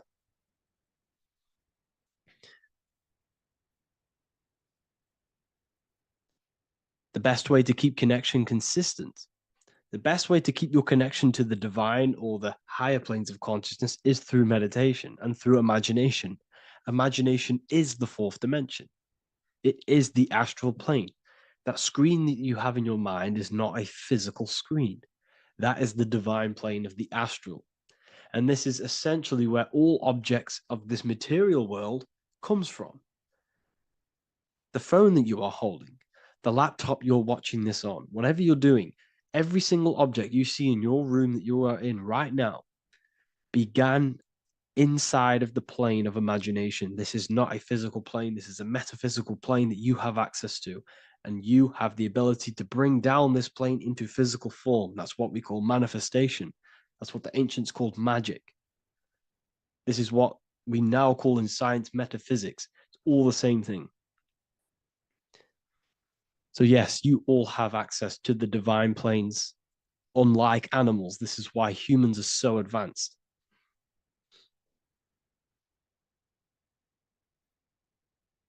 Okay. Is the pineal able to constantly activated, or is it just a temporary experience? I don't fully understand that question, unfortunately. Maybe you could word it in a different way. The real meditations on the university, legit, y'all, yes. In order to connect to consciousness, you need to sit in meditation and turn off your feelings, and the feeling of unity will come. Do I understand correctly? Yes, that is correct. So when you sit in silence and in stillness, I highlight the word stillness because stillness, when you are still, no information from your nervous system is being decoded by the brain. So when your body is still and does not move, your nervous system starts to relax and comes to a balanced state. Your brain starts to relax, it comes to a balanced state. The left and the right brain stop working, the nervous system stops working. Then, once the body, the material body is shut down, you then have access to consciousness. You can't access consciousness if the body's in such a busy state. If electricity is being fired every 2 seconds, your whole body's electrical. When you move your foot, that's electricity being fired from the brain to the foot instantly through the nervous system. The brain, your whole body is a technological machine. So you must shut down the technological machine to access the divine that exists beyond the technological machine. Do you understand that? Did we create ourselves from the higher plane? When you say yes, you created yourself, you manifested yourself in this material form for a reason in this specific time and place. Wisdom books, are these available inside the university? Yes, they are. So anyone who joins the university, they all gain 50% off the store. So you can get anything off, anything you want inside the store for 50% off. Plus, you get the Book of Wisdom Volume 1 PDF for free. You get the Human Health Guide. Plus, you get all of the library books. There's a loads of different books on occultism, symbolism, esotericism. Do you need to place your attention somewhere specific during meditation? You can do. Okay, you can do. So if you struggle, when you first start to meditate and you struggle to turn off the thoughts, think of the back of the brain, the back of your head. Don't think of it, place your attention on it. Okay, so when you place your attention on the back of the brain, this now shuts off thought because the back of the brain doesn't have any activation to do with thought. The front brain does, the neocortex. That's all to do with activation of thinking. So place your attention on either the back of the brain or your breath. What's more important, creating yourself or finding yourself? It's balance of both.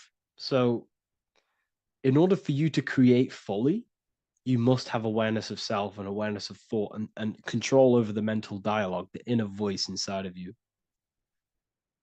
Okay. When you control that inner voice, that is when you gain power. That inner voice is what brings commands into physical reality. Before you kick a football, there is a change in consciousness. There's a decision made in consciousness before the body takes to action. Therefore, every physical manifestation is a change of inner consciousness before it's a physical reality. You can have the reality you want through consciousness before physically having it. That's the secret to creating. But you must believe it like you know the sun is going to rise in the morning. That's how much you should know that you have that reality in consciousness through feeling and thought and imagination. And that's how you can truly create in your reality. Shrooms help with consciousness or ego. I can't really talk about that because I'm maybe uploading this to YouTube, unfortunately. But we need to clean our pineal gland first from calcification. Yes, definitely. You should go on a detox the body. Because you can't really connect with consciousness if your body is in such a dirty state. Because the brain is, your nervous system is in a state of fight or flight, trying to fight off all these toxins. So when you meditate, you're probably going to be having thoughts all the time because your brain's firing, your nervous system's being attacked through toxins. So you must detox to have a true connection with the divine. Your diet plays a big role in your spirituality and mentality. What is the most optimal food for pure consciousness? Fruits and vegetables. They possess consciousness. So when you place them inside of you, they're syncing with your consciousness. How to check the cleanliness of your body, your skin, your teeth, your tongue, your mouth. If your skin has spots, different colors on it, you're not clean, because your skin is a reflection of your inner organs. Coffee's not the best for you. Coffee gives you fake energy. Okay. So what coffee does, that buzz you get off coffee, is actually the toxic effect of the chemicals reacting with your body. If I'm inside the university and wanted to buy your book, you said it would be 50% off because we are your student. Is that automatic, or we need to have a code? You will have a code. Yes, I'm going to releasing a code for all the students after this. Caffeine equals neurotoxin. Yes, it fries your brain. It fries your nervous system. It fries your dopamine receptors. Will the Q&A last week about money symbolism be posted? Oh, I didn't post that. That's my bad. I totally forgot. I will post that after this. Thank you for reminding me. How to detox the body. The best way to detox the body is going through a week cleanse of fruit. So only consume fruit, sea moss, and cayenne pepper, and lots of freshly pressed juice. Do that for a week or 2 weeks, depending on how you feel, and then start to fast. You will lose weight, but you're not losing weight. You're losing impurities. It's good to do this every couple months, to just go on a raw fruit diet, cleanse the body, push everything out, and then start to fast while consuming sea moss and having lots of freshly squeezed juices. What is an alternative for coffee? Something with high energy levels. Okay, we're not taught the most simplest thing about the human body. It is an electromagnetic machine. It's electrical. It runs off electricity. The only energy you need is electricity, and that is found in fruits, vegetables. If you want energy, drink pure, fresh, pressed juice. That will give you more energy, more electricity than coffee. Can we cleanse ourselves through oil pulling? Do you recommend it? I do oil pulling every day with coconut oil in my mouth. Celery juice is a good one, very good one. Yeah, celery juice.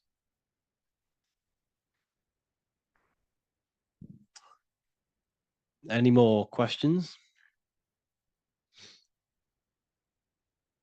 What kind of music do you listen to when lifting? For me, rap, hip hop push me work harder, but I know it's terrible for my subconscious. Yes, very.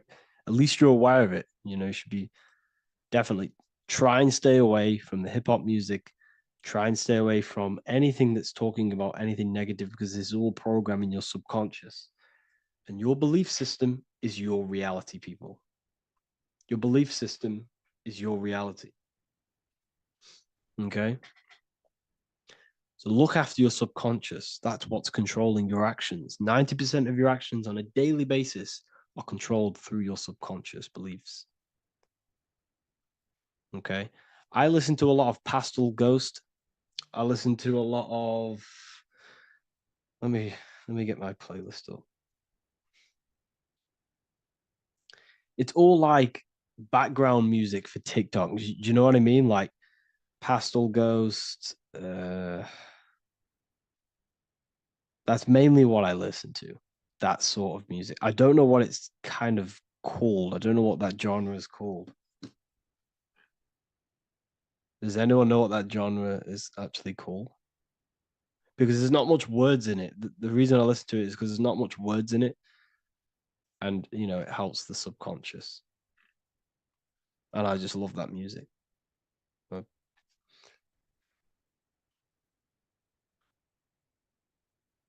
Like Lofi. Yeah, a bit of Lofi.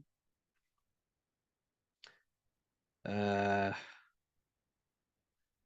Most people won't even know this type of music.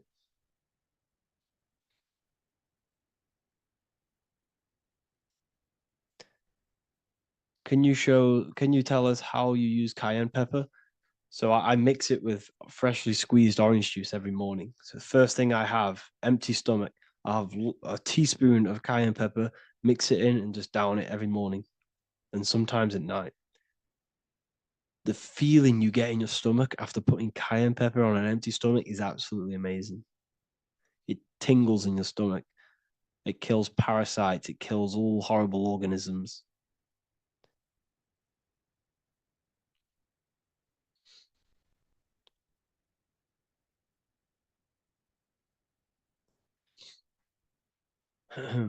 Mix it with hot water. Yes, hot water and key lime water. That I bet that's powerful. If you mixed warm water with key lime with cayenne pepper in first thing in the morning, I can imagine how powerful that is. I've never done that, but I'm going to try that.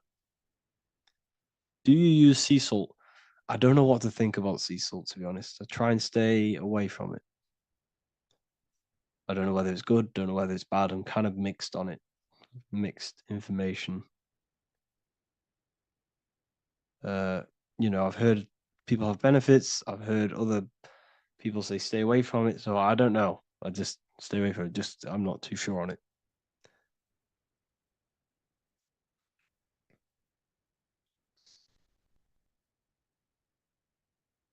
I drink fresh pressed celery juice every morning. Yeah, definitely. Is there any chance we could move to esoteric occult questions? The only reason I say that is because I might be posting this to YouTube, so it's like I don't want them. I don't want them thinking I'm giving health advice because I'm not. This is what I do. I'm not giving anyone medical advice. This is what I would do to myself. Because I can probably get in trouble for that. So the subconscious is the all-knowing. It is the all-seeing eye. The subconscious knows everything. Your conscious mind does not. Your subconscious knows every single cell in your body. Your subconscious is making your heart beat. It's talking to your heart. It's talking to every organ, every cell in your body is being connected and spoken to by your subconscious mind. It is the all-knowing. The subconscious has access to the astral plane, imagination, the fourth dimension. It has access to the mental plane, thoughts. It has access to the ethereal plane, energy. And has access to your physical body. It's the door. It's the portal. The subconscious is the portal to the divine. You must go through the subconscious in order to access the divine. Any coupon codes for book 2? Yes, inside the university, there will be a 50% off coupon code. Speaking of ancient civilizations, why did they use symbols to give us true knowledge? This is a very, very good question. Very good question indeed. The reason they use symbols is because symbols are their keys. They hide meanings. They hide things. For example, if it was written down, if all of this sacred knowledge that I'm speaking now was written down, it can be easily taken. It can be easily misused. Someone can take it, read it, and steal it and misuse it and abuse the world and create horrible things. The reason they use symbols is because they're hidden. They hide the teachings. Only the ones who possess the key, that possess the knowledge, can read the symbol. So the symbols act as a guard towards this higher wisdom, this higher knowledge, which gives you power. All of the knowledge I teach you gives you power. And you can misuse it. You can misuse your imagination. You have no clue, unless you've put this into action, how powerful your inner consciousness is. You can become a Okay, listen. If you hate your job, it's not the job that you hate. Think about it. It's not the job that you hate. The hate is coming from your inner consciousness. It's the state of consciousness that you hate. So what does that tell you? You can change that inner consciousness to another reality, the feeling of another reality. You can become that consciousness within before you actually externally have it. And by becoming and knowing that reality, that's what produces effect on shaping your outer world. When you really truly know that reality inside of you, of being free, of being wealthy, of having abundance, your outer world has no other choice but to rearrange itself to your new inner state of consciousness. That's what magic is. It's manipulating your inner state of consciousness. It's convincing yourself that you already have it, not believing it, knowing it. Okay? Knowing is different than believing. Believing is a lie. You should know thyself. Okay? So we can say that human overpopulation is intentional. There is no human overpopulation. We're all cramped in these cities.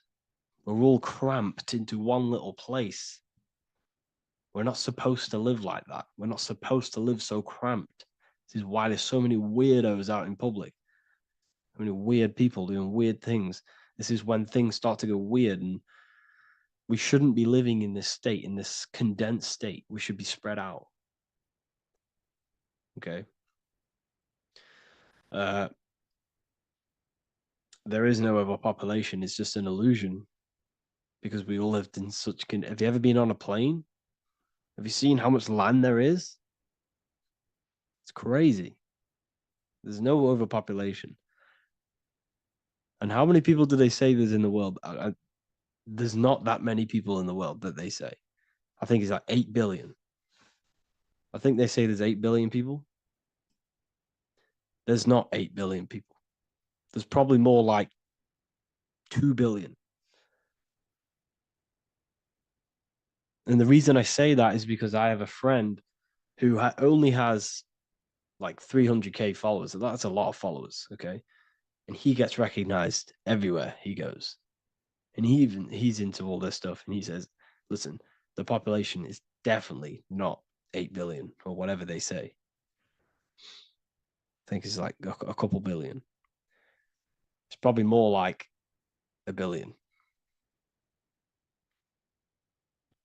How to properly manifest intentions. Thought, emotion, and imagination are the key. You must know that you have that reality. Don't believe it. Become that reality within your consciousness. All day long, as much as possible. Feel it.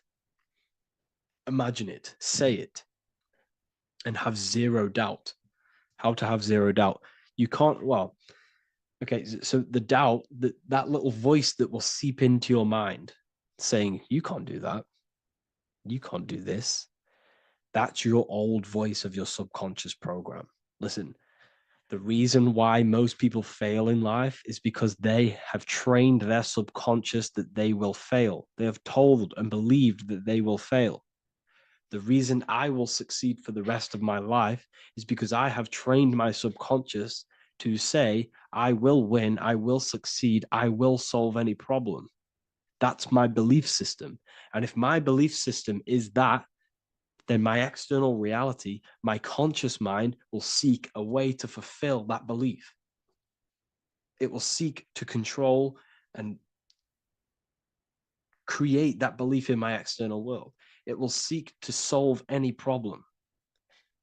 I've trained my subconscious mind to know that I already have the reality, to know that I'm abundant, to know that I have everything that I already need.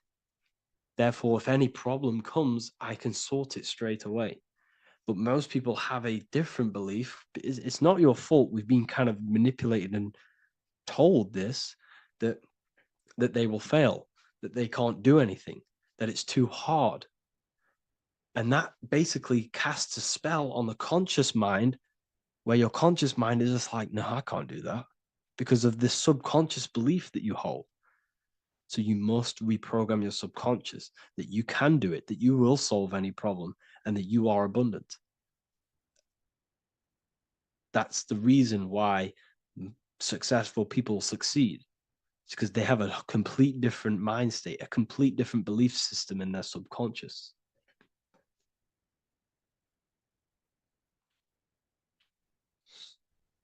Do you offer mentoring? Yes, I do offer mentoring, but it's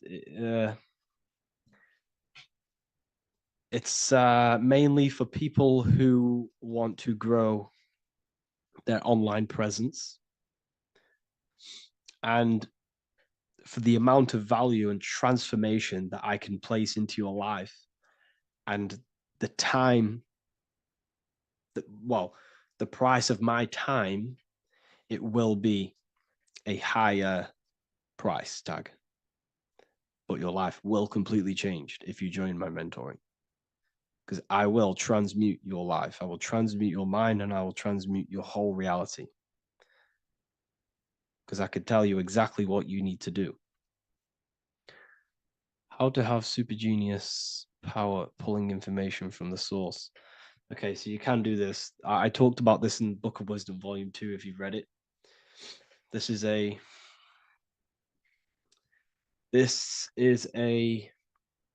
technique that Albert Einstein used. This is a technique that Thomas Edison used. This is a technique that all of the ancient geniuses have used. So you get on a chair, you place metal below you or plates, and you hold a metal ball in your hand, and you fall asleep. And every time you fall asleep on the chair, you're going to drop the ball because your body will become unconscious, and you will basically drop the ball and it will wake you up because it's going to hit and make a loud bang on the plate. And every time you go to sleep, basically what this is actually doing is shifting your consciousness from conscious into the subconscious. So from physical into the astral. Your consciousness is shifting between these two planes. And as you do this, you can bring down great ideas from these higher planes. So when you fall asleep, have an intention. And when you fall asleep, you'll drop the ball. And when you wake back up, you'll have an idea, and you just got to write it down.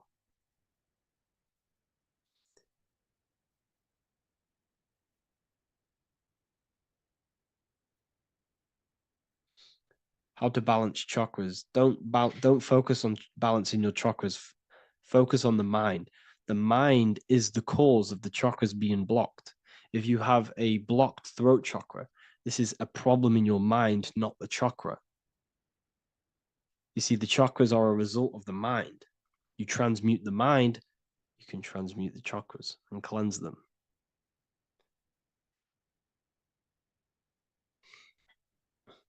So was Jesus a real man that walked?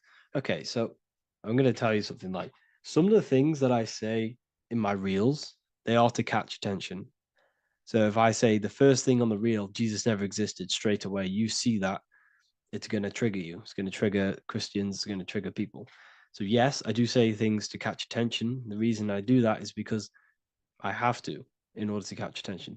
Maybe there was a Jesus who walked. So in the past, I have said Jesus never existed. Yes, this is to catch attention, to boost the reels, views, and comments and stuff like that. Maybe there was a man who was called Jesus and walked the earth. But listen, he was not the Son of God. You are all the Son of God. Jesus represents an archetype.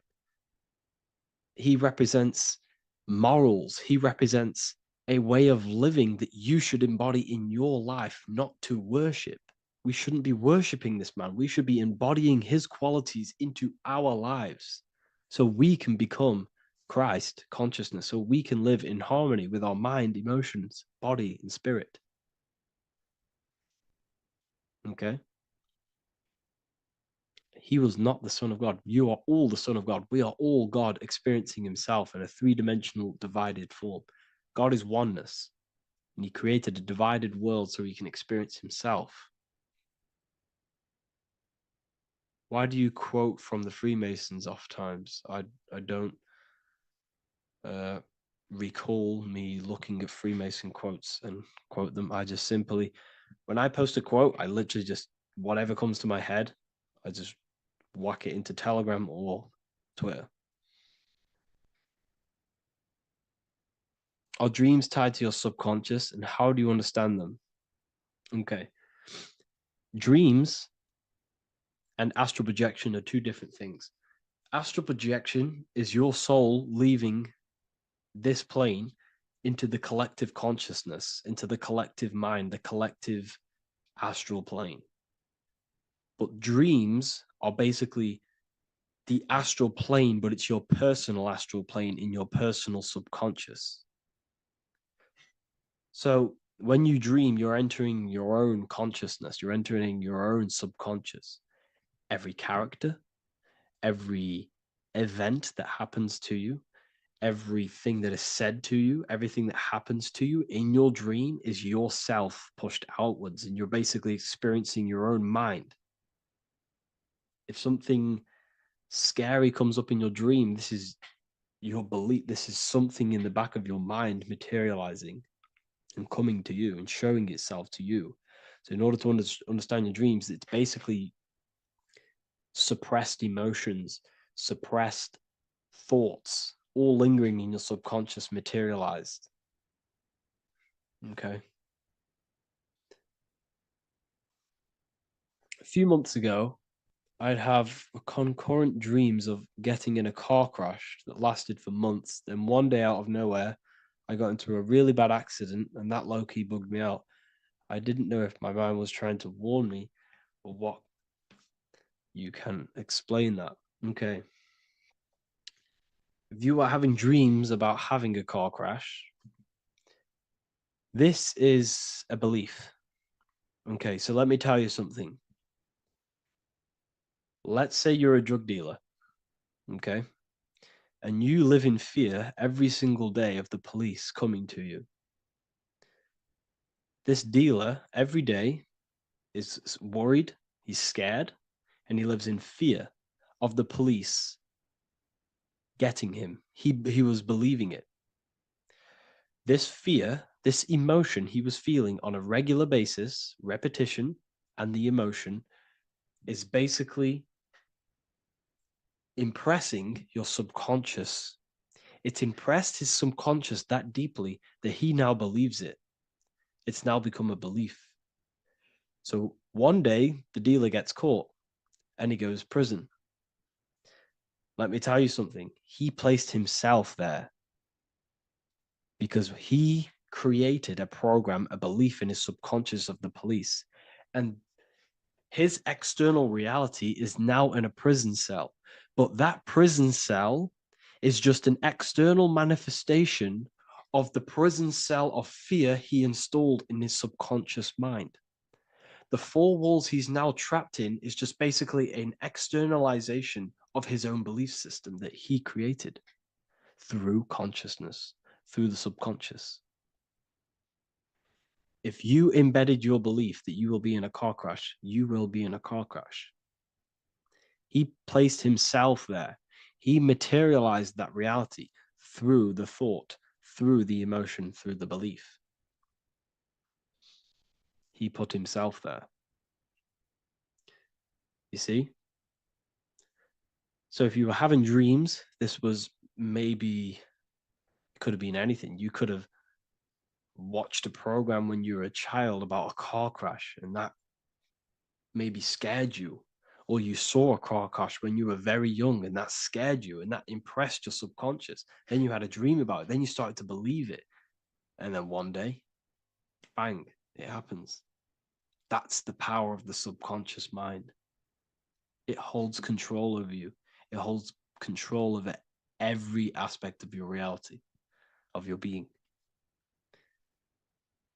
So I hope you all enjoyed this live. I'll see you all inside Ethereal University. I'll be posting another lecture this week. And yeah, let me hold on.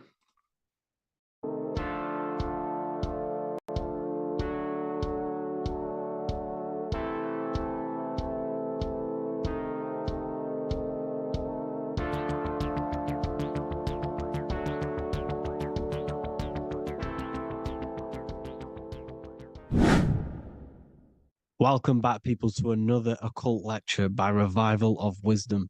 Today we're going to be talking about magic and how it's being used on us for the New World Order. Magic has the word mag within it, which is magnetism. Magnetism is the force. Magic is influencing forces, natural or supernatural forces, and using it for a certain agenda to gain something out of it. Now, magic is not what everyone's being thought. It's not some sort of fantasy thing. It's actually very common, and we all do it, whether you believe it or not. Magic is all to do with the mind. As I said, always say in my lectures, your mind is what creates matter. Your mind is what creates your external world. So it's all about manipulating and planting seeds within the mind, because your mind is a garden, and thoughts and words are seeds which are being planted in that garden. Your life, your physical life, the people you have in your life, your friends, your car you own, the job you have, is all a reflection of the thoughts that you've been thinking in the past. You are where you are in life because of the thoughts that you've been thinking. Therefore, your life is a direct reflection and manifestation of your mind, the Garden of Eden. Okay? The mind is what they are targeting. What you see, say, and hear has a direct effect on your mind. Me talking to you is influencing you. The words I'm saying is planting seeds within your mind. Now it's up to you to consciously act on these thoughts or these words, or to maintain these words. As above, so below. As within, so without. What's inside of me is outside of me. What comes into the storehouse comes out of the storehouse. You have the left, you have the right, you have the up and you have the down. As above, so below. Whatever is in your mind will be expressed in some sort of way, consciously or subconsciously, spiritually or physically. The mind is what manifests everything. And this is what we need to understand. We need to understand is that the mind is not physical.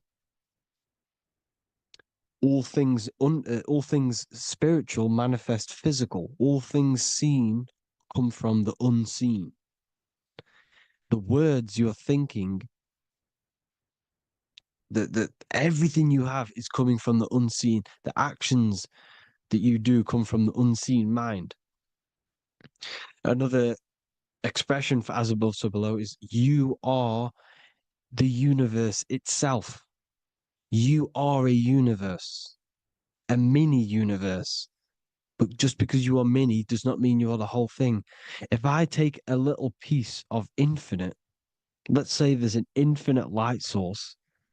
Let's say I take a little chunk of that infinite light source.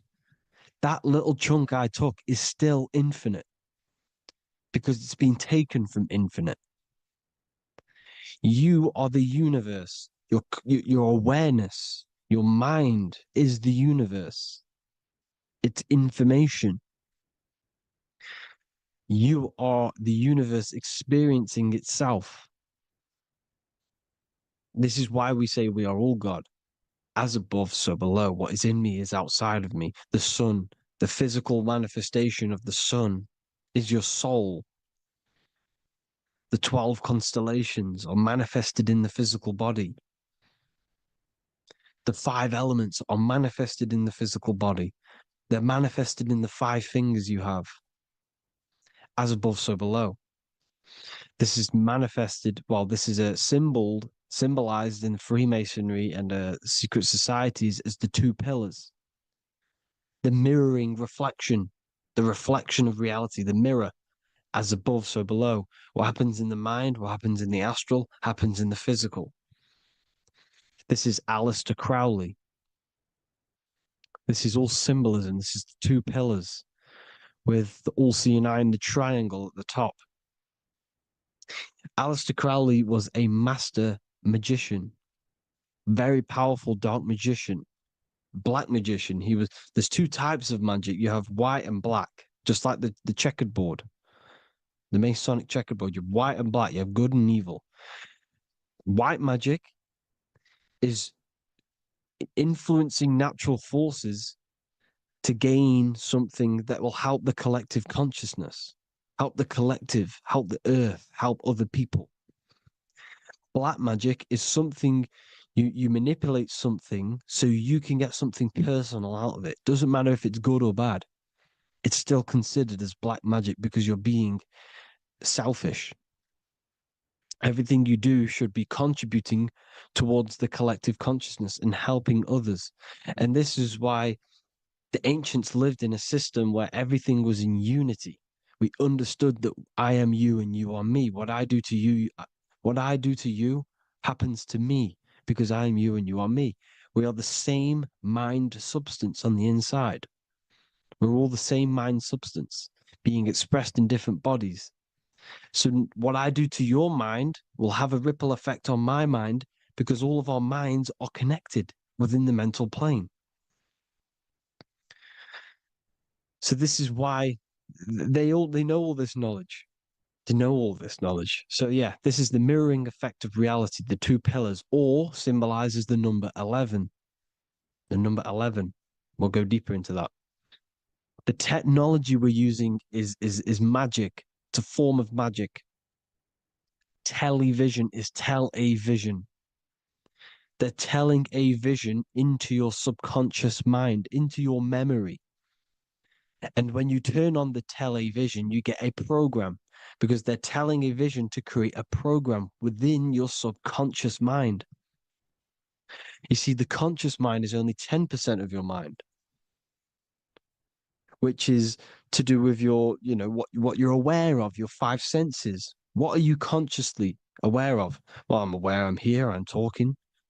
I'm aware of what I'm wearing, the 5 senses, what I can hear, taste, smell, hear. What I'm wearing, I'm aware of what I think of.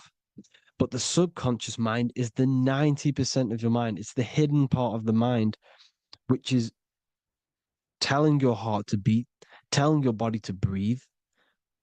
It's storing all of your emotions. It's storing everything you see, storing all the belief systems that you have. It has everything. It stores all of the habits you have, the values. It stores everyone's name that you know. All the words that I'm speaking right now is all coming out of the subconscious. Everything is subconscious. And it literally manipulates 90% of your daily basis behavior. Most people don't know this. What you did yesterday is what you will do today because of these beliefs and mental programs within the subconscious, stored within the subconscious. So the subconscious is what they're aiming at. They're trying to create programs within the subconscious because the subconscious manifests 90% of your thought patterns, 90% of your actions and words. They know all this stuff. So the subconscious mind is the most powerful part of the mind. Another way the subconscious manifests and influences your life is, let's say you were in a car crash years and years ago, 10 years ago. Let's say you're in this car crash, right? And you really hurt yourself. The emotion you felt in that time when you were injured in that car crash had a great impression on your subconscious mind. You see, the stronger you feel something emotionally, the stronger impact it has on the subconscious. You can remember and recall that moment and very vividly because of the impact it had on the subconscious.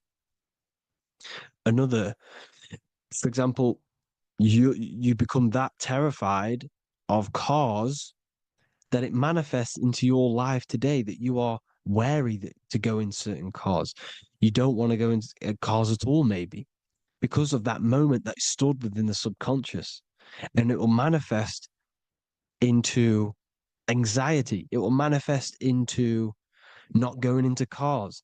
It will manifest into depression, maybe. These things, these emotional, very emotional, traumatic events have a great impression on our subconscious and they control your life. This is why you need to meditate and let go go deep within yourself and let go of these internal, deep emotions that you may have repressed and keep pressing down and ignoring. But you need to address it and let go of these subconscious impressions you have, which are controlling your life, like anxiety, depression. All of these things are stemming from things that are stored within your subconscious years and years ago, more than likely. Broadcasting. They're casting spells to a broad audience, to news, north, east, west, and south. They're casting spells. No, if you watch the news, everything's red. Breaking news in red writing or the red background, everything's red. Why? Because red's the root chakra, which is all to do with survival. They want to stimulate this root chakra because they want you down there in survival mode. They want you in survival mode because you're easier to control. They control out of fear. And not only they're casting these spells as if, because most of the things they cast in the news hasn't already happened. They're constantly bombarding you with there might be a war breaking out, war this, war that, kill here, kill there, murders. It's impressing, it's casting spells on your subconscious mind. So when the event does turn up in real reality, in physical reality, you're less emotional, you're less surprised. You're not as surprised because you've already heard it before. Your subconscious has already heard it all before. If you never heard of a war and then a war broke out, you'd be going crazy. So they subtly program your subconscious mind through the words, because the words they say is impressing your mind. It has an effect on your mind, which will have an effect on your behavior, your words, your conversations you have with people. They're casting spells to north, east, west, and south on the they're telling a vision by broadcasting, by saying spells. This is why we call it spelling. Even the word, listen, the words we say cast spells. Bless. Oh, bless you. That's be less. The subconscious mind only picks up literal things. You see, when I say bless you, your conscious mind picks that up as, oh, thank you, you're blessing me. But your subconscious picks up as be less. You see? Because the subconscious it has no filter. It's just, it is what it is. Everything is factual in the subconscious. Therefore, if I call you an idiot, your subconscious, my subconscious will think I'm talking to myself and calling myself an idiot, and it will take that as true. That is truth. Everything is truth within the subconscious.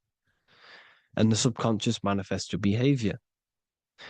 The devices this is the biggest one. Black scrying mirrors, device, the devil's vice, the device. Okay. Black scrying mirrors, black screen. Screen is scrying. Black scrying mirrors were used to communicate with spirits within the astral plane in the medieval times. They're probably still, well, they're still being used now by black obsidian mirrors. And look at your phone, it's a black mirror. And there's some sort of, I'm not saying this is facts, but personally, I believe these are portals for spirits and ethereal entities to come into your life, to come into your surroundings. So this is the next big thing: the TVs, your iPhone, your iPod, all black mirrors, and mirrors are very, very powerful. Even just a normal mirror. Mirrors have an effect. Whatever you say into a mirror, what you say is energy. And when you say something into a mirror, you're saying it into yourself. It's an infinite cycle of words of energy because it's being reflected infinite times. When you say something into a mirror, it has a massive effect. You're saying it directly into your eyes, into your mind. So what you say in a mirror should be said with precaution. Never say anything negative into a mirror, because mirrors are very, very powerful ways for you to reprogram your subconscious mind for the good. You can say very positive things into mirrors and it will reprogram your subconscious mind. Okay? Manifesting is all magic. It's all magic. Everything is magic. But consciously doing it is what they're doing. They hid this knowledge. Your phone is magic. It manipulates your mind. The iPhone, okay. See, magic isn't all of this with wands. See, Harry Potter, okay, that was created to give you this perception of a mystical and amazing form of magic with magic wands and all sorts of stuff like that. Yes, that stuff was true when the collective conscious minds were on a higher level and our belief systems believed in these things, because the universal mind, all of our minds contribute to reality. If the masses don't believe in magic, if the masses don't believe in a certain thing, it's going to have an effect on physical reality. So when the collective minds are higher and have more open minds, things like Harry Potter can come true. See, it's all in the mind. The iPhone, the eye is the symbol for the mind, the invisible intelligence. The triangle is the ethereal plane. Okay. So the eye in the triangle is the eye that sees into the beyond the ethereal planes. The square is the physical plane. So the iPhone, your phone is a black box, just like the Saturn black cube. It's a black mirror. It's taking photos of you every 2 seconds. And it's your mind. Your mind is in that phone. Everything you like, everything you text, everything you type in Google, everything you say to someone, every conversation is all recorded on the phone. Therefore, it is a direct reflection of your mind. Your mind is imprinted into your phone because your mind, everything you think in your mind, you're manifesting into typing, saying, taking pictures into the phone, and it's collecting it and storing it. And what they're doing, and this is for all forms of magic, it's manipulating the mind. It's all manipulating the mind. Reels, Instagram, TikTok, this is all dopamine. It's all controlling the mind. Every like you get, every follow you get, every share that you get is dopamine within your brain. They're literally targeting your brain and mind. It's all manipulating, because what they're pushing through the phones, through the media, through the news, through the televisions is visions and programs. You are the one manifesting the New World Order. They're not manifesting the New World Order. They're giving you the information so you can manifest the New World Order. Everything they say is contributing to your mind. For example, digital money and all the information they put out for you to see is contributing to your enslavement. Your mind is manifesting the New World Order. They know this. They don't manifest it. There's billions of us. We could easily run over them physically. But on a mental level, these people have the knowledge and they hide it from us and they let us manifest reality because we are the collective. They give us the information which manifests their agenda. It's all magic through the phones, the media, the television. So your phone is a manifestation of your mind. It's a record of your mind. Hollywood, holly tree, holy tree. They used to make wands out of holy trees, because it was the most holiest wood, the best for casting and transmitting energy. So they used holly trees to cast spells.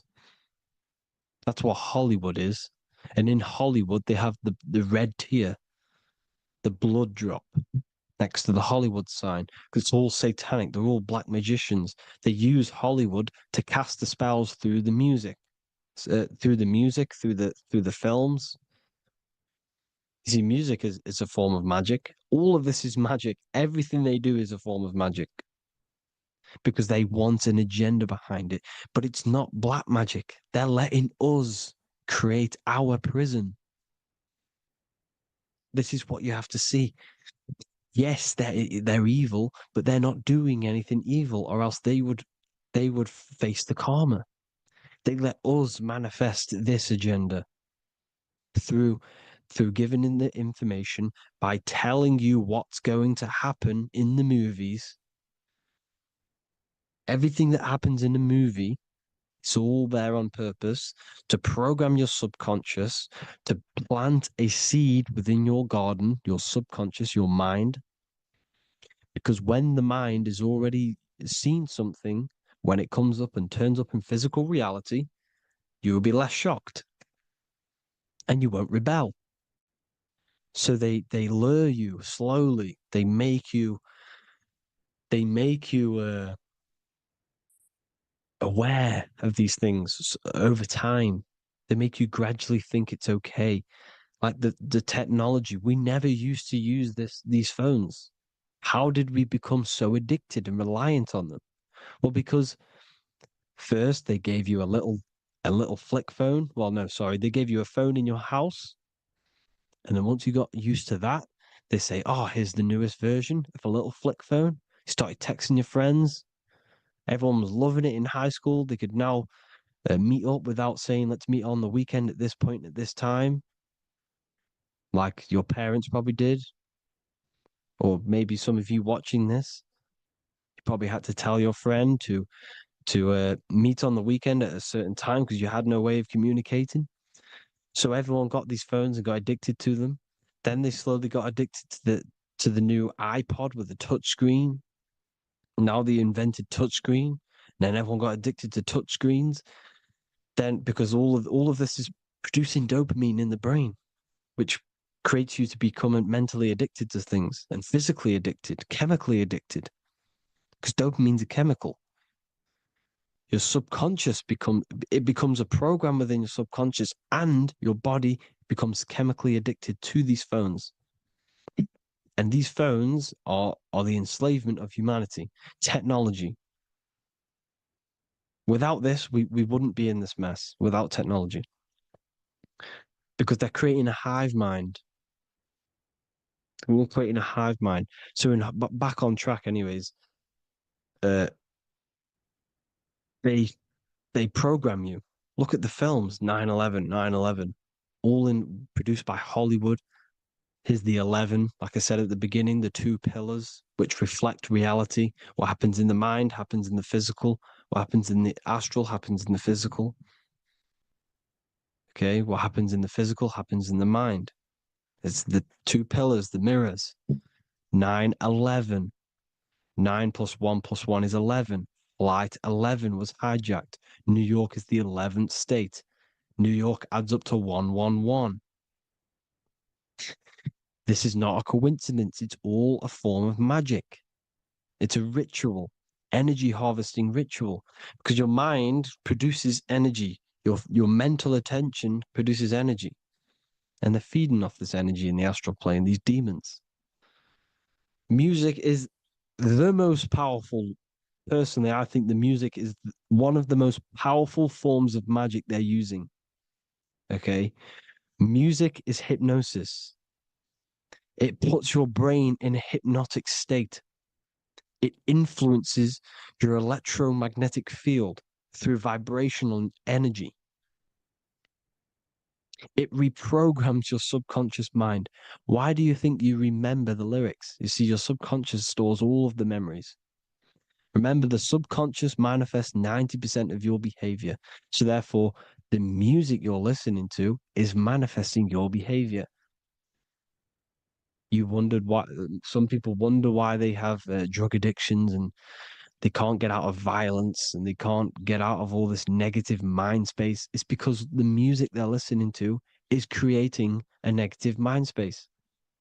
The words you listen to have plant seeds within your mind. So the reason you remember the lyrics is because that song created a program within your subconscious. Yes, that is what happens. You can use magic to reprogram your mind, but you can use music to reprogram your mind because it's all forms of magic. It's using natural mental energy forces to manipulate the physical reality. You manipulate your mind, you manipulate reality, physical reality. Okay. So the music, another very, very big one. When you turn on the radio, it's just all talks about alcohol, drugs, and sex because they want you down in the lower three chakras. They want your mind attached to matter when it's mind over matter. Your mind's not physical. You see, the word spirituality is the new trend. It's not about your spirit. It's not about your spirit. It's about your mind. It's not about, you know, uh, spirituality and looking after your spirit. And they've got you focused on your spirit. Why? Because they hide your mind from you. You see, a lot of people think their mind is their brain, but the mind is everything. There is no physical reality without mind. You can have a brain. Imagine if you had no mind but a brain. It wouldn't work. The mind is everything. The mind controls your avatar. It begins in the mind before it happens in the brain. Then the brain manifests through the body. The brain's just an electrical computer. So that they've got people scared, or do I have a soul or not, and all this stuff. Listen, if you have a mind, you have a soul, because you are not the mind. This is why everything is sort of an illusion, because beyond the mind is your soul. But what is the soul without a mind? You can't have a soul without the mind. But if the mind didn't exist, the soul doesn't exist. You are the person listening to your mind. I shouldn't say person because you're not the body. You're the entity behind the mind. But if you didn't have that mind, you couldn't understand what you even were. You would just be an observer who couldn't think. So yes, we all have a soul. If you have a mind, you have a soul. Everything is mind. Everything has mind. Mind creates everything. God is mind. And then manipulating your mind through TV, your phone, every little thing, the school, It's all about the mind, people. Control your mind, you control your reality. Just the last thing, here you go. Aleister Crowley, the Dark Magician, Kanye West doing the exact same thing because they're implementing magic in the music. Here's the Beatles with Aleister Crowley in the background. Bet you never noticed that. Aleister Crowley was influencing music and placing magic within the music to influence the subconscious. This is what Baal worship was. This is why they kill children. They sacrifice these children. Why? Well, because in order to ascend, in order to raise your consciousness internally, godly, by being good, God, or being in order to be good and raise your consciousness and to get something in the physical world, you have to sacrifice yourself. And what do I mean by that? In order to raise your consciousness and ascend, you have to sacrifice the lower nature of yourself. You know, you got to abstain from having sex to retain your sexual energy, to transmute it, or staying away from negative, some poisonous foods like meat. So, staying away from blood. We shouldn't be consuming other animals' blood. We should be keeping our blood pure. We are humans. We shouldn't consume chicken blood, chicken germs. We are the most divine creatures on this creation. We are the most intellectual creatures in this creation. Therefore, we should keep our temples pure. We are not animals. If you want to associate yourself with an animal, go out in the wild, go and find a wild boar and go and try rip its guts out with your bare teeth, because you can't do it. You're not a cat. You're not a carnivore. Okay? So in order to ascend, you have to kill and sacrifice your lower part of yourself to ascend up to your spirit self, your mind self, the highest version. And the elites don't want to do this.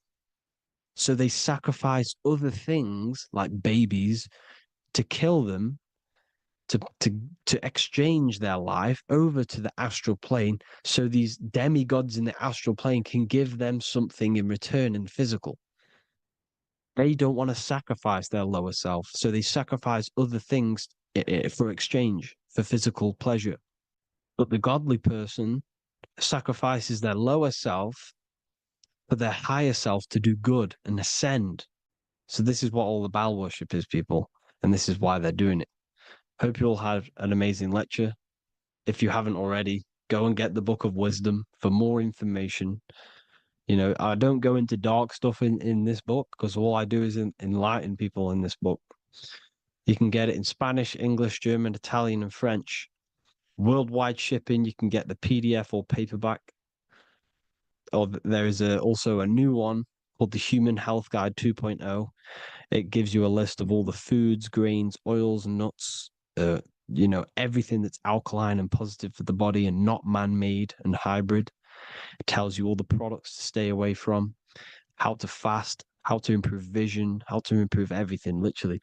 So the Human Health Guide has been released. If you want that, I'll pull all the links in the bottom of the description. Hope you all enjoyed the lecture, people. God bless you all.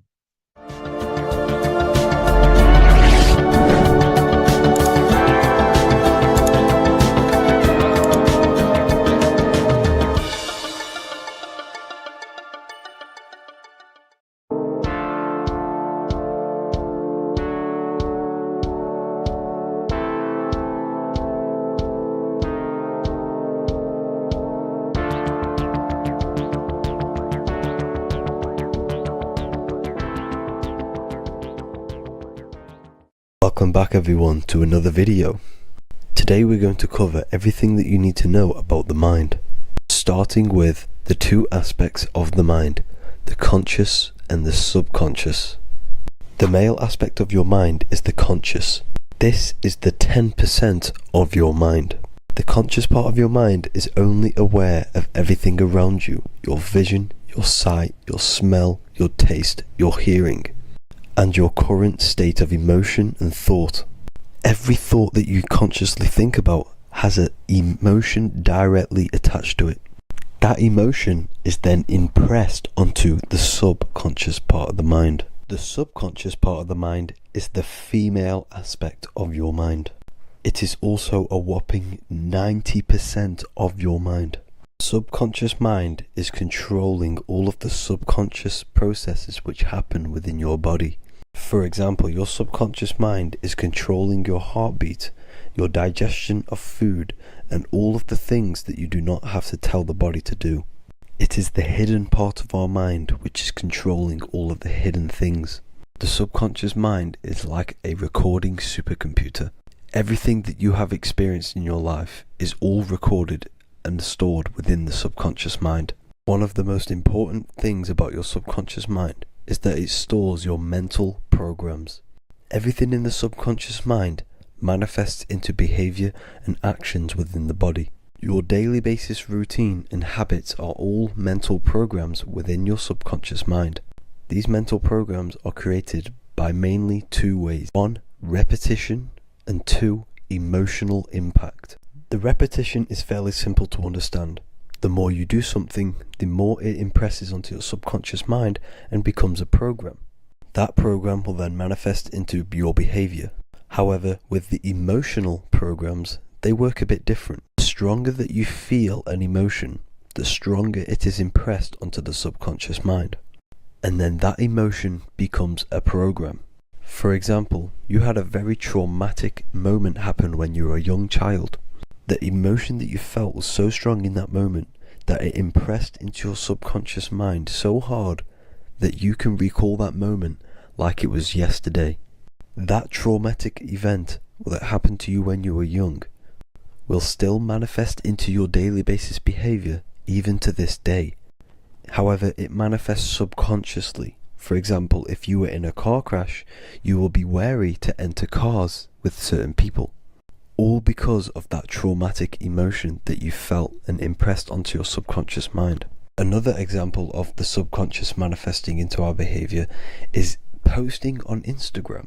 Most of the time, the reason why you post is because your subconscious mind is seeking gratification. So before you actually do something, question yourself and find out the root cause of why you are doing this. Another thing that you need to understand about the subconscious mind is that it takes everything you say and hear literally. So for example, if you go and say, "You are an idiot" to someone, your subconscious mind will only pick up the word idiot. It only knows yourself. It doesn't know anyone else. You are casting a spell on yourself just by saying that to someone else. This is why the golden rule is to treat others like you'd like to be treated. Now, you can rewrite these programs which are already in your subconscious mind. However, it does take consistency. You have to change these programs which have been running for years. And by changing these programs, you change your behavior, because these programs manifest into your behavior. The best way to do this, personally, is to listen to affirmations first thing when you wake up in the morning, and do this for 10 minutes every single morning. Then at night time, you want to think and feel that you are becoming the reality that you desire. The more that you feel this reality, the more it will become a program and impress your subconscious mind. For example, you're trying to gain financial freedom. If you trick your subconscious mind into creating a program saying that you are financially free, this will manifest into your behavior. You will start doing more work. You will start looking for ways to make money. Your mind will be set on the frequency of money and financial freedom. Therefore, you will receive thoughts based around this program. If you take enough action, your life will dramatically change because of this program that you created in the mind. This is why we call it a mindset, because your mind is a frequency tuner which sets its frequency onto different thoughts, because thoughts are frequency. If you fill your mind with a specific frequency, you will gain thoughts and ideas based around that frequency. To create a stable mind, you need to master your emotions. You need to change your mindset. Everything that you experience is neutral. Based upon the mindset that you see it, you either give it a positive or negative charge. By understanding this deeply, you will then control your emotions. I hope you gained some wisdom and enjoyed this video. Please, if you can, leave a comment and a like, and subscribe to the channel if you like this content. Love and light to you all.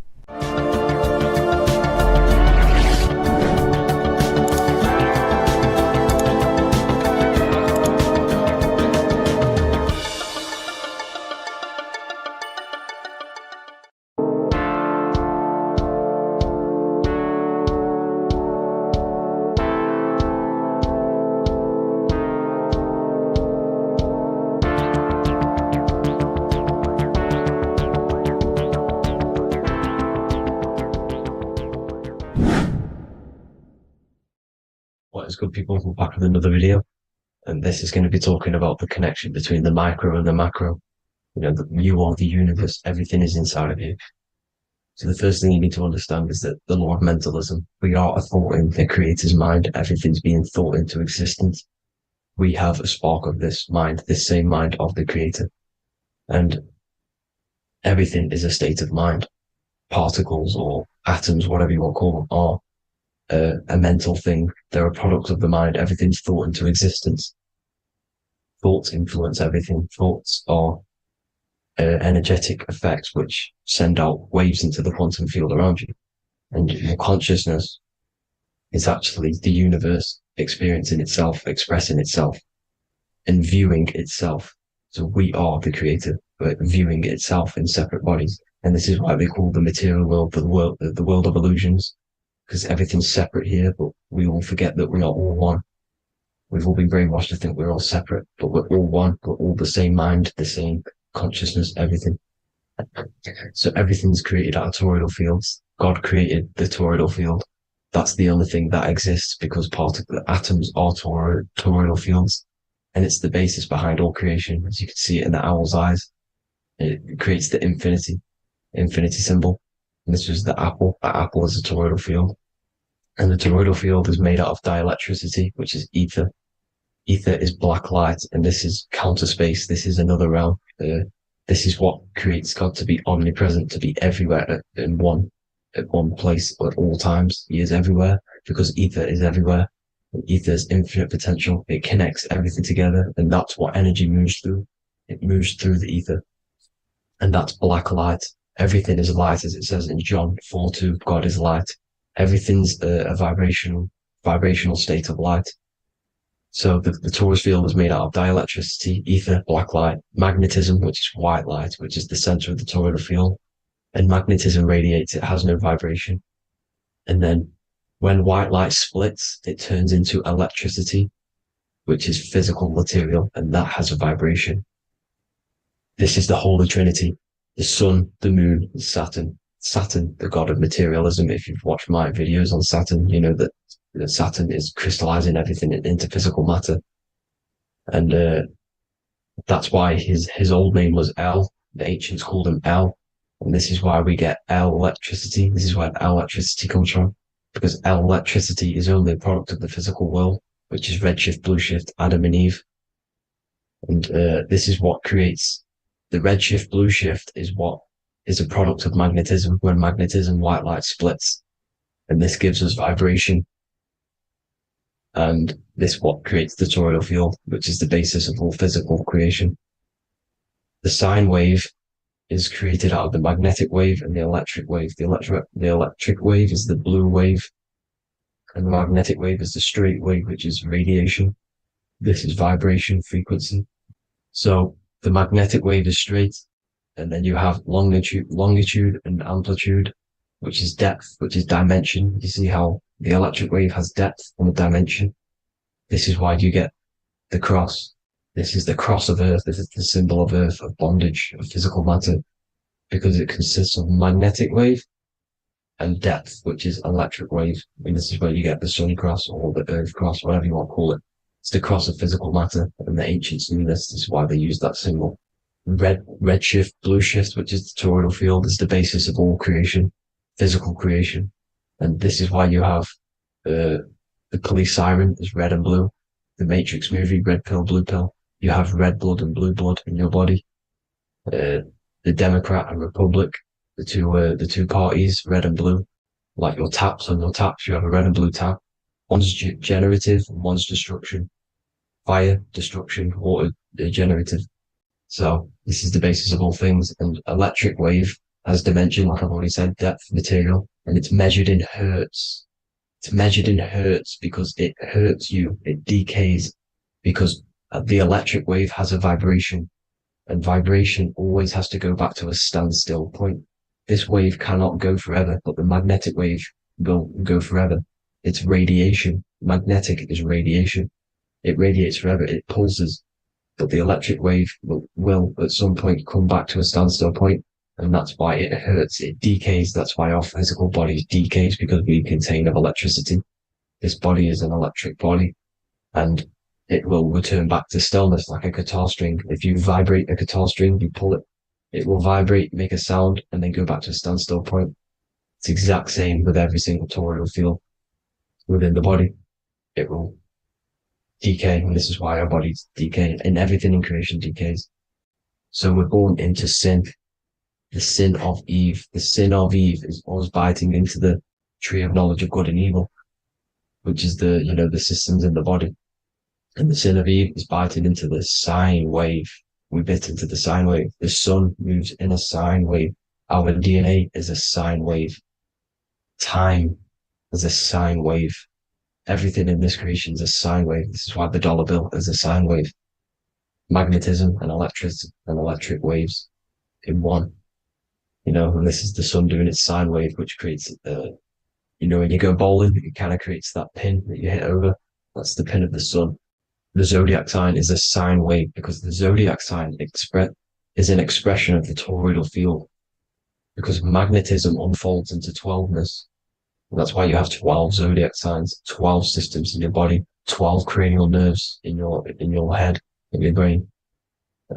So if you can imagine this, see where my pointer is, always starts with Aries. Aries is the head. It's the first thing that's created in the womb. And this is Aries, the ram. And this is why it's called a cerebrum in your brain, which is the first thing that creates when you're in the womb. And what's the element of Aries is fire. Fire is the first element. Fire, first, because it's the first thing on the wheel, the first expression of energy. As you can see here, my pointer, this is the center of the toroidal field. It would go Aries, Virgo, Capricorn, Pisces, Scorpio, Cancer. Then we go back to Libra. Libra would be center. But you see how the toroidal field is the expression of the 12 energies. That's what the constellations are, the energy expressions of the toroidal field. So it would go outwards, starting from Aries here, all the way back to Pisces, which is beyond the bottom half. But Libra would be the center. That's why Libra is the equinox. It's the equinox. Libra is when it goes from summer over to autumn. It's the equal. It starts to transition into the winter side. Equinox, equal, which is Libra. And that's why Libra has the two scales. It's symbolized with the two scales. That's because of, the sun moving over. It's being judged. It's equal now, but then it's going to tip over into the winter. That's why Libra is here, the center of the sine wave. Like I said before, magnetic energy unfolds into 12ness. Magnesium is number 12 on the periodic table. It's the sacred number. And this is why the scientists are NASA is trying to bring in another constellation to destroy the holy science of astrology. So Aries rules the head, which is Mars. Taurus rules the neck, the lower head. Gemini, the two twins, which is your lungs, your two twins, your arms, two twins. Cancer, the breasts, the chest area. Leo, the heart, which is the sun, which is fire, the center of the toroidal field. Virgo, the belly, which is the intestines. Libra, the kidneys, the two scales, the kidneys, balancing out everything. Scorpio, the sex organs. Sagittarius, hips and thighs. Capricorn, I've missed that out, which is the kneecaps. Capricorn, kneecap. Aries, which is the ram, which is the cerebrum in your brain. And then Aquarius, the calves and the ankles. And the Pisces, the two fish, the 2 feet. So everything corresponds, as you can see here. This is an ancient way of depicting it, of the folded human. And this is everything. Each constellation rules that part of the body, gives energy to that part of the body, makes you do certain things. So magnetic energy unfolds into 12ness, electricity unfolds into 7s. That's why when you get electric, the light spectrum that we see, it consists of 7 colors. Why we have 7 planets. The 7 planets give us our 7 metals and the 7 solfeggio scale frequencies. So the rotor, this is the rotor, and rotor is an anagram for Torah, the Torah, which is I think it's the Hebrew Bible. Don't quote me on that, but it's one of the holy books. Which is the Torah, the Taurus. Everything goes back to the Taurus field because it's the basis of all creation. So the chief cornerstone, it says in the Bible that the builders rejected the chief cornerstone. The chief cornerstone, you are the builder. You decided to incarnate into the physical world, into the electric world, El, the world of El, Saturn. When you are created in the womb, it takes you 9 months for you to be created. So for example, if your parents, if you went into the womb here, it'd take you 9 months. So let's say you're born in Scorpio. So you'd go back 9 months, 1, 2, 3, 4, 5, 6, 7, 8, 9. You consist of all of these 9 energies because it takes 9 months or however long you took to be born. Some people are born earlier. You'd have to find out how many months you were in the womb for. But you consist of these 9 energies, and each constellation has a cell salt associated with it.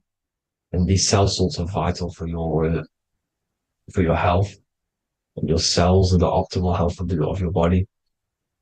So the chief cornerstone that you rejected is these 3 cell salts, these 3 constellations. So you're mineral deficient in these 3 constellations. For example, fluoride, magnesium, phosphate, and potassium sulfate. So that's the chief cornerstone. And a cornerstone, people always get it rejected with the cornerstone. The cornerstone is not, it doesn't say the cornerstone in the Bible. It says the chief cornerstone. The cornerstone is a cornerstone of a building, but a chief cornerstone is the top of the pyramid. This is where we get the pyramid of the wheel. So you're mineral deficient in whatever 3 zodiac signs you're not. You were not in the womb for. This is the chief cornerstone you rejected.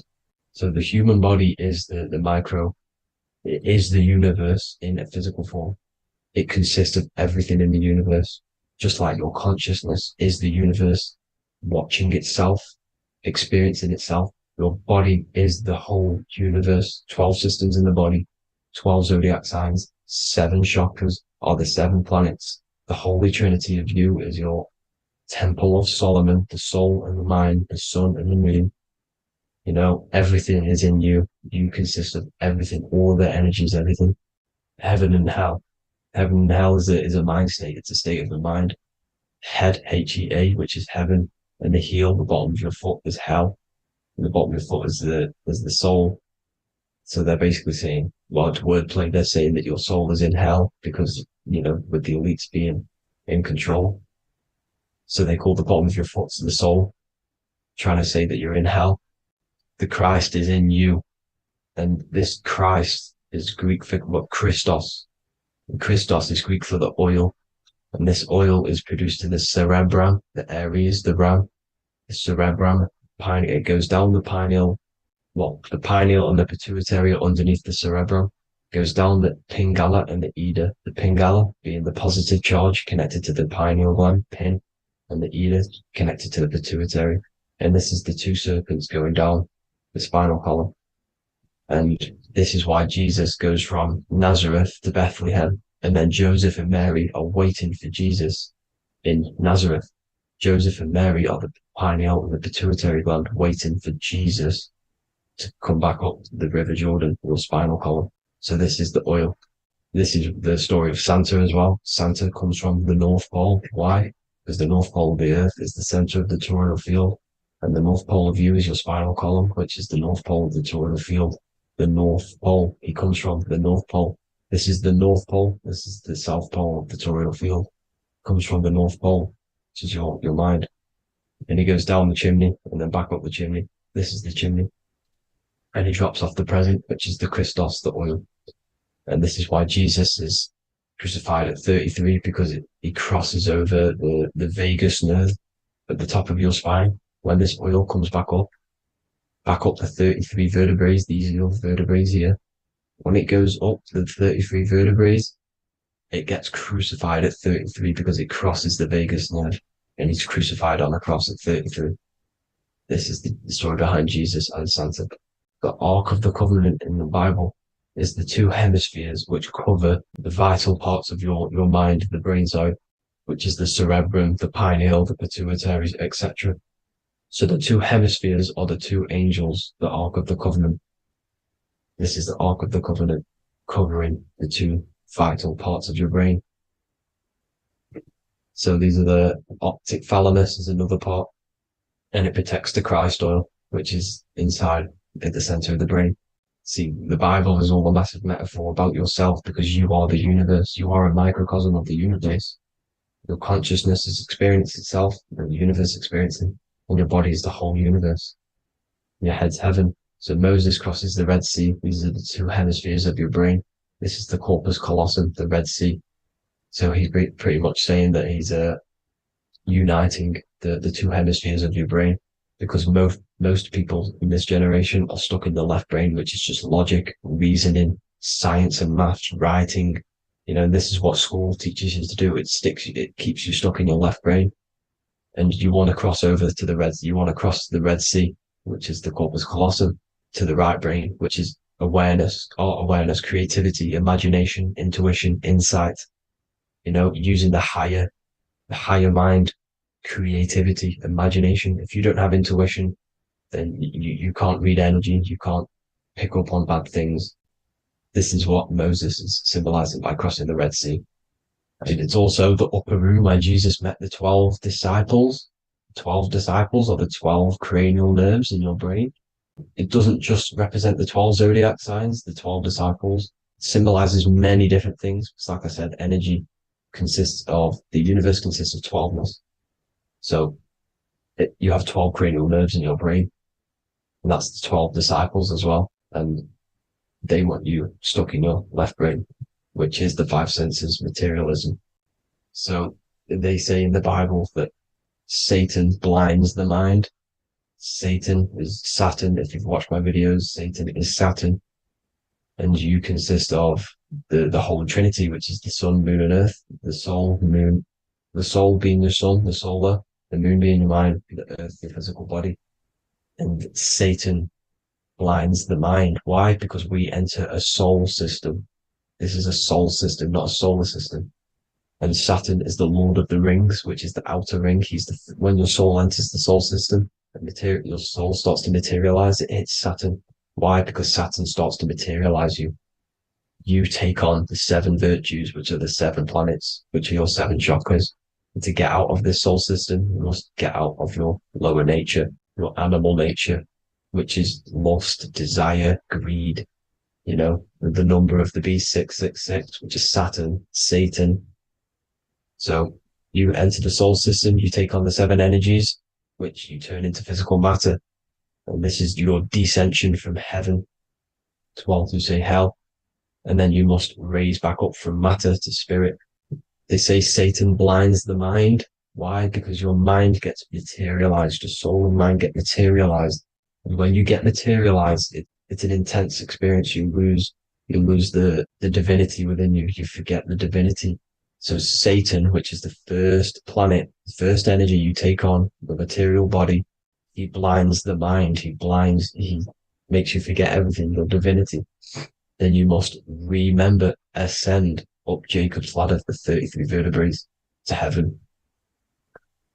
And this is a microcosm of the macro, because you will ascend back up to heaven if you do this, when you leave your physical body, when your body decays.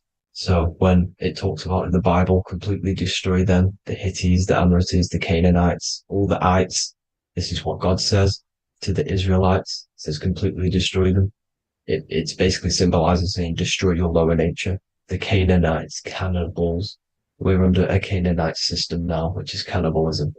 And this is flesh eating, lust, greed, all the demonic stuff, all the lower vibrational stuff, the lower nature, eating, sex, and survival, the lower three chakras.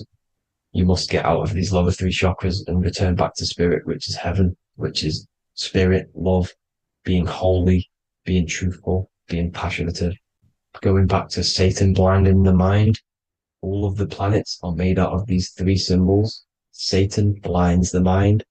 And that's why Satan's symbol, this is the symbol for Saturn, Satan, the symbol of Saturn is the cross, which is physical matter, the earth, over the moon. The moon is your mind. So the Saturn symbol saying matter over mind. He blinds the mind. Satan blinds the mind once you enter the soul system.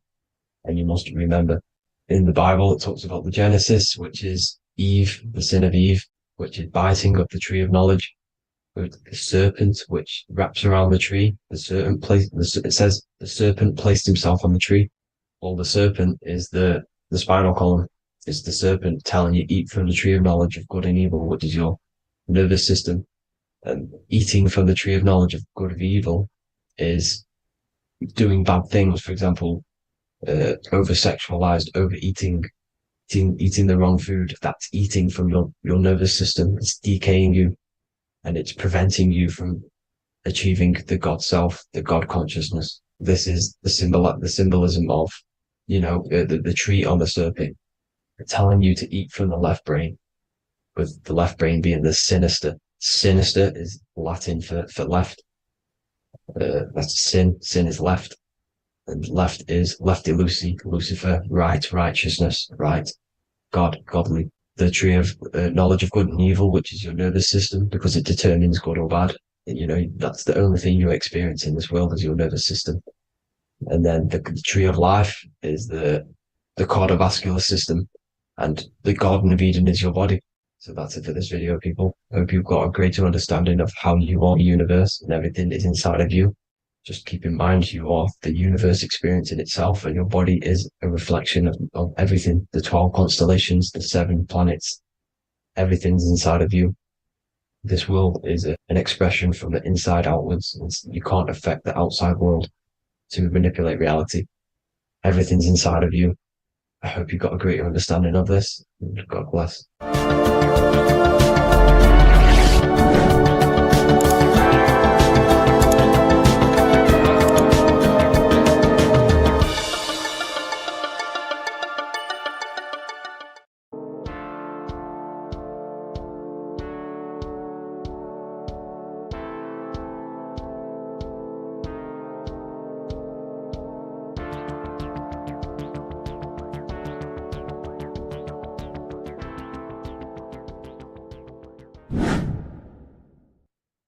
Left and right hemisphere, and what are they doing? How does it contribute towards your perception in this world? And this is what we're going to be talking about in today's video. We're going to be breaking down the 2 hemispheres of the brain and how they function in your life. So first we have the left hemisphere.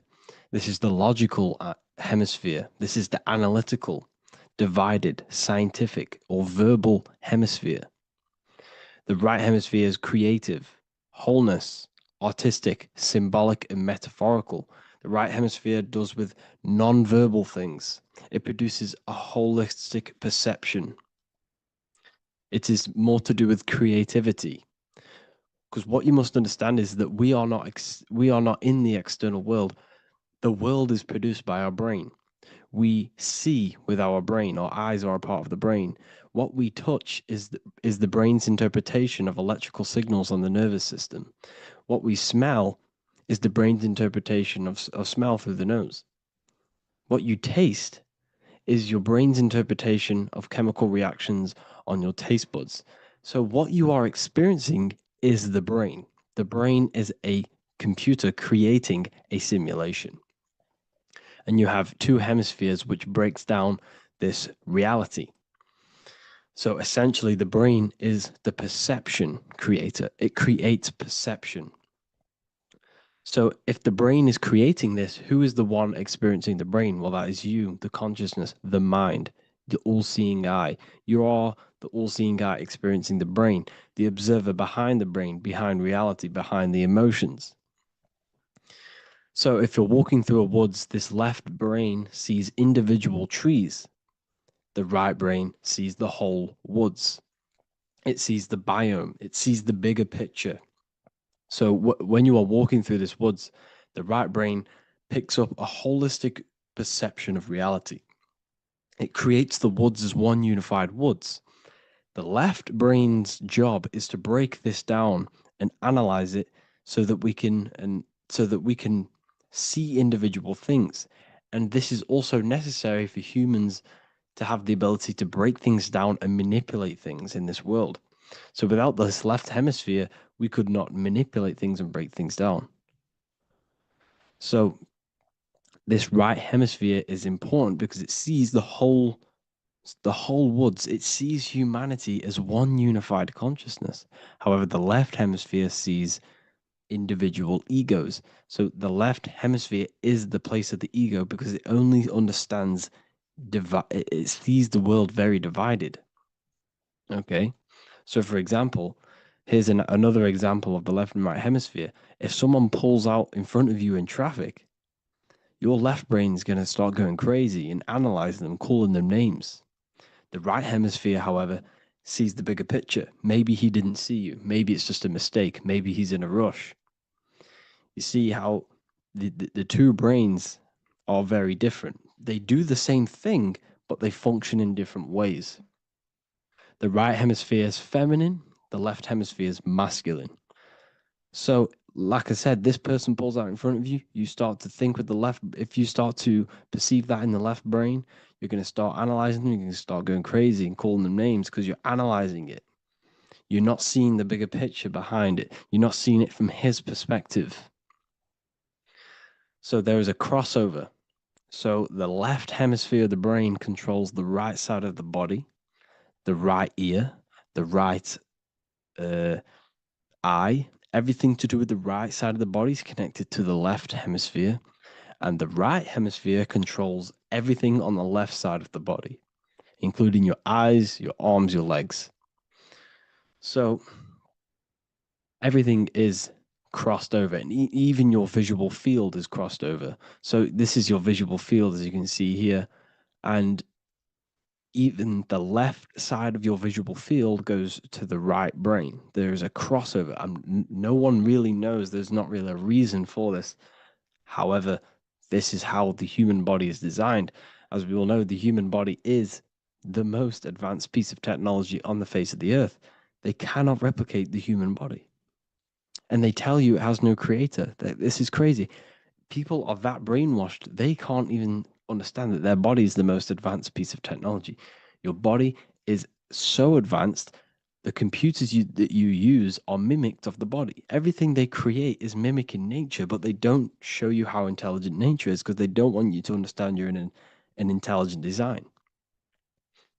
So anyways, let's get back on track. There is a crossover in the brain, and this is why they teach you to write with your right hand. And I was speaking to someone who's in a nunnery, or whatever you want to call it. They were a nun, or they knew someone who was who was a nun, and they forced these people, these nuns, to write with their right hand. You had to write with your right hand.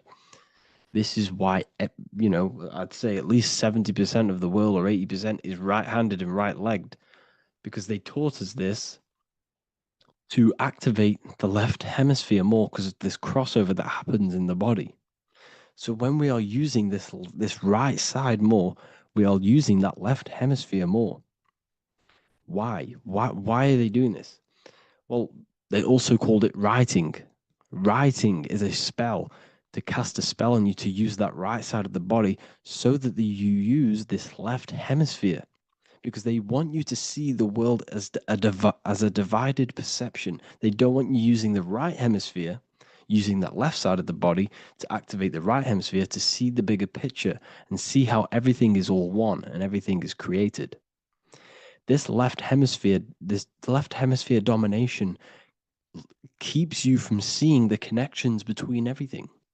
because that left hemisphere analyzes, it breaks things down. So when we are left hemisphere dominated by using the right side of the body, we are essentially seeing everything as divided. And this is why so many people will not understand my work, because my work connects dots and connects fields of knowledge, and makes you see the bigger picture.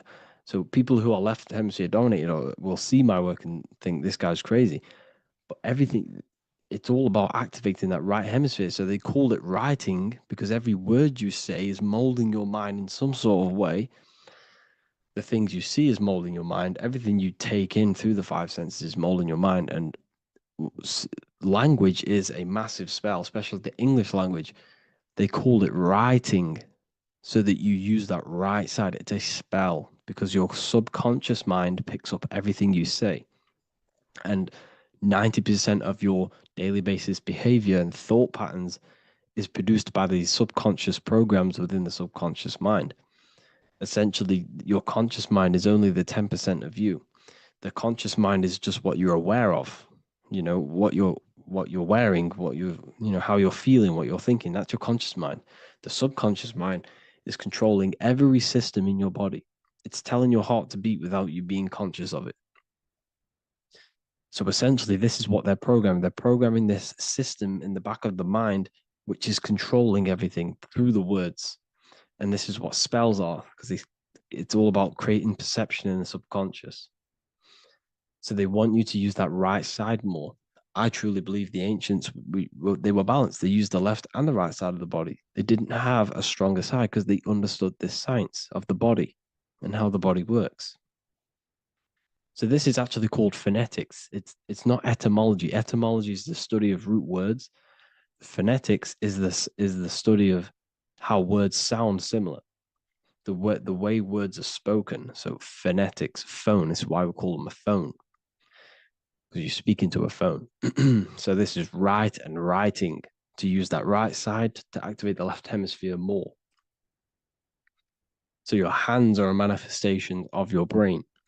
The left hand is the right brain, the right hand is the left brain.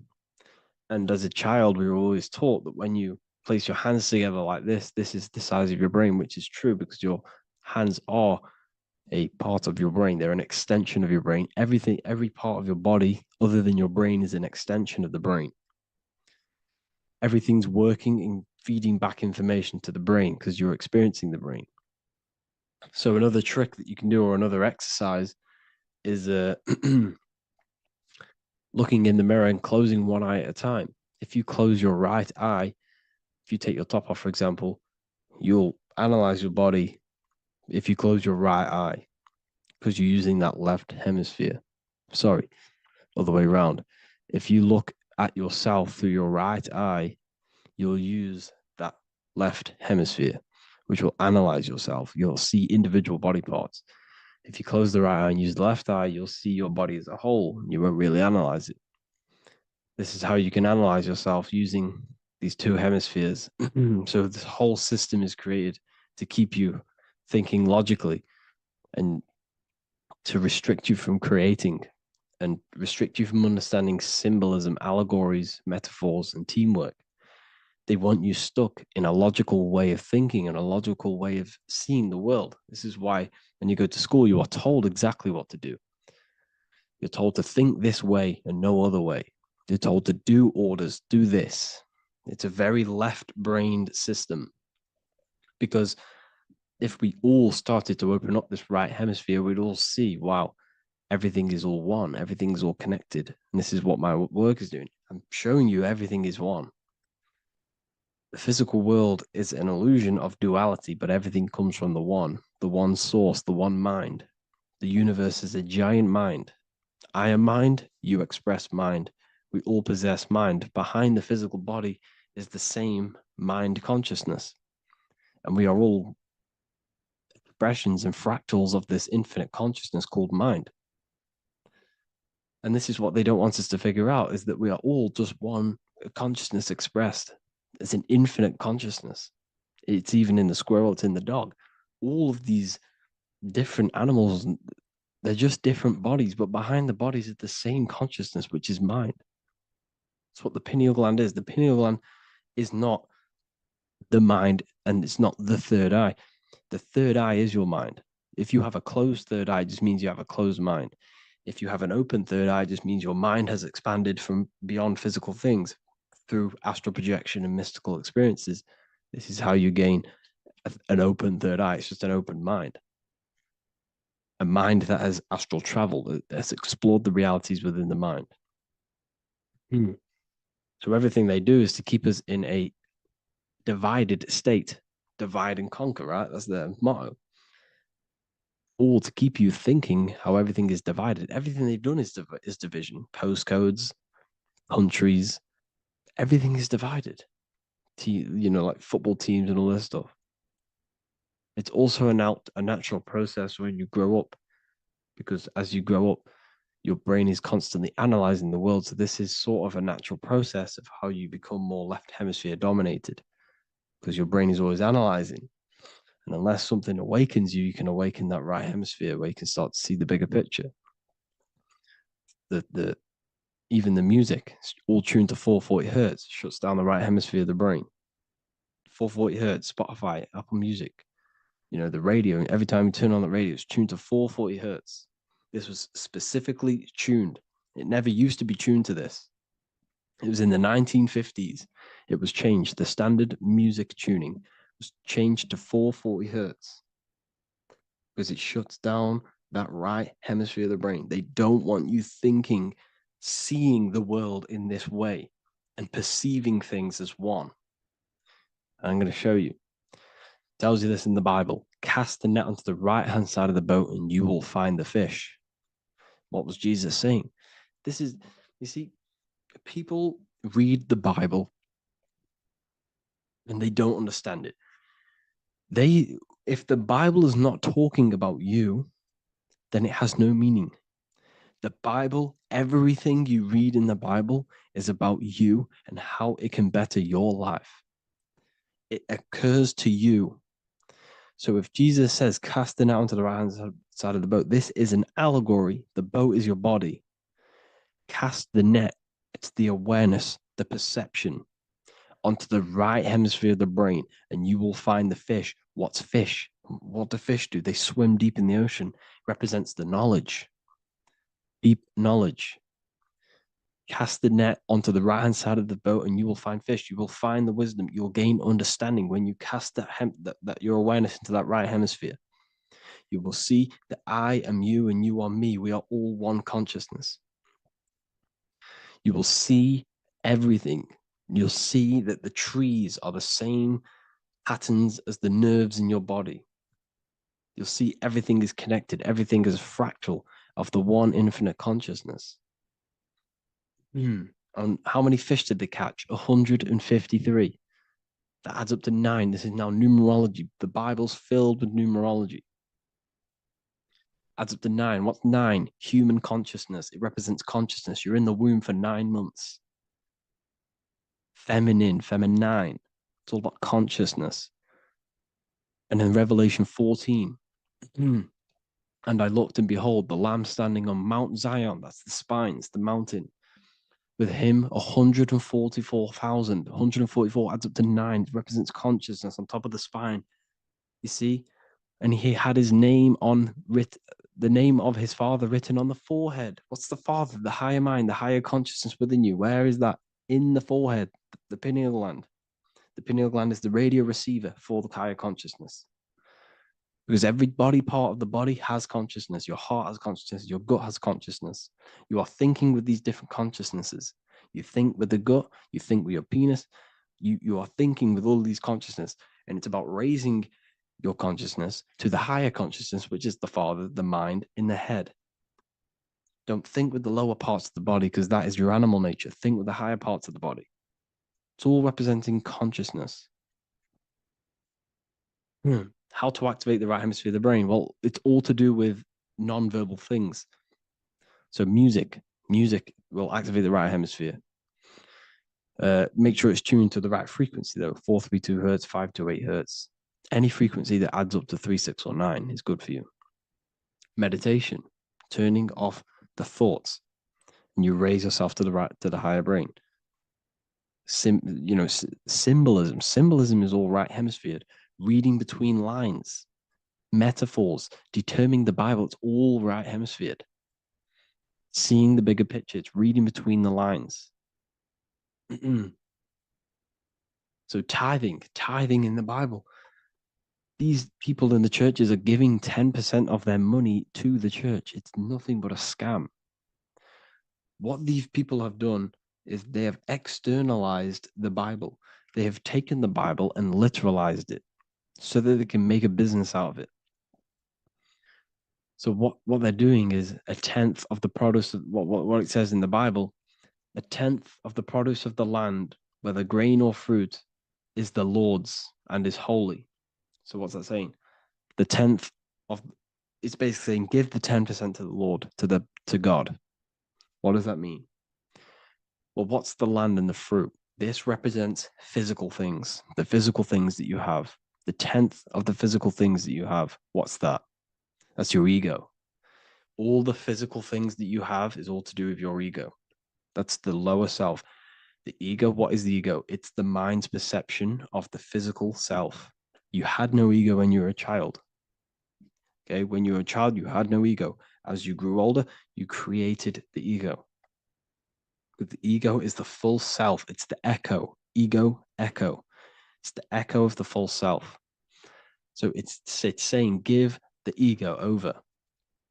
Take away the animal self. In that left hemisphere, that's all to do with the left hemisphere. That left hemisphere sees the ego. It sees individuality. It's divided. So it's saying give that 10%. Give that 10% of you over to the right hemisphere. The 90%. The 90% of you is in that right hemisphere. The higher self. Now, I'm not saying the left hemisphere is bad. Okay, I'm not saying that at all. But it sees it sees things divided. It's like I said, the left, the hands are manifestations of the brain. So when these Christians are praying, they're putting their hands together. What are they doing? That they're syncing the brain hemispheres. What you're doing, because everything's an extension of your brain. So if you put your hands together, you're putting the two hemispheres together. And what's happening when you place the hands together? All the electricity in the body is now running in a circuit. So once you connect these two hands, the electrical energy is now running in a circuit. And energy can move around the body quicker and more efficiently. So when you pray, when these people are praying, they don't realize that they're engaging in ancient forms of meditation, of balancing the two hemispheres. So now we're talking about balancing the hemispheres, not the right hemisphere. This is what Israel is. Look at the symbol for Israel, the up triangle and the downward triangle. What's that? The up triangle represents male. The downward triangle represents female. Okay? This is talking about the brains.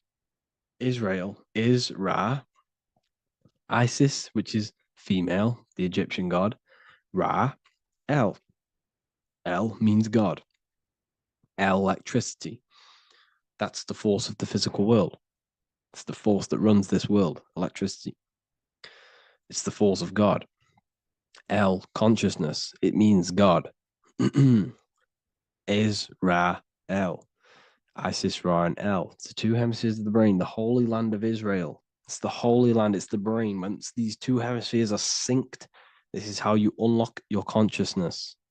This is the easiest way of astral projecting. Hemisphering, I forgot the word for it. Hemisphere synchronization, something like that. It's about syncing the hemispheres. This is how you unlock your consciousness. Once the brain is running as one electrical system, this is how you balance the two masculine and male opposing energies. Once these opposing energies are no longer in war with each other, the brain, they come together to work as one. You unlock your consciousness. You are born again. What happens when a male and female have sex? It creates a new child. It becomes one. You are born again. Once the two hemispheres of the brain, you are born again. You can then have an out-of-body experiences. So this is why the symbol of the Holy Land, Israel, is the up and down triangle back combined together, because it represents unification of the male and female. unification of the hemispheres. You're born again. You unlock consciousness, and you can get this for free. It's called the Gateway Tapes on my website. Basically, it's a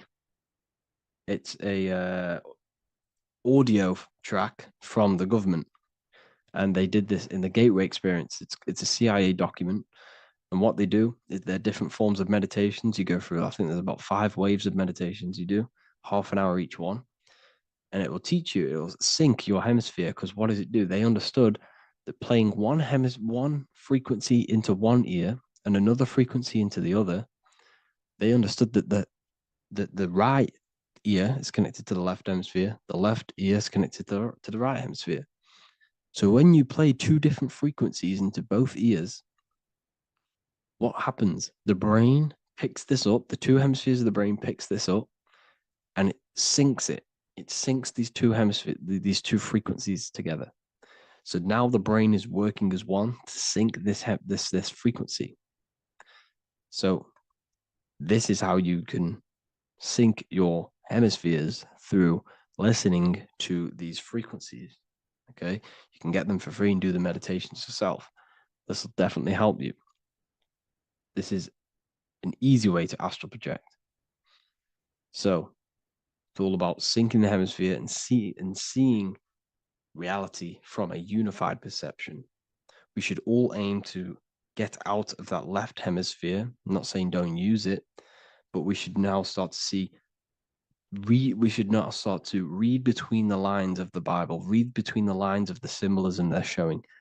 Study symbolism, study allegories and myths. What are they trying to tell us through these allegories? And, this is how we start seeing things in a better way. Once we understand that we are all microcosms of an infinite consciousness, we can all come to one, because love is the unifying force of this infinite consciousness. We are all divided. We are all disconnected from our hearts. Once we all connect with our hearts and see that everything is one, we can all start to love and come together as one, because love is the unifying force of consciousness. So if you haven't already seen, I now have launched the Ethereal University.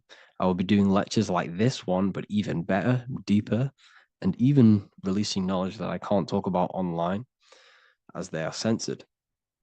I'll be doing lectures every single week. I'll be doing live calls every single week.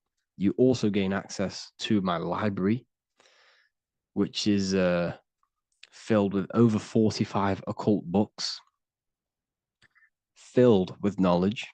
Okay, I'll show you now. Plus, you get my book, The Book of Wisdom, PDF form, and the Human Health Guide, PDF form. You also get all of this stuff, the health section, Q&As, ethereal meditations.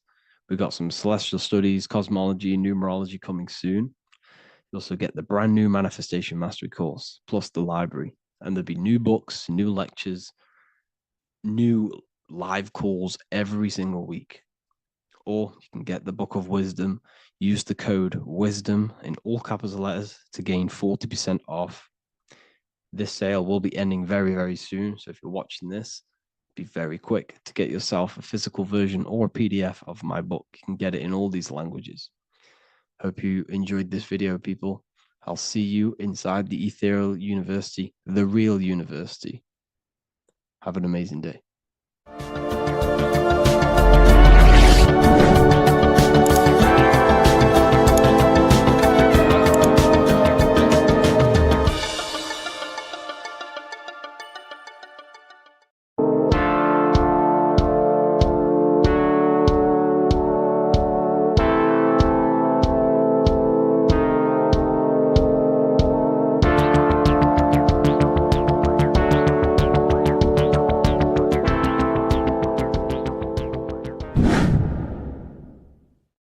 What is good, people? We're back with another video, and today we're talking about the chakras.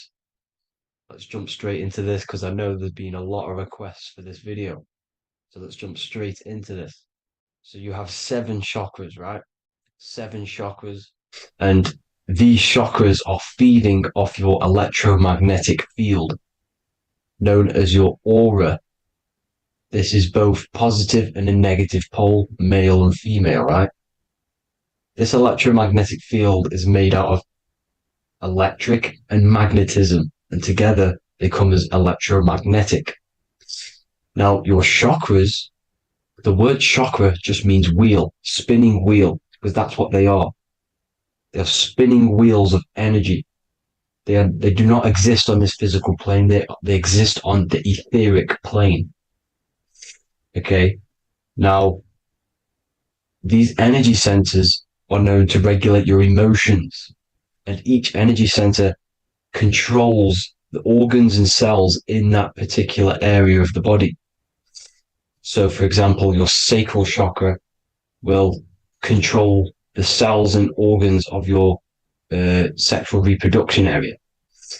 Okay, the navel chakra or solar plexus will control the digestion in your body. Same with the heart, same with the throat, right? So they are like mini brains for each center of your body. They run along up the spine, but notice the crown chakra exists outside the body.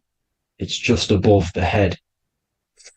Now, this process of the chakras is obviously the 7 colors of the rainbow, starting from red, which is the lowest vibrational color, all the way to violet, which is the highest vibrational color. This, like I said, these energy centers are feeding off your electromagnetic field. So if these chakras are unbalanced, they are taking too much energy from your electromagnetic field, making it weaker. Now, this is the North Pole. As you all know, the Earth is flat, and we live inside of a giant torus field, and the North Pole is the Earth's heart chakra. And this is why the aurora borealis, or the northern lights, whatever you want to call them, that's why they are green, and they are being emitted from this center point of the Earth, because it's symbolizing the heart chakra, which is green, right? Now, you do work your way up to these. However, this is a torus field. You are a torus field. You have different layers of this torus field, right? And you need to balance all of these chakras, but you can't move up these chakras until you open the one below it. So it's like a stairway. You can't go to your solar plexus without going through your sacral. You see? So you have to work up these. However, you have to work up these and then live from the heart, because the heart is the center of the torus field. It's the balance between male and female poles, positive and negative poles. So you have to balance all of these chakras and then bring them all into one, which is the heart chakra. Now, they exist on the etheric plane. They exist on the etheric plane, and the etheric plane is a layer of the material plane. It's the one higher than the material plane. And then after the etheric plane, it melts into the astral plane. So they exist just between the physical and the astral aspect. Now, this is the yin and yang matter, which is the lowest root chakra, physical matter, and then to spirit, because high vibrational matter turns into spirit, low vibrational spirit turns into matter. So they're interchangeable. This is the yin and yang. Now, when you see ancient paintings with the halos, you see this is like a toroidal field coming out the top of his head, you see, with a halo. This was symbolizing in the old days, in the ancient days, that they've aligned their chakra, they've reached Christ consciousness, which is God consciousness, right? Now, this electromagnetic field is the apple that we bit out of in the Bible, because you see that apple is a torus field. So they were metaphorically or personifying the torus field. That's what the Bible is. It's a massive personification. It's all metaphors. You have to read it properly. It's got a greater meaning behind it. Now, when we bit from the apple, we ate from the tree of knowledge, which is good and evil. our lower mind took over, so we materialized to feed our physical bodies. We materialized through Saturn. That's what Saturn does. Now, if you don't understand that, go and watch the video previous to this one called Occult Secrets of Saturn, and that will show you how Saturn is the materializer. Now, this is one of the secrets behind the Masonic compass: electric and magnetic, male and female, duality, positive and negative. Now, like I said, they teach you about the torus field, about a magnet in school, but they don't teach you about your electromagnetic field. Everything alive has a torus field. It is the building block of this creation. Absolutely everything has a torus field. There's not one thing without it. And as you can see here at the center of the apple, that's where the seed is. That's where the life is. The reproduction of that organism. As you see, this is where the most electromagnetic energy is stored, in the center, because this is where the two duality, this is where the field meets, at the very center. This is why the seed is at the very center. Now, your spine is a elongation of the brain. The brain is heaven, and the bottom of the spine is hell. So this is Saturn, which is the root chakra. The 7 planets are associated with each chakra. Moon equals mind. Okay. Now Saturn is physical matter, as I've just explained. This is the lowest vibrational color. And they want you trapped down here, which is your hell state, your animal nature, your physical nature. They want you to identify as the physical body. They don't want you to reach these higher states of consciousness. Okay? Now, in the brain, you have 12 convolutions. Now, this is what they were symbolizing in the Bible with the 12 disciples. And obviously in the Bible, it says the upper room where Jesus met with his disciples. This is heaven, the brain, the higher states of consciousness. Now, this is your North Pole. This is Jacob's ladder. Okay. This is why you have 33 levels of Freemasonry, because it's symbolizing the 33 vertebrae, which are these little things here on the back of your spine. Because once the kundalini energy from the bottom of your spine rises to the top, this is when you get enlightenment and opens your third eye. Spiritual enlightenment. As you can see here, this is Jacob's ladder. This is the kundalini symbol, right?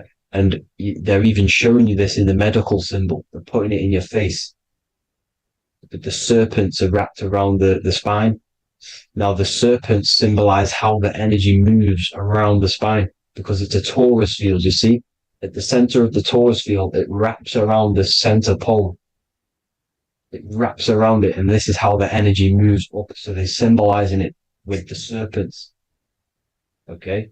Now, every religion has a sacred river. For the Egyptians, it's the River Nile. For Christianity, it's the Jordan River, right? This river is the canal, the energy canal at the center of your spine, all the way leading to heaven, to the Holy Land. This is the chamber which the energy rises up, right? Now, they used to say the gods descended from heaven to man. This is just heaven. This is the mind state. And they said the gods were connected by a rainbow bridge. That's the chakra system, the rainbow bridge. Okay. Now, the ancients called this place Midgard, Earth, where both evil and good live, right? Midgard. But you can go to heaven, which is a pure mind state, because once you're in heaven, nothing negative can ever bother you. That's completeness, pure Christ consciousness. Now, this is why Jesus dies at 33. He didn't actually die, but it's symbolizing the death of the physical body. Not the death of the physical body, but his consciousness rising above the physical body to, as I said here, matter to spirit. matter died off and he came spirit consciousness. This is symbolized by the 33 vertebrae, which is obviously the 33 levels of Freemasonry. And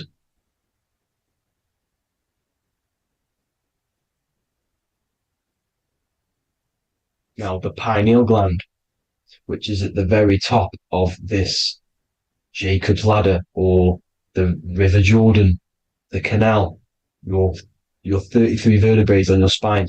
This is where the pineal gland sits, right? At the very top, at the center of your brain.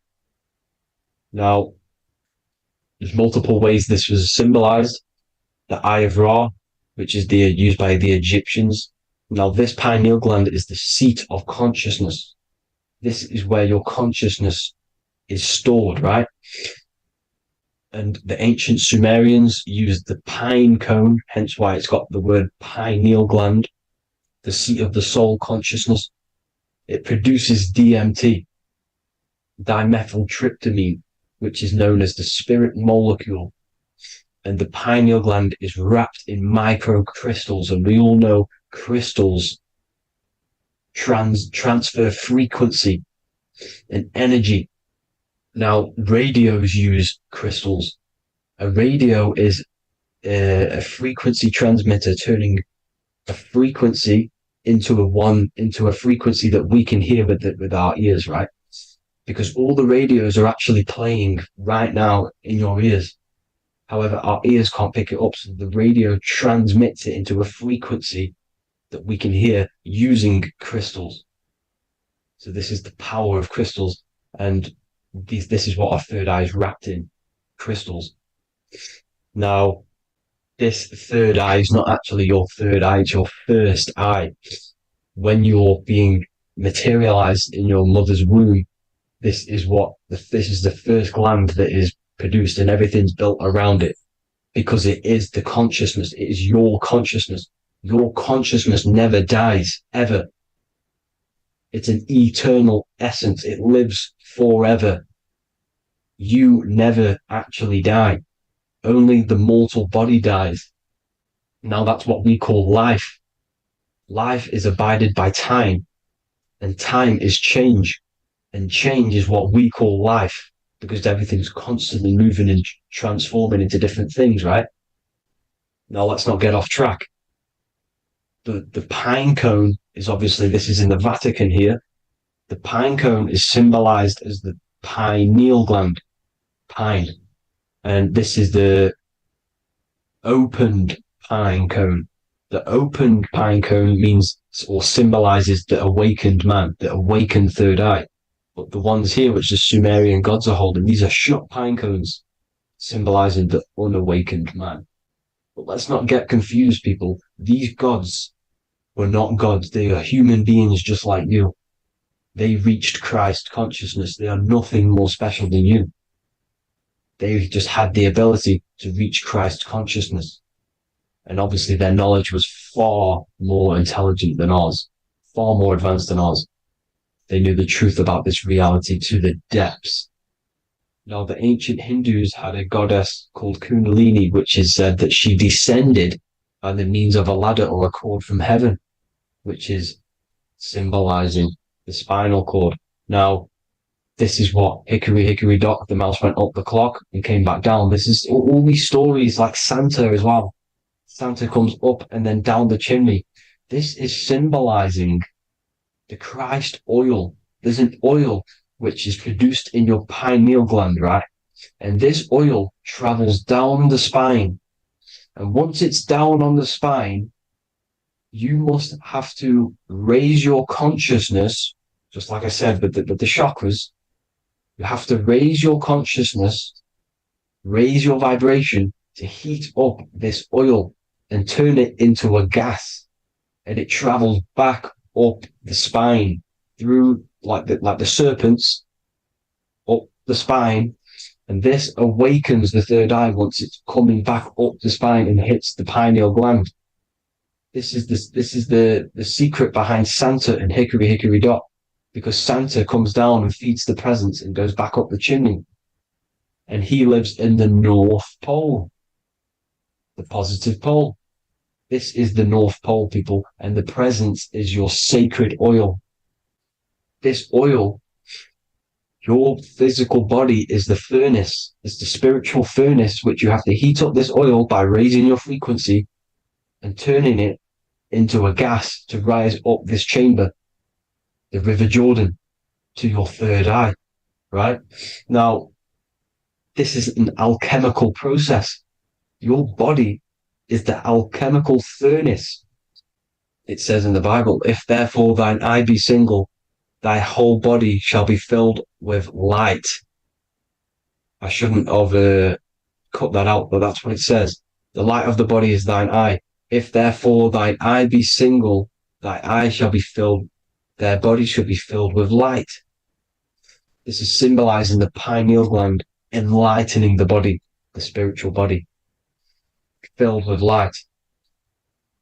Now, as I said, they want you kept down here, which is the root chakra, which is your animal nature, which is obviously mind, matter over mind. This is the symbol of Saturn, right? As you say, we're built of body, mind, and spirit, the Holy Trinity. That is the sun, moon, and earth. The sun's your soul, solar. Moon is your mind. Earth, which is the cross, which is your physical body, the 5 elements, right? So body, mind, and spirit.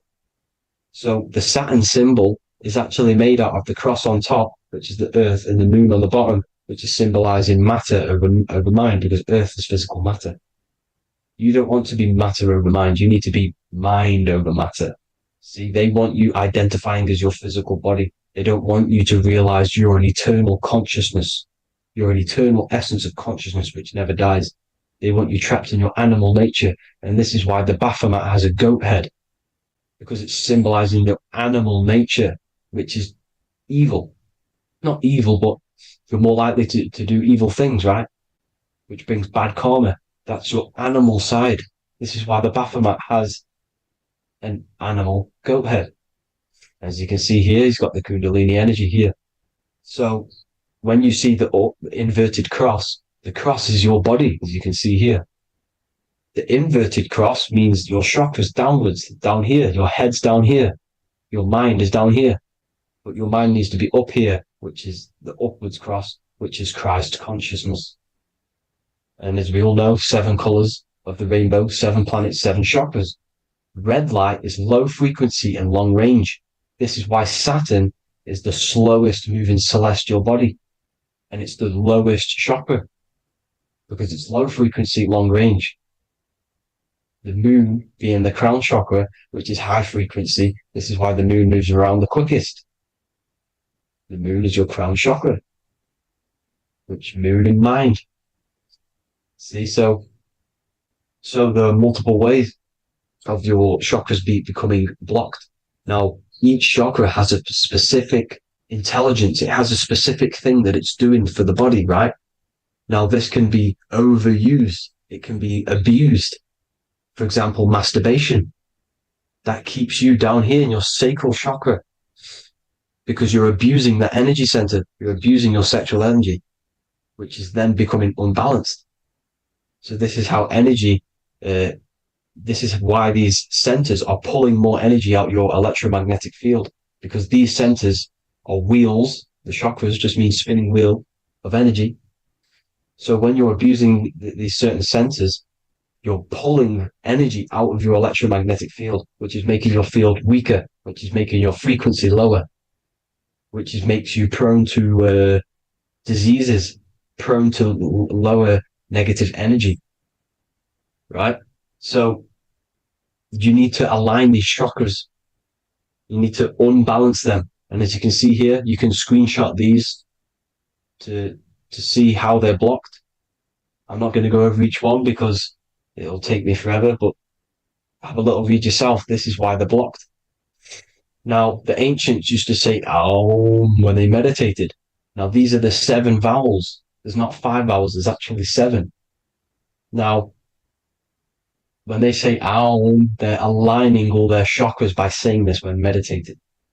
This is where the Aum originated from. Now, emotion is energy in motion. So if you're feeling a certain way, that's the energy you've put in motion. It's a reflection. We live in a mirror reality. Everything's mirrored. Everything's mirrored. As within, so without, as above, so below. Everything's a reflection of some sort. So whatever you're feeling, you're doing something wrong. It's telling you're doing something wrong from the root cause, because your energies are the effect. You're feeling the effect of something you've caused. The law of cause and effect. Nothing escapes it. Now, the Jehovah's Witness believe that exactly 144,000 faithful Christians go to heaven or be resurrected, right?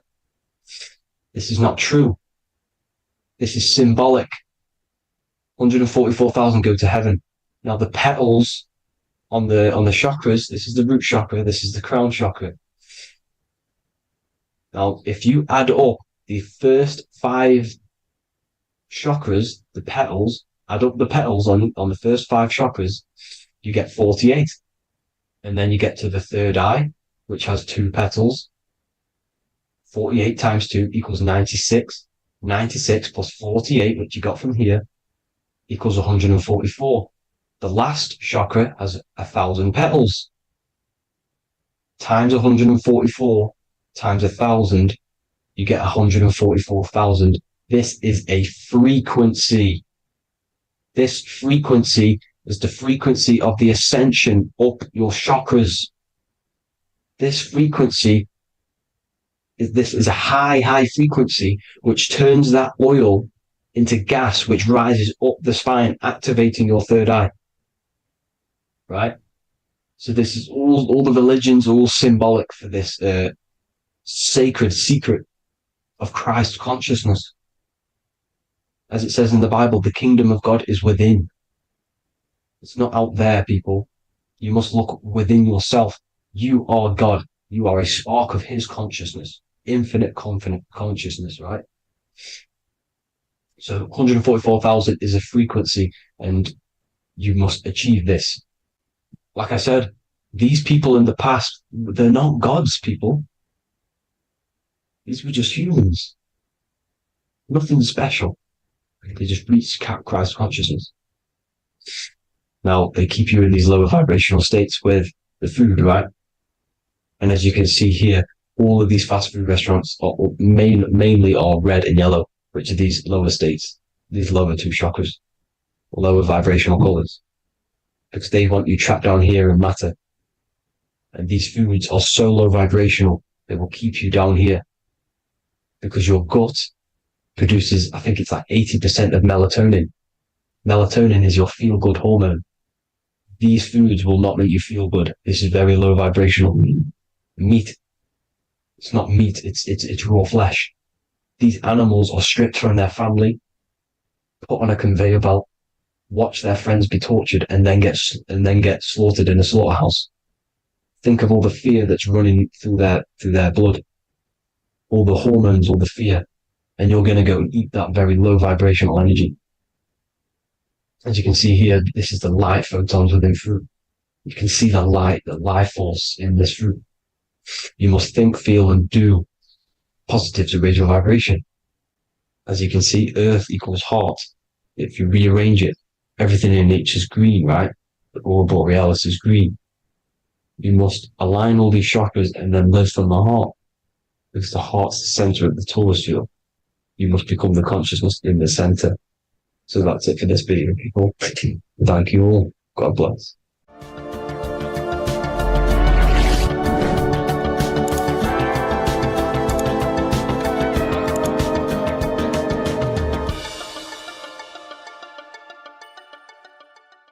Religions were made to hide the truth about yourself, God, and the universe. You see, religion teaches there is a God separate from you. He created the universe separate from himself. They did this to truly disconnect you from consciousness, from God, and from yourself. Now let me explain. It's going to be very difficult to understand this from a left hemisphere dominated perception. The left hemisphere sees everything individual. The right hemisphere sees the whole. For example, if you're walking through a woods, the left hemisphere sees individual trees, leaves, twigs, and branches. The right hemisphere sees the interconnectedness of the whole woods. We've been trained our whole life to be trapped in the left hemisphere, to think logically, scientifically, with evidence. This way of thinking traps you in illusion, division, and separateness from everything. Plus, in science, they teach you the universe exists outside of you. You exist in a universe, and the universe exists whether you exist or not. This is completely false. You are the universe experiencing itself. There is only one person in the universe. There is only one awareness in the universe, and that is God. That is your consciousness. Not your name, your job, your reputation, your thoughts, your beliefs. That is not God. God is the infinite awareness that you are, the alertness, the essence of life. You are an individual. You have a dual nature, an inner world, consciousness, and an outer world, this physical body. The inner world is the immortal, consciousness, awareness. This physical reality is for the immortal within us to experience and enjoy. And the immortal consciousness, the immortal self, the individualized expression of the only thing that is truly real, which is God, consciousness, is seeking a way to understand itself through infinite vantage points. The same consciousness inside of you, inside of the dog, the squirrel, the plants, the stars, the same awareness is in absolutely everything. Only the right hemisphere can see this connection. The universe is one mind separated into the infinite bodies and life forms. This is why scientists tell you that the universe is forever expanding. It's truth in plain sight. Because the universe is the mind, and the mind is always seeking more vantage points to understand itself. And the mind is always expanding into new realms of thought. The mind cannot be filled up. It does not exist in space. However, human awareness, human consciousness is very sacred. And the reason why I say that is because humans possess a two-way consciousness, unlike a dog, an animal, or a squirrel, for example. The dog looks in the mirror. It is not aware of itself. It doesn't look in the mirror and see that it needs to improve something. However, humans, we can look in the mirror and say, who am I? Where do I come from? And I need to change this aspect of me. I'm lacking in this area. Dogs do not have this awareness. They function only on their immediate surroundings, on survival and instinct. Human awareness is special because we have the ability to reflect on the self. We can question our consciousness. We can question, who am I? Where do I come from? And where am I going after this? The human mind has no limitation. We can surpass our animal nature and rise to a godly nature. This is the whole purpose of reaching Christ consciousness, which is just an ideal consciousness where we have control over self and we know who we truly are. Humans have been given the tools to awaken. Our five senses are locked only to perceive the physical world. But the mind holds the gateway to understand the unseen aspects of reality. The mind holds the secrets to the universe and consciousness. We just have to study ourselves to understand God. We are all individualized aspects of consciousness. There is only one pure consciousness in the universe, but we're fractaled into infinite life forms, experiencing this consciousness in a different form, molding this consciousness into individual egos and individualized consciousness. Me and you are made of the same fabric. However, I have thought different things, believed different things, experienced different things, which has conditioned my consciousness to be my own individualized aspect of God. And that's what makes me, me, and you, you. God is the creative power within us to turn thoughts into physical reality, to create things. We are a creator. Each one of us is a miniature earth, creating and building in this physical 3D reality. Our consciousness holds power over the 3D reality. We can mold it and create anything we wish. However, we have been conditioned to live like an animal, living in our animal nature, eating, surviving, lusting, and these low-level desires keep us trapped from figuring out our creative power. This is why the ancients always depicted God inside of the brain. Even in ancient Christian artwork, William Blake, Anton Raphael, all depict God inside of the brain. Why is this? Because God is our creative power. The spinal column acts as a type of ladder of consciousness. If you just think about sex and act on sex, eating, consuming, and living in a survival animalistic state, then your consciousness is functioning on the lower end of the spinal column, where your reproductive organs are and your gut organs are to consume food. In order to activate the God within us and to us to truly know God, we have to be aligned with the God consciousness. We have to unlock the God within us so we can truly actually experience God and understand it. However, God exists beyond our personal consciousness, beyond our human identity. In secret societies, satanic rituals and satanic societies, they are seeking a way to escape the human identity through ritual work, meditation, and trance-like states. A trance-like state is like the state that you enter just before you fall asleep, where there is no thought present in your mind, because you are not the mind, you are the observer, you experience the thoughts. And when we escape the human identity through rituals, meditation, or trance-like states, we can actually experience beyond the veil of this material world. However, satanic rituals do this in a negative way. Satanic rituals include ways to make the human mind tap out by pushing the human minds to the limit through pain, suffering, and even torture, to allow the mind to pass out so you can temporarily pass on the veil of the physical world and escape the limitations of the human identity and the human thinking mind. Now, you do not have to do it this way. You can experience the divine and beyond your human identity through many different ways, such as deep, deep meditation, rising above your thoughts, and setting 3 alarms, one for 6 a.m., one for 6:30, and one for 7:30. And when you wake up at these times, what you need to do each time you wake up is allow your mind to stay awake but your body to fall asleep. And you will enter this trance-like state. And you can gain ideas, experience lucid dreams, and maybe even astral project. All of these rituals in secret societies and satanic societies is all about escaping the human identity and experiencing the divine planes beyond the physical. To wrap all of this up, this is all about consciousness. Consciousness is the infinite awareness of the universe, just fractaled into separate bodies. And this consciousness is seeking a way to understand itself in infinite angles and vantage points. And religion was made to cut off your connection to the divine planes beyond this world and beyond your self-identity. Therefore, if you want to know God, you have to study the attributes and qualities of God, such as geometry, numbers, consciousness, the mind, the subconscious, human anatomy. All of these things are aspects of God. We have to study ourselves and study nature so we can see God. God is the infinite awareness of the universe. If you love this video, please leave a like and share it with a friend. I'll leave a link in the description for the Book of Wisdom, Volume 2. As above, so below. This is one of the most crucial teachings within esotericism, occultism, or what we like to call it today, spirituality. I don't like calling it spirituality because it's not spirituality.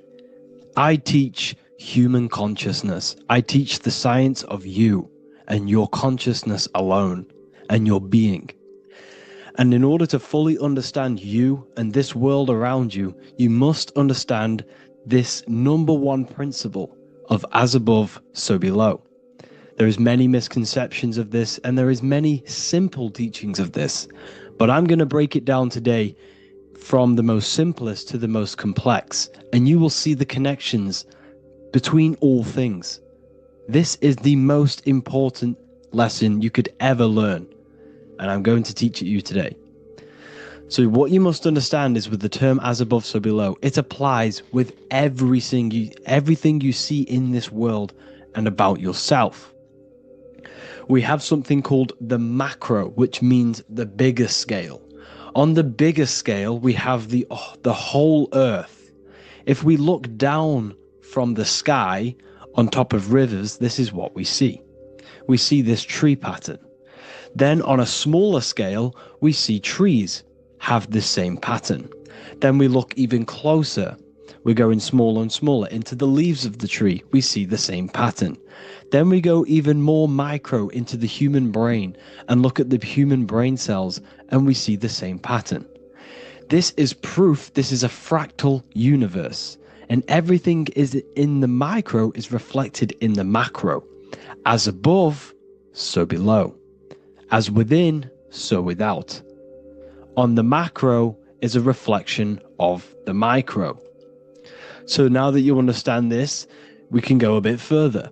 A yearly cycle of spring, summer, fall, winter is a macro. A micro is a daily cycle. So a day is a mini year. The summer is the midday. Autumn is the evening. Night is the winter. And spring is the morning. This is a macro, a reflection. We have a miniature cycle of the zodiac every single day. And this cycle is also reflecting the cycle of life and death. We live, we are born, which is the spring. We live, which is the summer. We then age, which is the autumn. And then we die, which is the winter. And then we are reborn again. This is the cycle of life and death. And you do this every single day. You see, death is a macrocosm of sleep. This is why we say sleep is the cousin of death. Because you die every single night. You do this process of life and death every single day. As above, so below. What's in the micro is in the macro. So when you go to sleep, you are essentially dying. And then in the morning when you wake up, you are then born again. This is a fractal cycle that we live in. Everything in this whole world is fractal. Everything applies to as above, so below. We have the sun, we have the moon, we have the day, we have the night. We have the life, we have the death. We have the conscious, we have sleep. As above, so below. We have the conscious mind, because now we're diving into as within, so without. As above, so below more refers to the external world. As within, so without is referring to your inner world and the outer world. What you must understand is about yourself. You exist in two realms. You're an individual. The dual nature of you exist in two realms at once. You have an inner world of your thought, emotion. This is the inner world that no one else can see but yourself. And you have an outer world with a physical body which everyone can see. So you exist in two worlds. You have the inner voice, you have the outer physical voice, which I'm speaking to you with now. But I also have an inner voice, which no one can hear, only but me. So you exist in the light and you exist in the darkness. The sun represents your external self, your physical, conscious mind. The moon represents your shadow self, the inner self, the psyche self, the spirit self. There is an as above, so below. The sun is within you. The moon is within you. Everything is within you. Now that you understand as above, so below, what is your body? Your body is a miniature earth. Let me repeat, your body is an earth. Your body is the earth. Okay? Because like I say many times in all of my videos, you are not in the world. The world is you. You are the universe. Your brain is a computer creating this reality. What you see with your eyes is produced in the back of the brain called the visual cortex.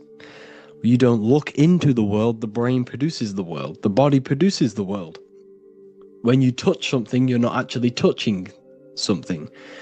This is the electrical nervous system. When you touch something, what you feel is actually electrical signals on your nervous system reporting back to your brain. Therefore, when this body dies, you leave the earth because this body is the earth. Okay? As above, so below. You have the mental plane, the astral plane, the etheric plane, and the physical plane.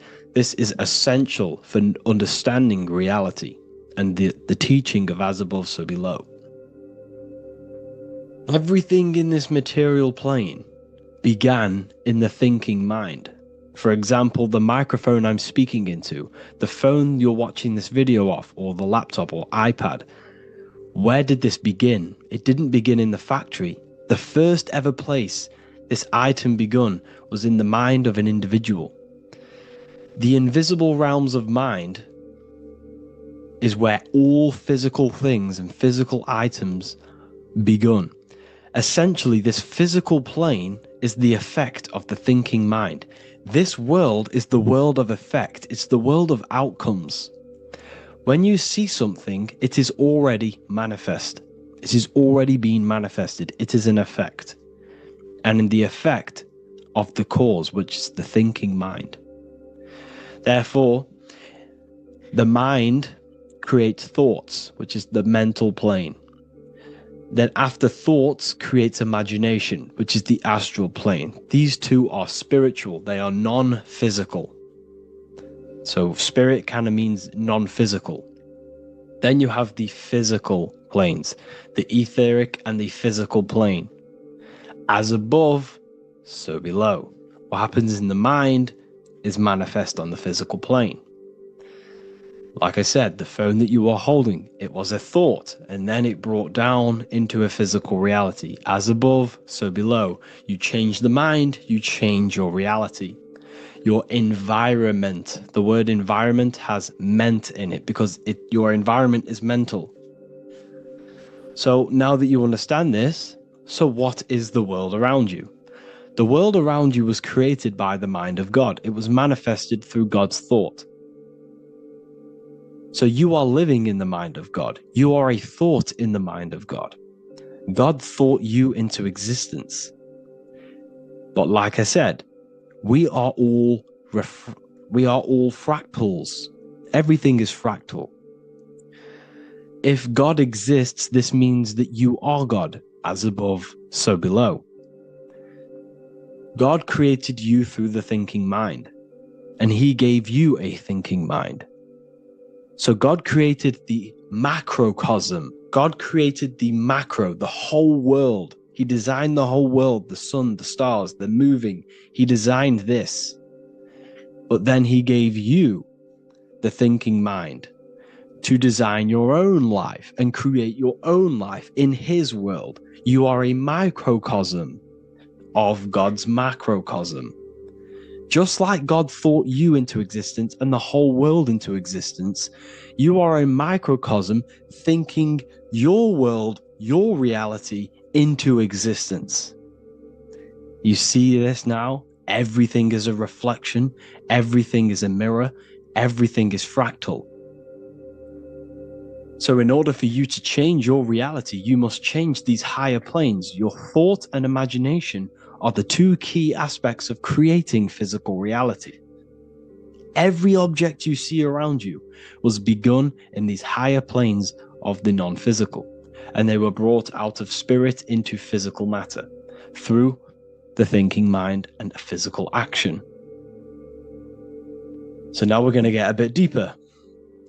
The brain is not the mind. Now that you understand, we have spirit and matter. As above, so below. You have a non-physical side of reality and a physical side of reality. The mind is the spiritual brain.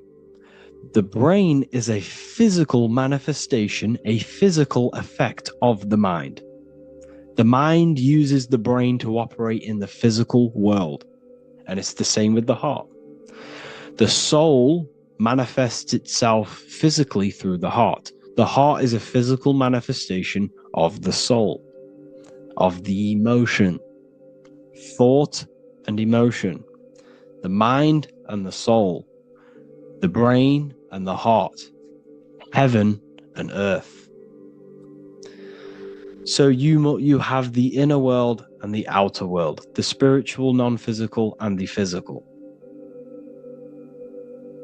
So we are all on this process of awakening, an expansion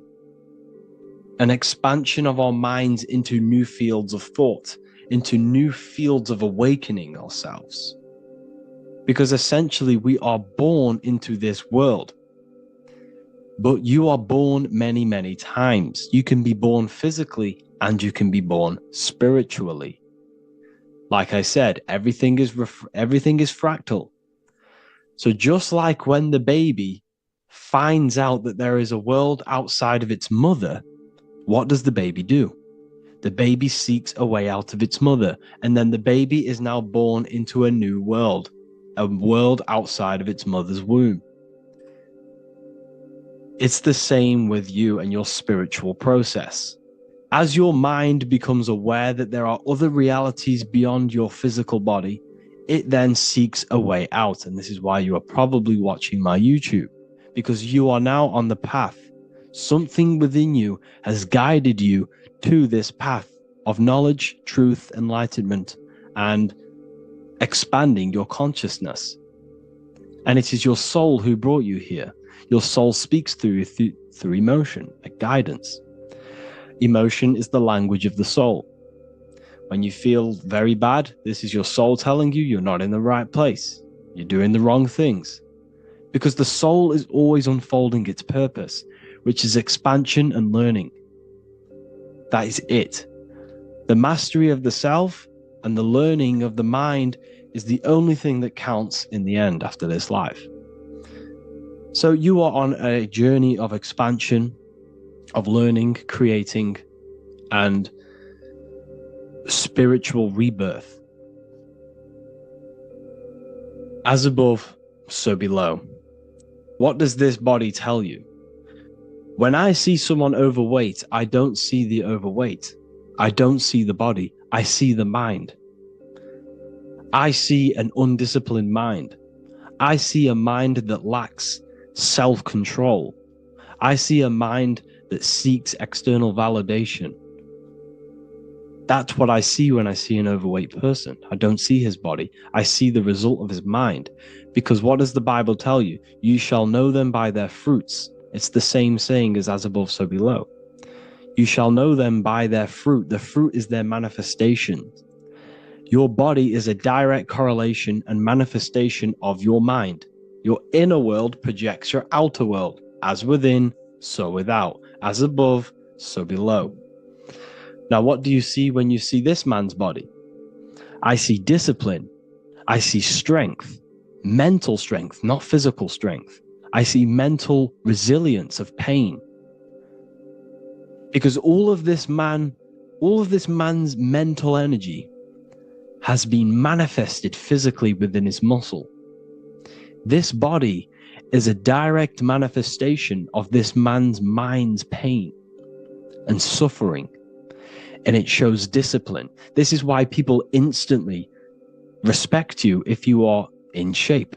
You walk into a room and you are in shape, people will instantly give you respect because they know that you are mentally disciplined.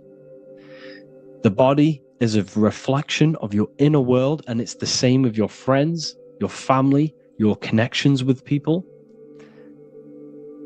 If you think about yourself very negatively all the time, and you don't have a good connection with yourself, you don't have a connection with your true self, this will manifest into every single relationship you have in your life. If you don't have a good relationship with your inner self, you don't have a good relationship with the people and the friends around you.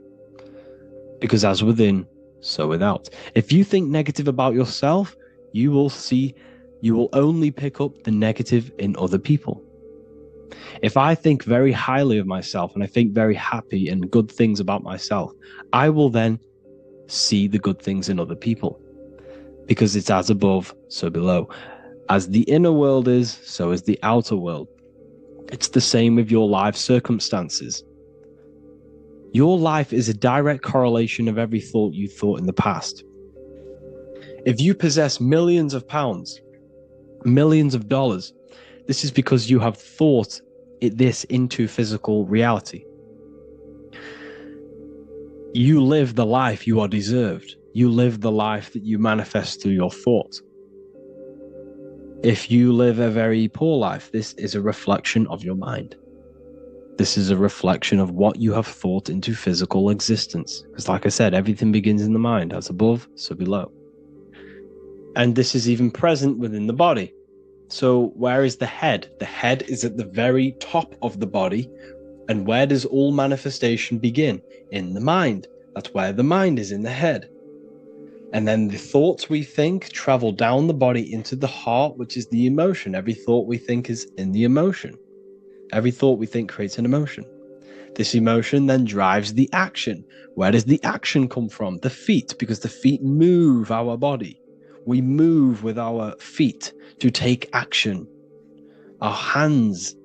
You see, so the body is even a micro reflection. I can't even say it. Reflection of the order of manifestation. This blew my mind when I figured this out. You see, the head, the thoughts begin here. This is the beginning of all manifestation. Then it comes down to the heart. This is the emotion. Then you take the action. The thought and emotion then sparks the action, which is taken with the hands and the feet. And where's the lowest point on the body? The feet, and that's touching the physical earth. So the head is where the thought is, the non-physical, and the lowest point on the body, which is touching the physical earth. So the head represents spirit, the feet represent matter, spirit and matter. Your room, if I walk into your room and I see a messy room, I don't see the room, I see a messy mind.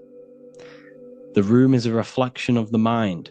If you have a messy room, this is your mind. It's an externalization of your unsorted mind, undisciplined mind. So like I said, we are all God, and we must find the God self within us. And I teach all of this inside the Book of Wisdom, Volume 2. This is not just a book, this is a revolution. This is the beginning of a new age with this book. If you have read it, I congratulate you. You should feel very proud of yourself if you have an open mind. You should feel proud of yourself for watching these videos, because not many people have an open mind. Remember this, people. You are special if you're watching these videos. You have the mind. You have the ability to see through the illusion. And I take my hat off to you. You want to take this to the next step? Read the book. Or if you want to take it to the serious levels, join the university. The university, you gain access to every piece of my material that I've ever done, all of my books, all of my lectures that are hidden from YouTube, that are hidden from everywhere else, the lectures that give you real power. And if you feel alone on this journey, we have a conscious community where you can connect with like-minded individuals, because I've been there. I've been there when you feel lonely, because you feel like no one else is thinking the way you are feeling. You can't talk to people about these things because people just think you're crazy. That's why I put together this, so we can connect, so we can unite, so you can connect with people, so you don't feel crazy about thinking about this stuff, learning about this stuff.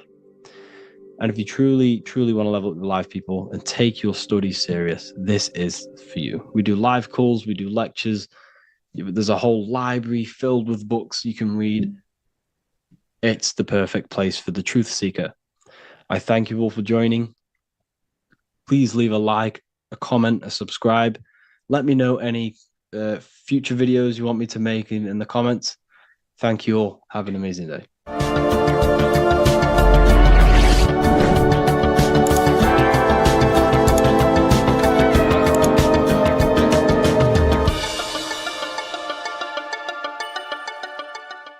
Mentalism, conscious and subconscious mind. You need to understand that the mind is the root and the cause of all reality. I am mind, you are mind. Every single living creature in this physical plane expresses and manifests mind. We are all the invisible substance of mind. We are all the source, which is God. We are all consciousness, which is mind. Before we manifest something physically, we manifest it within the realm of thought, which is the mind. Thought then manifests into astral imagination.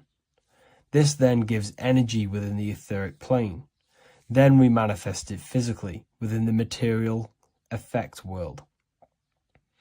Everything begins in the mind, and this is why the government are called government. The word men comes from the Latin word mans, which is an English translation for mind. We see this word in entertainment, government, mentality. It means mind. Govern means control. They are controlling the mind through information. Information creates perception within our minds, and so do the words that we use and the language that we speak. It all creates perception within the mind. It is our perception that creates reality, and our reality is a level of realization. Your reality is realization. Everything begins in the mind. This is why they are controlling your mind through many different things. Okay? So essentially, they understand how the mind works. So this is why they manifest all things through mentally and not physically. Okay? You have a conscious and a subconscious mind. The conscious mind is what you are consciously aware of. It is the 10% of your mind. It is the mind that keeps you alert. A part of your conscious mind is for survival. A part of it is your visual field. A part of it is your just five senses. It is basically what you are consciously aware of right now. Your subconscious mind is the 90% of your mind. The subconscious mind is what holds all of your memories, your programs, and all things that you have ever experienced is all stored within the subconscious mind. It is this part of you where you draw memories from, where you draw your words from. I am consciously speaking, but the words that are coming out of my mouth are not thought about consciously. They are coming straight from the subconscious mind, where all programs and memories are stored. It is essentially this part of the mind which is manifesting our daily basis behavior, because the subconscious mind stores the programs which we are operating our life off. For example, if you tie your laces, you do no longer have to consciously do them. Your hands literally just know exactly what to do because you've done it that many times. So essentially, you create these programs within your subconscious mind through repetition and emotion. These are the two main ways your subconscious mind is programmed and installs things that you do on autopilot. The subconscious mind, like I said before, manifests 90% of your daily basis actions and 90% of your daily basis thought patterns. For example, if you were in a car crash 10 years ago and you had a very traumatic event, that car crash and that emotion that you felt in that time impressed your subconscious mind with a program. And even to this day, 10 years later, you are still wary about entering cars because of that program.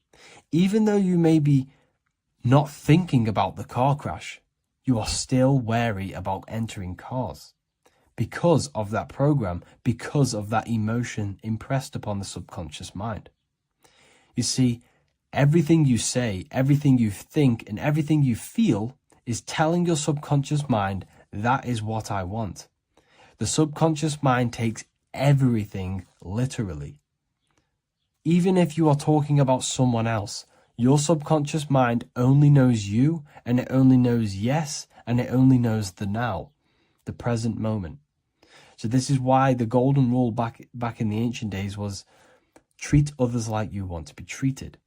Because the way you treat others is telling your subconscious mind that is how you want to be treated. And this will create subconscious programs within you, affecting you. So, before you go to sleep every single night, what you want to do is to impress your subconscious mind with thinking and feeling of something that you want to become. Become that reality. Think and feel that reality. And by doing this, you are impressing your subconscious mind, and you will wake up in the morning with ideas. Because when you install a program within your subconscious mind, like I said before, it manifests into at least 50% of your thought patterns. So let's say I created a program within my subconscious mind of how to become financially free. Well, I created the program that I am financially free. My conscious mind will start to slowly think about that program and how I can achieve that program, because the conscious mind operates on survival. So if you create a subconscious program of I am financially free, your survival conscious mind will start to operate and think and act on this program subconsciously. You won't even know that you are doing it, but you are. And this is the power of the subconscious mind. You have to reprogram it properly. You have to be careful of the things you think, say, and feel, because all of this is contributing towards molding your subconscious mind, which essentially molds your reality. It draws things to you.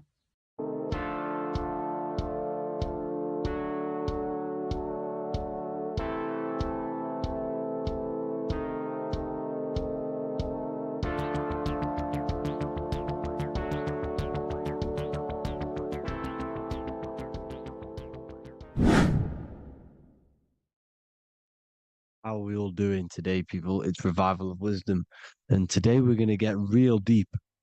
This video is going to get real deep. A lot of people are not going to be ready for this sort of knowledge. Okay, you really have to do is to really deprogram the mind, because everything we've been taught is a complete lie, is to keep us trapped. Okay, this is really advanced knowledge. Now, let's get straight into this. All of the ancients depicted other worlds, and they called this place Midgard. Midgard is the mid garden, the middle garden.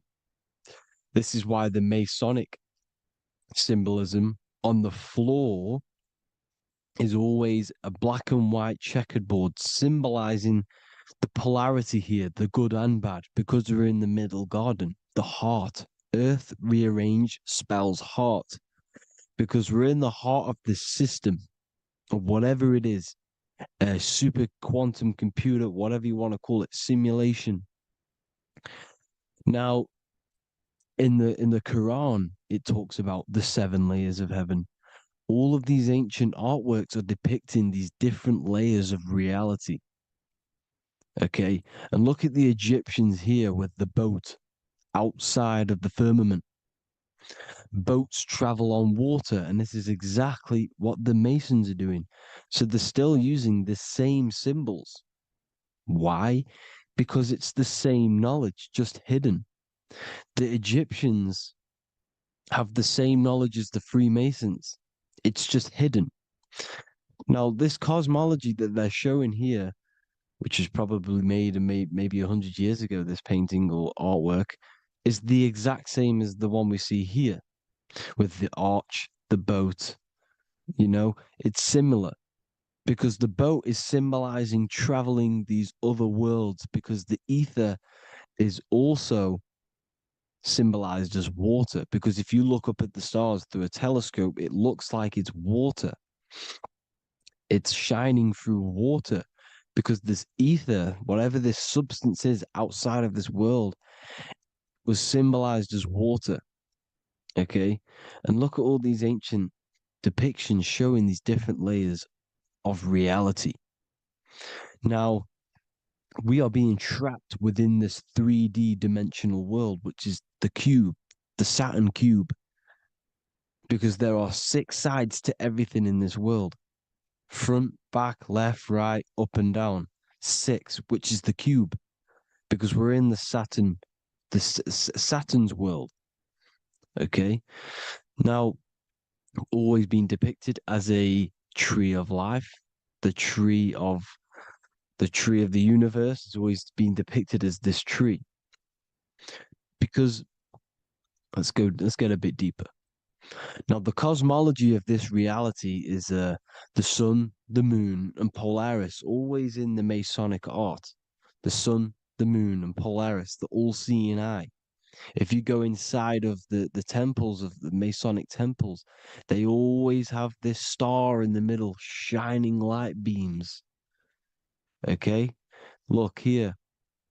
The light beams coming from the big star in the middle, which is Polaris. This eye is God. It's God's light shining down from his abundance.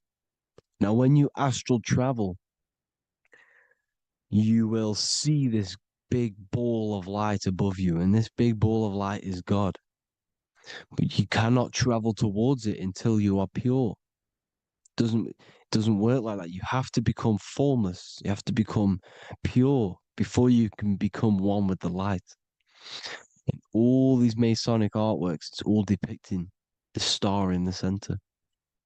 This star is Polaris because Polaris is the way out of this place. And this is why you see the stairway to heaven all the way up to the light beam, the light source. What does it say in the Bible? God is light because everything is made out of one substance, and that substance is light. And it symbolizes the eye because God is an eye. All things that are alive have an eye. And we all say, I am. We all see these realities through eyes. God is an eye. He's the all-seeing eye. He sees all things at all times. And he is projecting this light. And this light comes down to create all the different levels of the worlds. And this is what the two pillars symbolize the number 11. 11, the number 1, is just a vertical line. It's the one. It's a 1 point. 11 symbolizes the mirror nature of reality. Everything's mirrored. As above, so below. Now, the 11 also symbolizes openings, doorways. And as you can see here, an opening to the all-seeing eye. And you see here again, an opening to the stairway all the way up to the light. This light is the light of God in the astral worlds, beyond this world. Now, Polaris has also been symbolized as the UFO. They put the truth in plain sight. So, you know, in the films, how the UFOs suck people up. That's what Polaris is doing if you ascend beyond this world. If you do not ascend beyond this world, you will be reincarnated in this world. The whole thing is to outgrow this consciousness to the plane above. And I'm not just making this up. I'm going to be bringing in scriptures after this. But you can see with the Christmas tree, we always put a high, big star at the center, at the top, which is the star of Polaris, which is exactly what the Masons are doing here. The star at the top. And it's on top of our Christmas trees. And all of these symbolize the other stars because Polaris is the most high star. And all the other stars are wrapped around the firmament lower than Polaris. And that's exactly what the Christmas tree is. And it's a triangle. It's a triangle, just like light beams travel from one point in the triangle, just like the all-seeing eye. It's a triangle. The light is coming from one point and sending its rays downward. You see, it's kind of like you see here with the water. And the lower you go, the darker it gets, the more evil it becomes. And this is what the ancients would call hell. Now, this all-seeing eye is Polaris. And below Polaris is Mount Meru, the North Pole, the magnetic North Pole. The Tower of Babel, which is in the Bible. The etymology of the word Babel, Ba meaning spirit, which gives the ability to move the soul through the worlds, that's the ancient Egyptian description of the word Ba, meaning of the word Ba. You have the Ka, the Ba, the Ak, but the Ba is the one that gives the ability for the soul to move through the worlds. Your soul can't speak into a world without incarnating into it.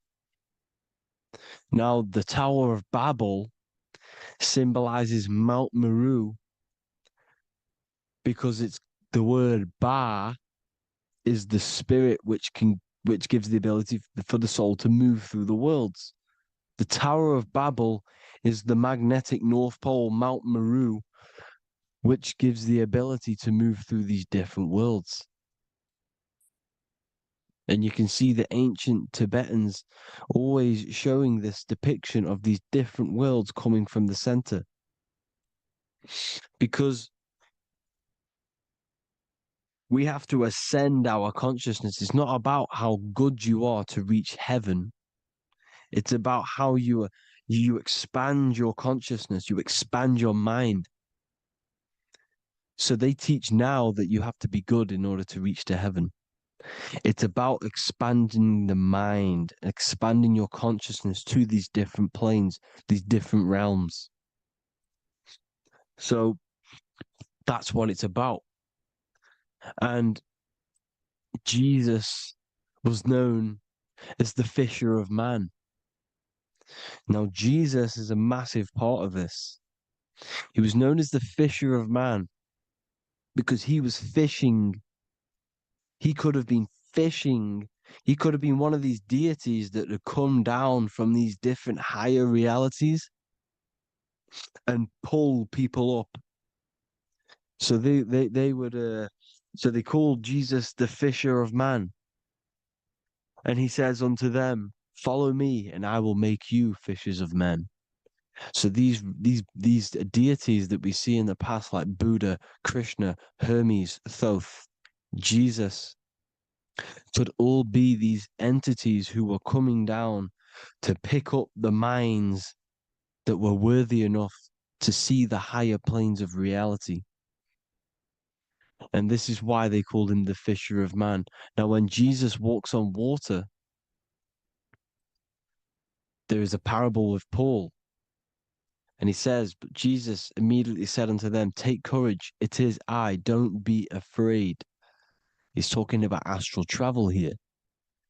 He's talking about leaving the body. Because when you leave the body in astral travel to see these alternative realities, you can't be afraid because fear is a bondage, which is what the Emerald Tablets talks about.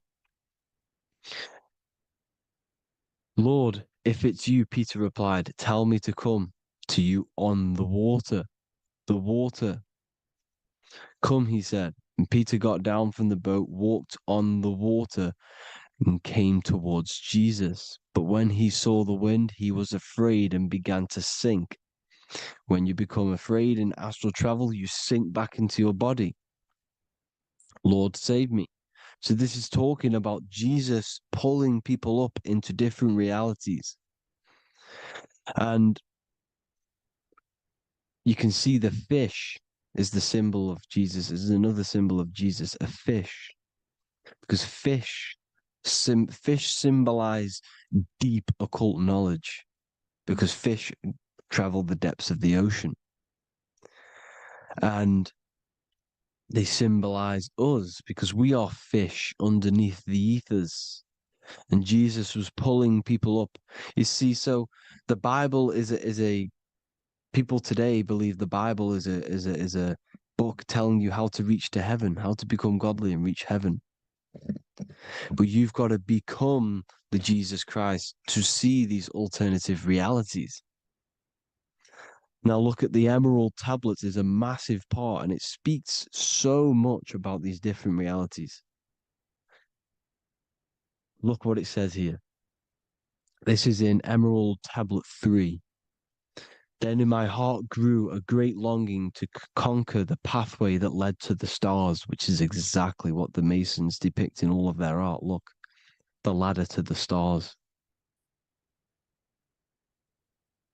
And then he goes on to say, years after years, I sought after wisdom, seeking new knowledge, following the way, until at last my soul, in great travail, broke from its bondage and bounded away, broke from the bondage of the body.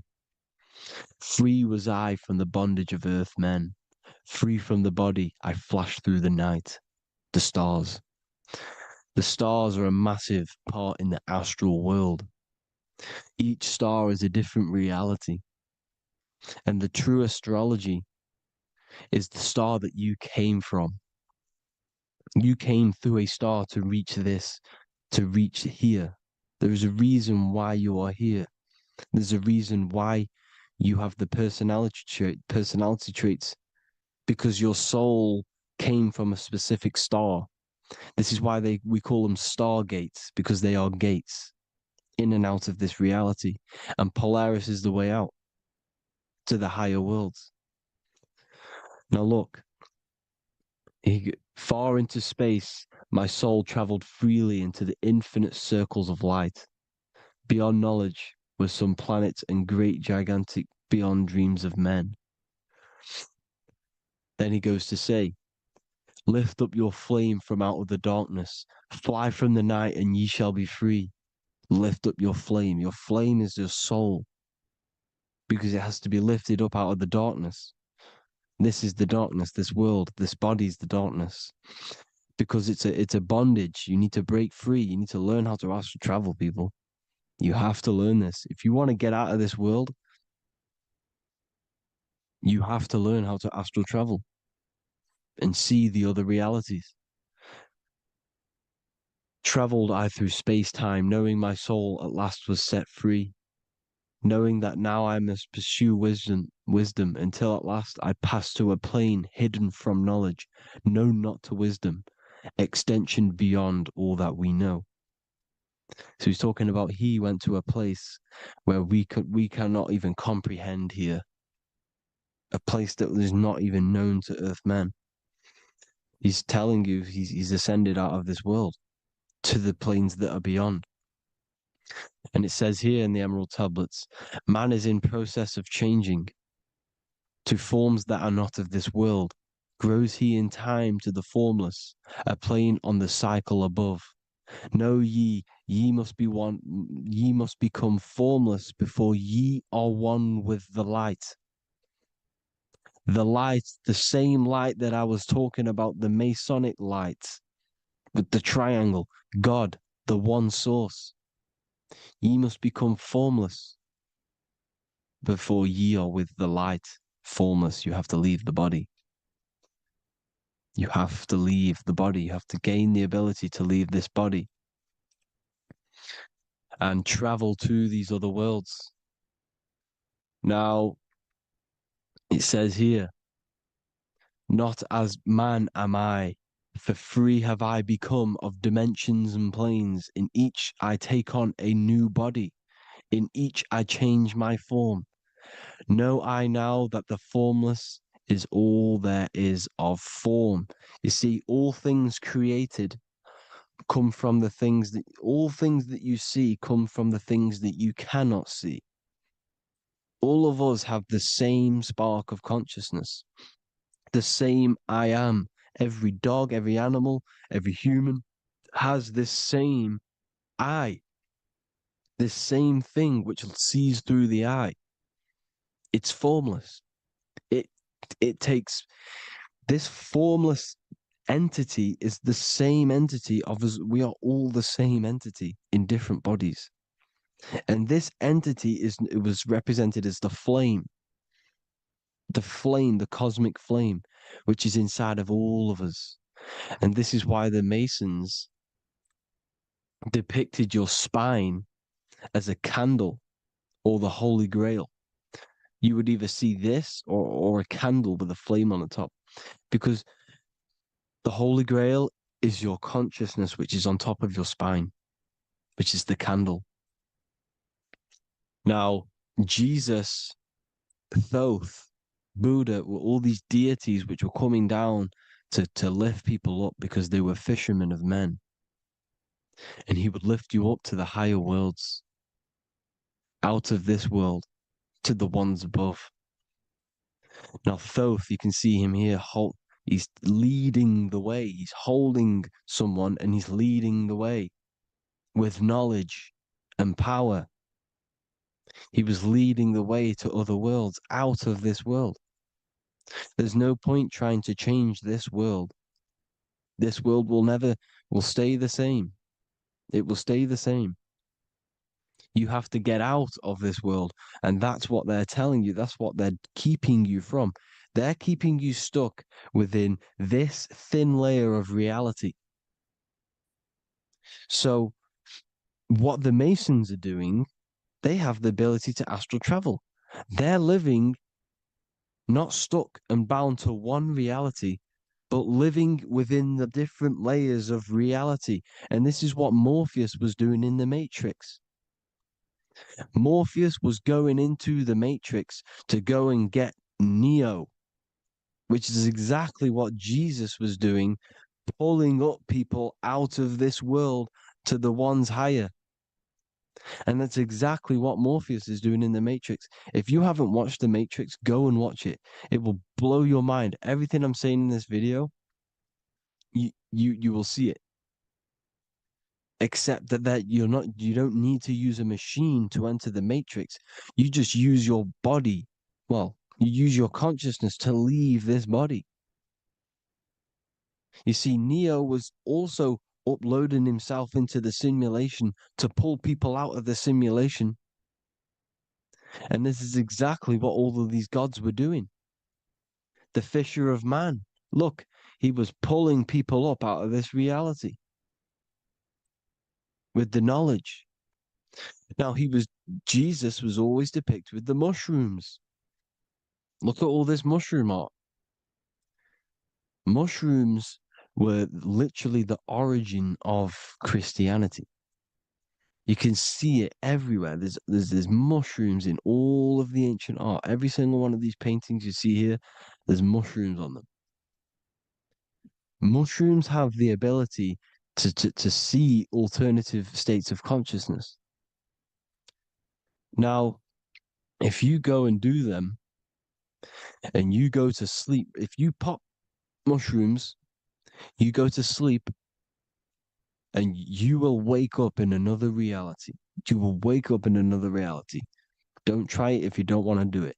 But if you've got the heart to do it, do it. Eat them and go to sleep. You'll wake up in another reality. And Jesus was handing out mushrooms to the bright minds, to the minds that he wanted to fish out and pull up to the higher realities. He was giving them mushrooms to see themselves in an alternative state, in an alternative reality. This is why there was so much mushroom art, and it's not just ancient Christians; it's Sumerians, it's the Mayans, the Celtics, the Egyptians. All used mushrooms, all of them. Look at all this art.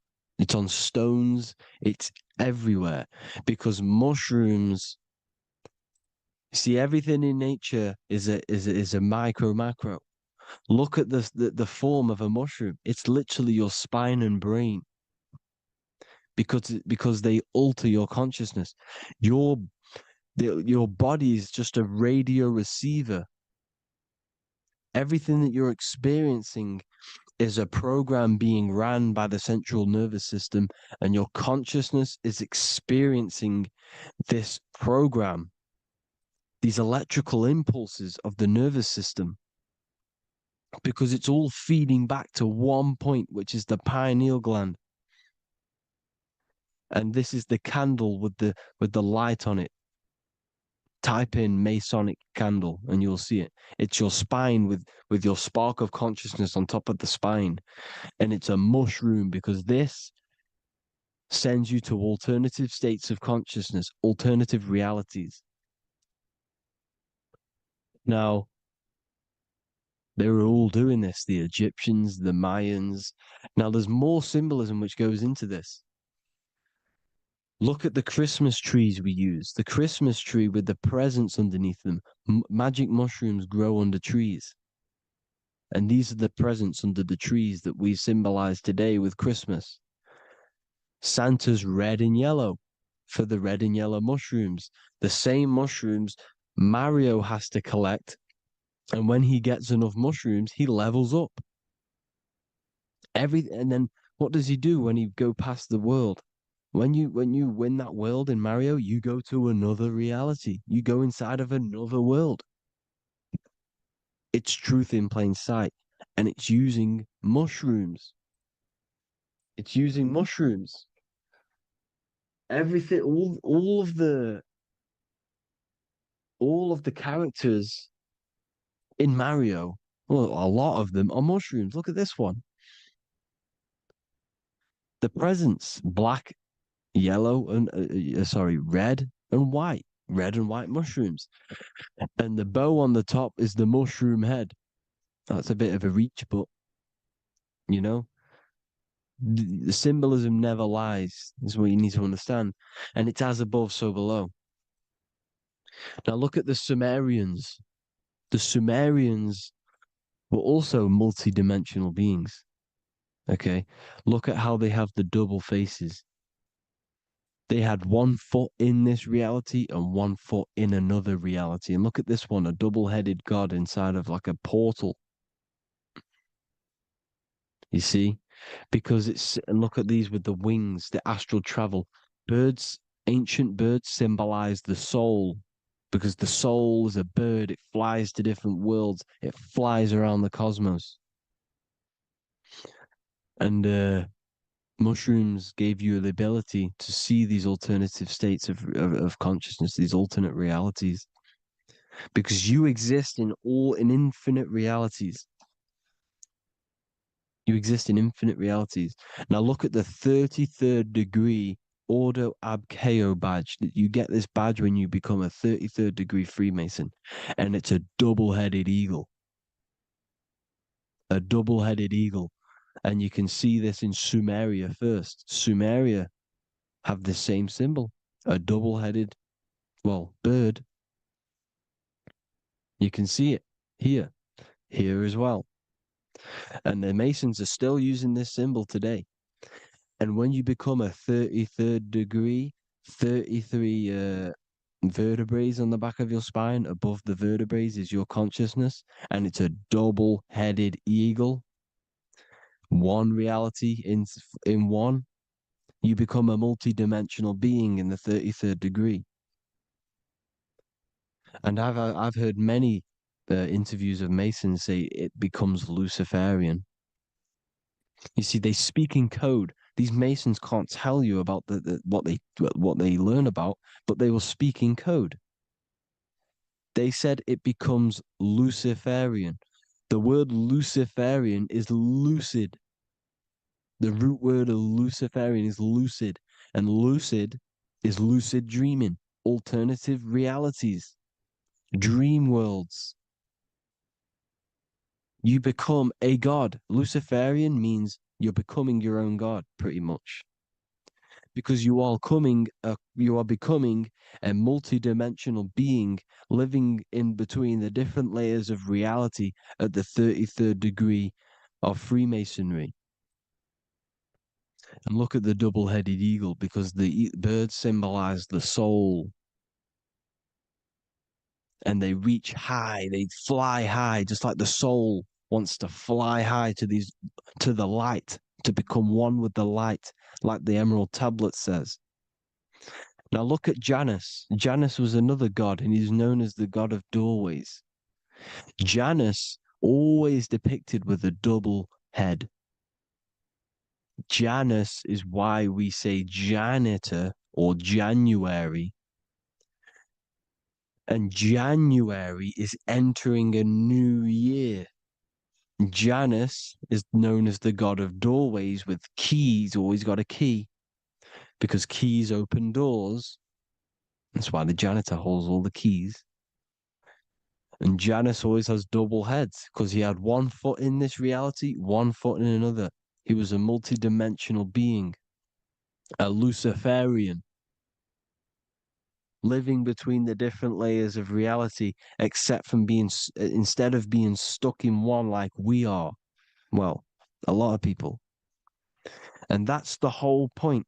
You see, all of this stuff is about like changing the world and stuff like that. This world will probably never ever change. It's probably been like this forever, well, forever, for a long time. But it's about moving out of this reality to the higher states. And the Masons always depict the ladder to the luminaries, the stars, with a key, the same key of Janus. The Vatican is a key, and it's in charge of all the religions. Why is it a key? Because they're holding back the key.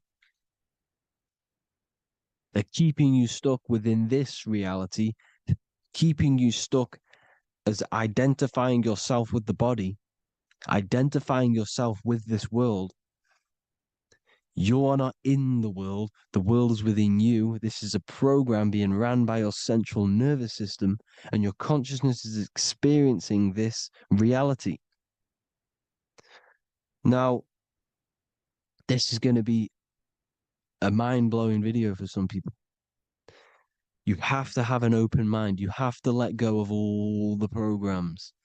I'm repeating what the ancients are talking about and the ancient symbolism. Look at Janus with the double-headed god. He was just another god coming down, giving keys to people who had the worthy mind to be pulled up out of this reality, to be pulled up to heaven, just like Jesus was teaching how to reach heaven. But really, it's an encoded scripture. But anyways, hope you all gained some insight on this video. Have an amazing day. Please like, share, comment. All the links are in the bio for the PDF, for the Manifestation Mastery course, and all the other amazing stuff. And if you want to support the channel, I'd greatly appreciate if you became a Patreon member. Hope you'll have an amazing day, people. God bless.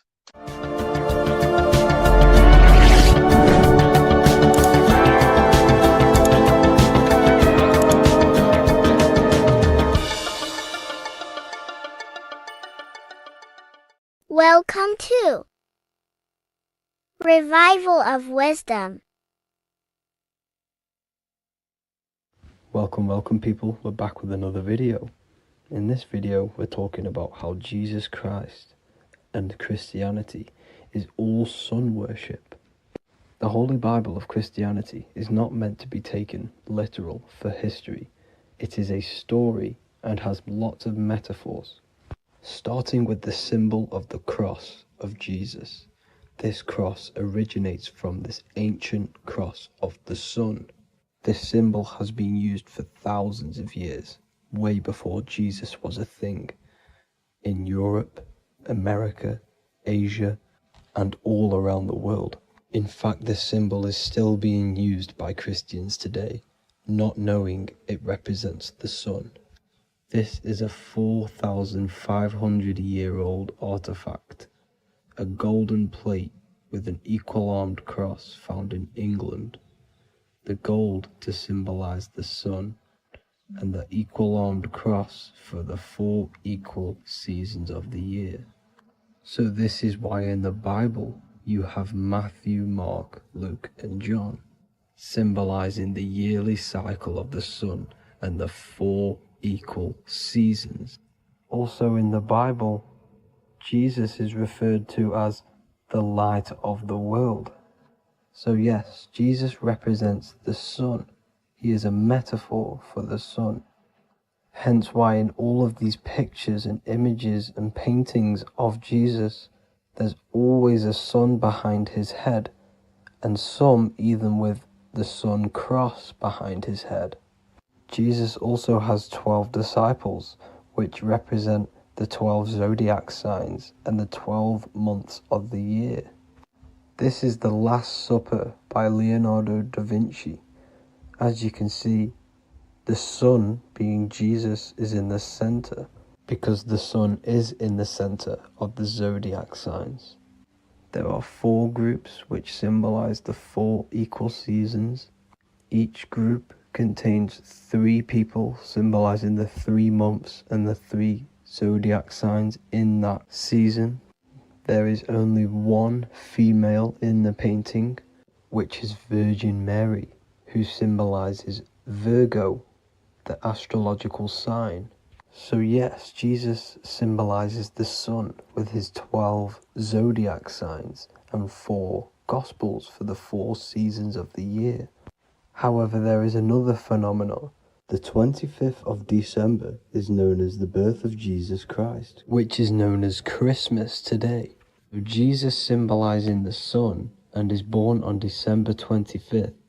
This is the day the sun moves 1 degree northward, bringing back the warmth, the growth of crops, the life and light back to the northern hemisphere. Everything is springing back to life, as we call it, spring.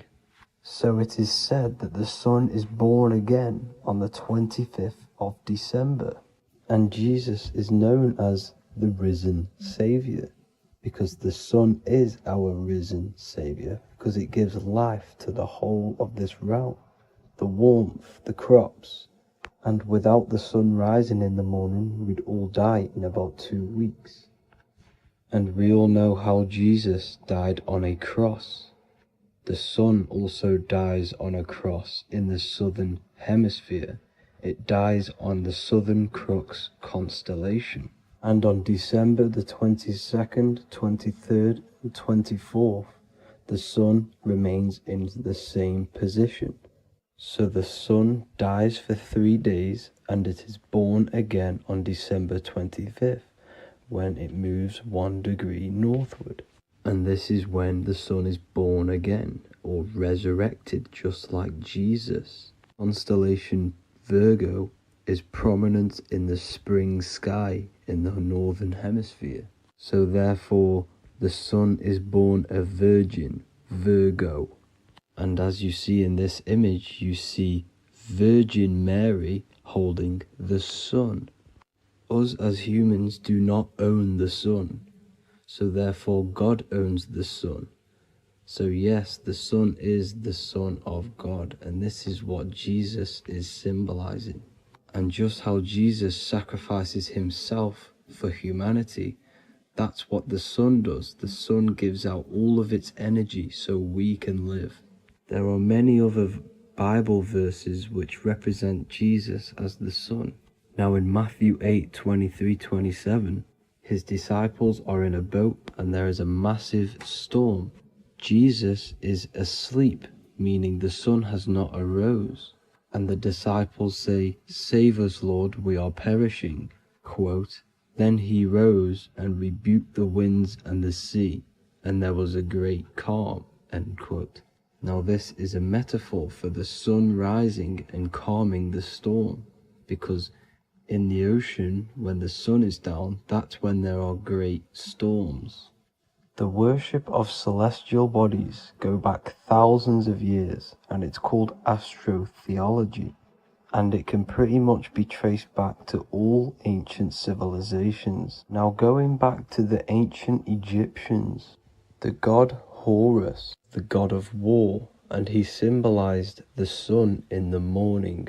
Ancients used to say that he walked over the sky in 12 steps. Yes, this could symbolize the 12 zodiac signs. It also symbolizes the 12 hours of daylight. So we have 12 hours of Horus, but now they've rearranged the word to hours. Horus and hours. And when the sun rises, Horus rises, we say horizon, which is Horus is rising. That's the etymology of horizon. Another Egyptian god called Amun-Ra was known as the god of all creation. He was the first god of them all. Amun was also a sun god. Therefore, after every Christian's prayer, they say Amen, sending their prayer through the sun to God. So this all goes back to the worshipping of the sun. Sun worship was around way before the Romans. However, in the Roman times, their sun god was called Mithra. Mithraism was the main religion before Christianity came into play. Mithra was the son of God. He died on a cross, and he was dead for 3 days and resurrected, just like Jesus. So the Catholic Church was not made in heaven, it was made by the Roman Empire. They mixed all the sun religions of Judaism, Mithraism, and other Arabic religions, and combined it into one, so Caesar, the Roman emperor, could gain his own religion. So yes, Christianity was a political move to gain more control over the masses, because it was a worldwide government at this point in time. So here is a Sumerian helmet with the rising sun symbol. And then the Romans also used this rising sun symbol on their armor. So sun worship has been going on for thousands of years, and it still goes on today. However, with all the programming and the low IQs, today we do not get the full interpretation of the Bible and these stories from the past. And Christians and other religions are all brainwashed to not question their religion and not realize their true origins and where they come from. I do advise you all to do your own research and come to your own conclusions. However, I'm just pointing out the facts and connecting dots for you all to see. That's it for this video, guys and girls. Thank you all for tapping in. God bless.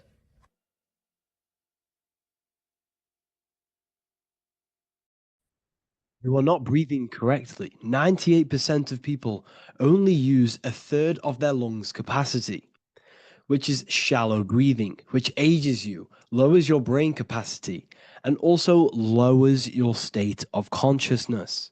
So it's essential that you breathe consciously on a day-to-day basis, because this is what truly elevates your consciousness. I am going to give you the key for you to raise your consciousness just through breathing alone. Such a simple thing, but yet the most effective way for raising your state of consciousness and becoming more spiritually and mentally advanced. So tune in for this video, and I'm going to show you exactly how to do it and the symbolism behind breathing. Air is more than just air. It carries electromagnetic energy. So now I'm going to give you the science behind this spiritual truth. This invisible force is what sustains all physical life, providing the life force energy essential for existence. Electromagnetism. Everything is fed off electromagnetism. Your body is an electromagnetic battery. Now, we can prove that air carries electromagnetism just by doing a simple test, a simple scientific experiment, by getting liquid oxygen and pouring it between a north and south magnetic pole, two polar opposite magnets. We see that the liquid does not fall straight through it. It is sucked, it is magnetically attracted to these two opposing forces, opposing magnets. This is proof that air, liquid oxygen carries electromagnetism. When you are breathing electromagnetism, the essential life force behind all living beings. This is known as energy or prana, chi, ether, or spirit. This is all the same thing. Air is not just empty space. It is energy. It is prana. It is life force. It is spirit. It is ether, chi, prana. You are an electromagnetic being. Your consciousness is in direct correlation with your electromagnetic aura or biofield around your body. Your state of consciousness is mirrored within this field around your body. Now, your breath, when you breathe in, you're breathing electromagnetism or life force. Breath is the vital link between the physical and the spiritual, bridging the body with the soul. Through breath, we connect with both tangible world and deeper, the unseen realms of energy and consciousness. Breathing deeply and properly elevates our consciousness, enhancing the brain's functions, heightening the sensitivity of our five senses. It also brings a profound calmness to the mind, creating a state of clarity and inner peace. Like I said earlier, breathing properly is the fastest way to elevate your consciousness. It is the fastest way because breathing, when you stop breathing, what happens? You lose physical consciousness. Your body will shut down if you do not breathe in this vital electromagnetic energy in the oxygen. If your body does not get this for 5 minutes or however you can last without breathing, this makes you lose physical consciousness. Your body will not survive without this essential life force energy. Therefore, air is one of the most overlooked things. This is why we see the symbolism of Buddha having a big belly. Why does he have a big belly? Because it's symbolizing breath work, proper spiritual breath work, the certain teachings of breath work, of when you breathe in through the nose, you have to breathe in through the nose. You don't want to breathe in through the mouth because the nose acts as a filter which catches dust particles and filters out the air before it enters the lungs. The mouth does not do that. The nose is for breathing inward. We breathe in through the nose, and when we breathe in, we breathe into our belly, not our lungs. When we breathe into our belly and our belly expands outwards, we are then moving this energy down through from the nose down the spinal column. And when we breathe back out, the belly goes in, which is raising the energy up the spinal column, back out through the mouth. This is the true way of breathing because when we breathe, we are moving energy. We are moving electromagnetic energy. When we breathe in through the nose, the energy travels down the spinal column. And when we breathe out, we are raising this energy back up the spine, some of it going out the mouth and some of it reaching the brain, activating dormant brain cells in the brain. But when we breathe, we need to make sure we are using 100% of our lungs capacity because the lungs is what transforms this special energy into consciousness, physical consciousness. So this is why Buddha has a big belly. It's not because he was fat. It's not because he was overweight. It's symbolism. It's symbolism of breath work. So try this. Do this for 2 minutes while you watch this video.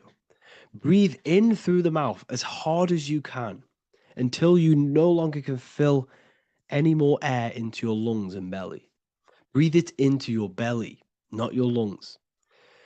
And breathe out through the mouth. Do this for 5 minutes or 2 minutes, however long. I promise you, breath affects your consciousness.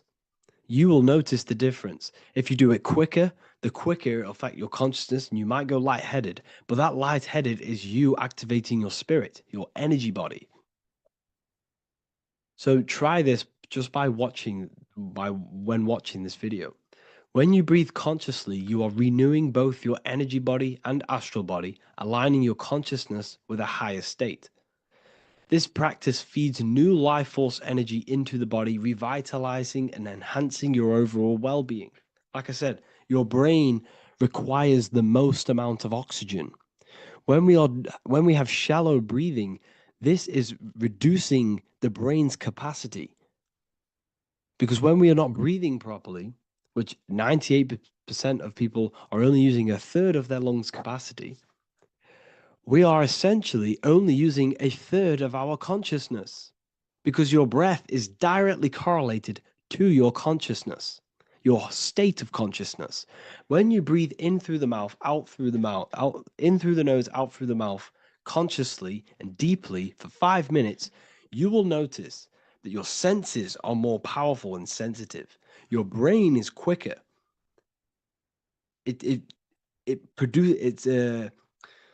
What's the word?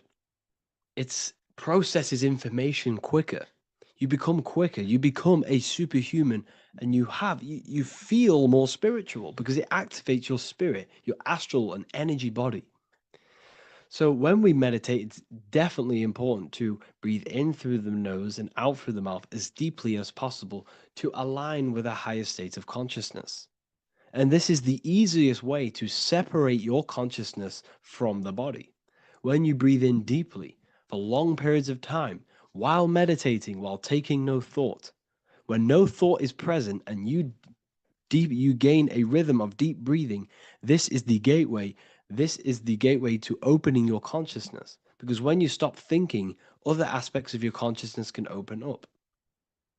All of our lives we've been thinking, which is blocked off the higher states of consciousness. So breathing is very, very important. It affects our overall well-being. And this is Yahweh, the in and the out of breathing. When we breathe in, this is Yah. You can hear it. It sounds like Yah. And when we breathe out, that is Way. This is the name of God, apparently. But God is within you. You can connect with God. You can connect with source consciousness within you by breathing, by raising your state of consciousness through breathing and meditation. This is why the Bible tells you the Spirit of God has made me, and the breath of the Almighty gives me life. You are consciousness. You are God. You're an extension of God's consciousness. Job 27:3. As long as my breath is in me and the Spirit of God is in my nostrils. The Spirit of God is through breath. John 20:22. And when he said this, he breathed on them and said to them, receive the Holy Spirit. The word spirit means breath. In Greek, Hebrew, Latin, it all means breath or wind or air. The Holy Spirit is a certain way of breathing, a breathing technique that elevates your consciousness, that syncs you up to a holy consciousness, an elevated state.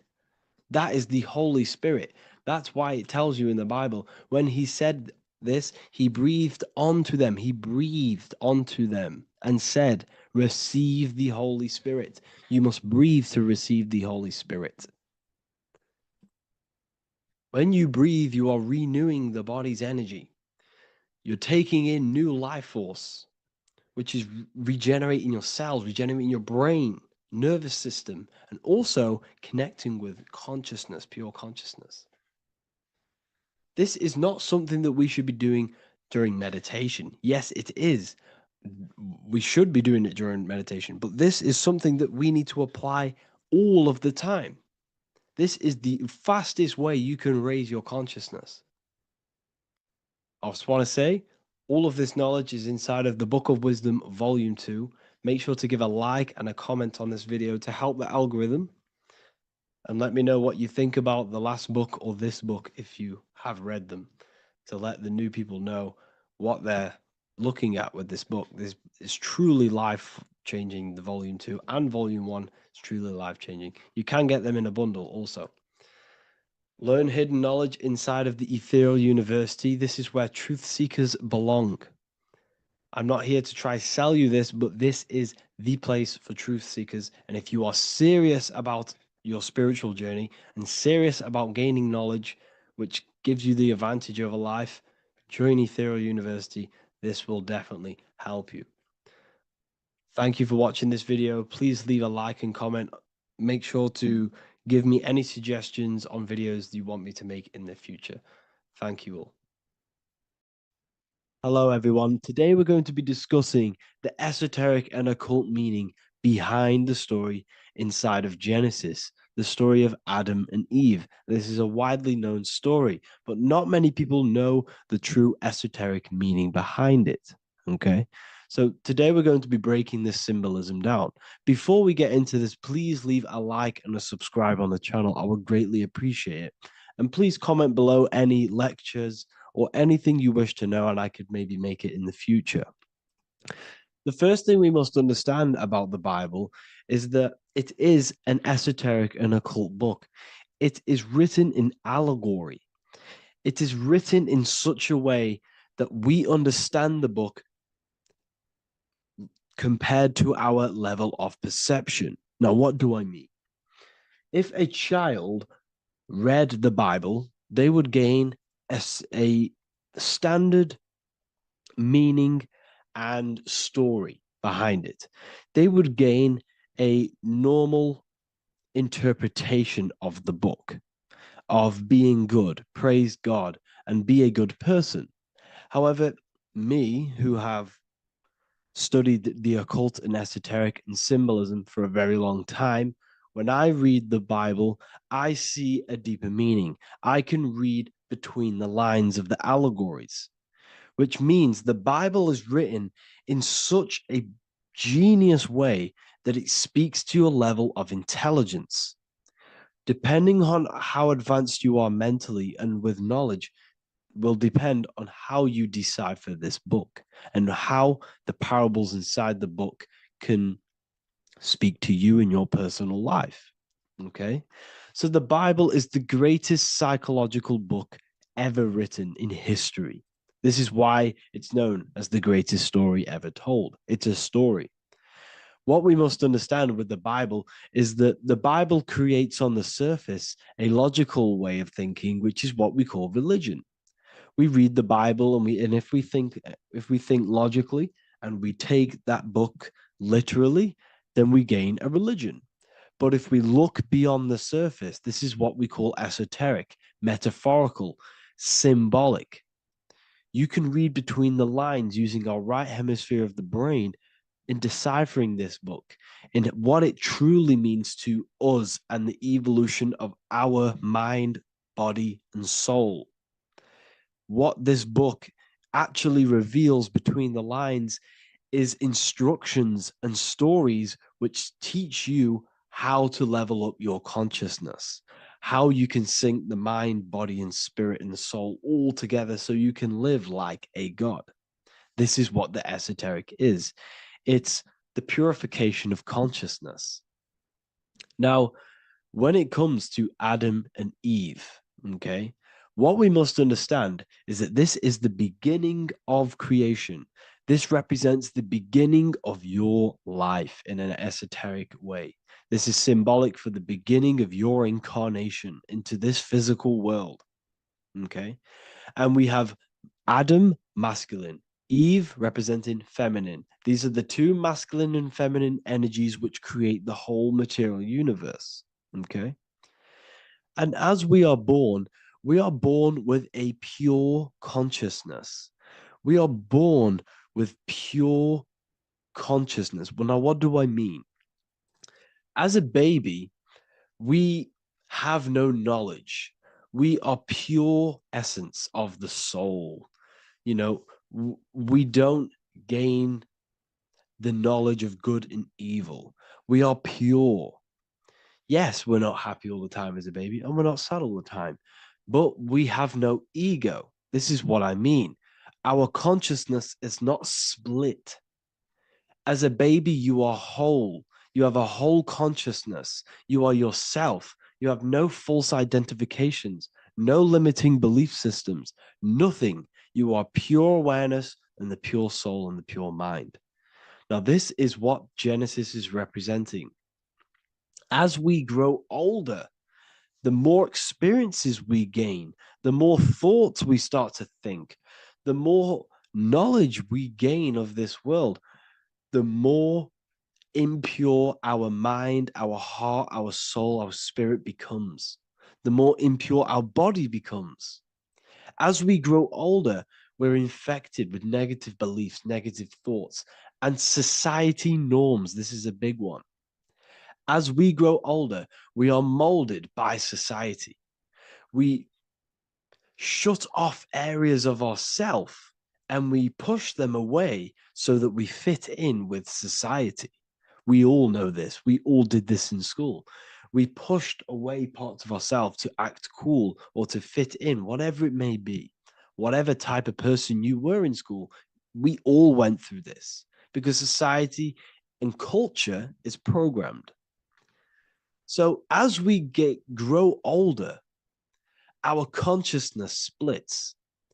We gain a persona, an ego, and we and we gain a shadow self, the subconscious, and we gain an ego. Now, the ego is what you show to people. It's that character that you show, that you put on to your culture, to your family, to your friends. This is a false identification. And we also gain a shadow self. The shadow self is gained through experience. This is the subconscious. Our ego is created through experience. And so is the subconscious and the shadow self. Okay. So as we gain age in this material body, we fall from the Garden of Eden. We gain the knowledge of good and evil. This is what the symbolism represents of us leaving the garden, us eating from the fruit. Now, the fruit represents the knowledge, it represents the insight, the experience, which splits our pure consciousness. Our soul splits. Okay? We lose connection with the divine. We lose connection with our pure self through material experiences. We may lose ourselves in material experiences. We may lose ourselves in lust and material gain, wealth, and all of these lovely things that the material world offers. We lose ourselves in this. Okay? And not only that, there's another symbolic thing that we're missing with being a child. There's another symbolic meaning behind this tree in this story of Adam and Eve. And this is sexual energy. Okay. As we are a baby, we have no ability to create another human life. We have no sexual urges. We have no desire for the material things as a baby. Nothing. As we grow older, our sexual energy cultivates around the age of, it's like 10, maybe earlier for some people or later for some people. This is what we call puberty, when our sexual energy activates. This is when the masculine and feminine energies are present within the body. And we are now given the ability to create human life. We're now given the ability to bring in a soul into the material world. Now, this is what we believe and know in the esoteric world. That is what sex is. You're bringing a soul from the astral into the physical. Okay. So as you grow older, you gain this ability to use the power of creation. You gain this force within you that allows you to open a portal in the astral and bring in a soul to the material. Now, this power can be misused. This power is very powerful and should not be misused. In occult and esoteric teachings, we teach and learn sexual transmutation, how we transmute sexual energy into different areas of our life so we can grow and create. Because sexual energy is creative energy. It creates a whole new human being. So if we retain it, we can transmute it into creativity. So this energy is kind of corrupting us as well. And now I'm not saying growing up is evil, all this thing is evil. This is a natural cycle that we must go through. The soul of us must go through this cycle so that we learn, so that we overcome it, so that we gain mastery of ourselves, so that we expand ourselves. I recommend you watch the Evolution of Consciousness lecture that I did on my YouTube. An amazing lecture. Talks about the evolution of consciousness and how we're on a never-ending cycle of life and death and expansion. So leaving the Garden of Eden is symbolic. You see, Eve represents emotion. She's feminine. Adam represents action. That's why he bit the apple. You see, Eve takes the apple and tempts Adam because she's the emotion. She's the sexual desire. And Adam eats it. He releases. He misuses the power of his creation. He misuses his consciousness because of material illusions and material desires. This is natural. Okay. As we grow older in this life, our soul has to experience sin. we have to experience negativity. We have to experience evil. Okay? And we have to misuse this power within us to learn about it so we can overcome it and gain control over it. Now, this is why the Bible says in Genesis 3:6, for God doth know that in the day ye eat thereof, then your eyes shall be opened. Ye shall be as gods, knowing good and evil. This is very, very, very symbolic. We come into this world to experience a dualistic way of reality. We come into this world to challenge ourselves so the soul can grow, because the soul comes from pure love from God. But we come into this world so the soul may know what it's like to be evil. You see, we are like a seed. Our soul's like a seed. And when that seed grows, okay, and it's planted, them roots must grow to hell in order for the top of the tree and the roots to grow to heaven. In order for the soul to reach the highest states, it must descend down into the lowest states. Good and evil. This is the story of good and evil, okay?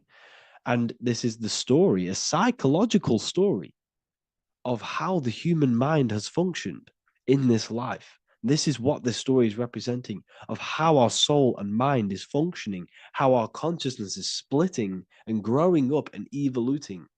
Okay. Like I said, snakes represent sexual energy. They represent, snake, when you've been snaked. This is why we say you've been snaked, because it represents a temptation of sexual energy. This is why the kundalini is symbolized as a snake. This is the serpent within us that we can rise to activate dormant brain cells in our brain. Now that's called the kundalini awakening. I'm not going to get into that into this video, but this is what it symbolizes, the tree and the knowledge of good and evil, because our body is the tree. Our central nervous system is the tree. The snake is our sexual urges and this false temptation that tempts us to interact with sin, the material world, okay, and go against our higher divine self. This is what it represents. Now, it's very, very symbolic. Not everyone is going to agree with this, but this is my interpretation of Genesis based on my research of occultism, symbolism, metaphors, and me studying the Bible. This is my interpretation, and I hope it resonates with you. It might not resonate with you, but this is what makes sense to me, and this is what has made sense to many other occult researchers who are in this space as well. Okay. So please leave a like, leave a comment, leave a subscribe. I'd greatly appreciate if you could, just give me some support on this channel. We're nearly at 100,000 subscribers, which is insane. I just want to say thank you all. And yeah, I will see you inside the university. If you join, I'll look forward to mentoring you, connecting with you on the live calls. There's a new symbolism course which is going to be available very, very soon. And yeah, if you join the university, you also get a 30% discount on all of my products, astrology readings, one-on-one calls, all of my books. Yeah, so I hope you gain some insight on this video, and I'll see you in the next video, and I'll see you inside the university. Have an amazing day.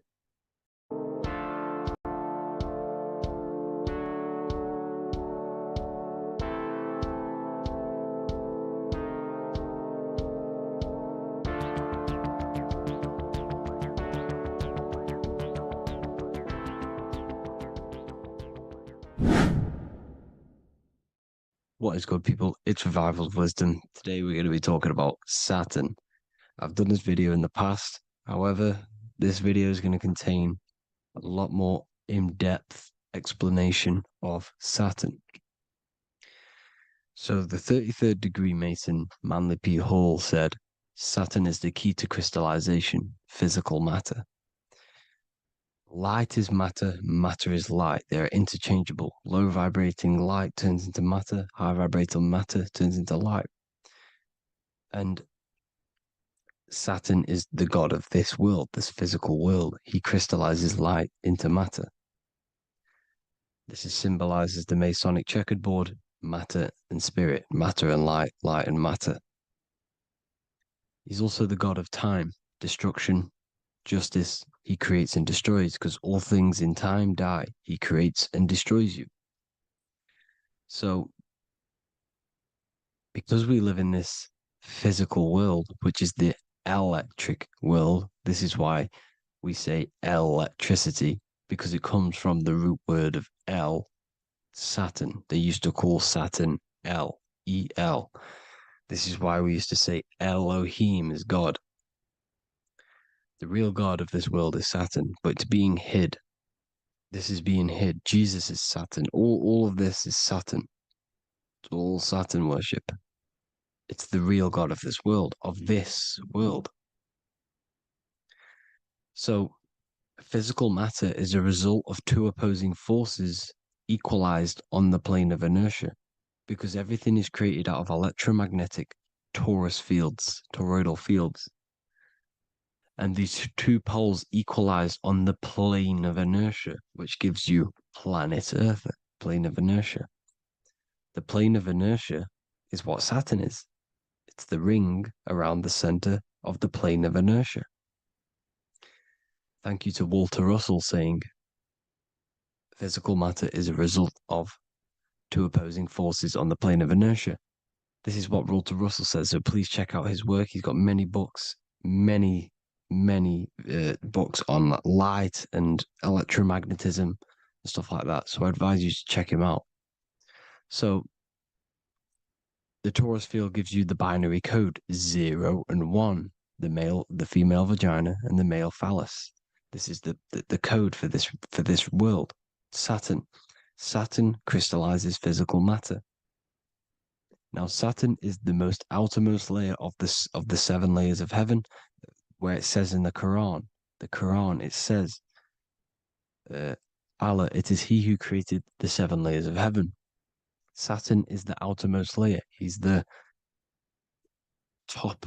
He's the most high. So when we say the most high, we're referring to Saturn. He's the most high before the firmament, before the stars.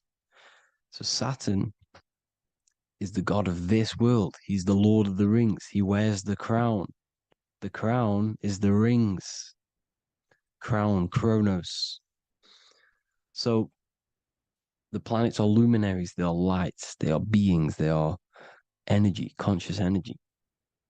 And we're in the heart of the solar system. Saturn is the outermost layer.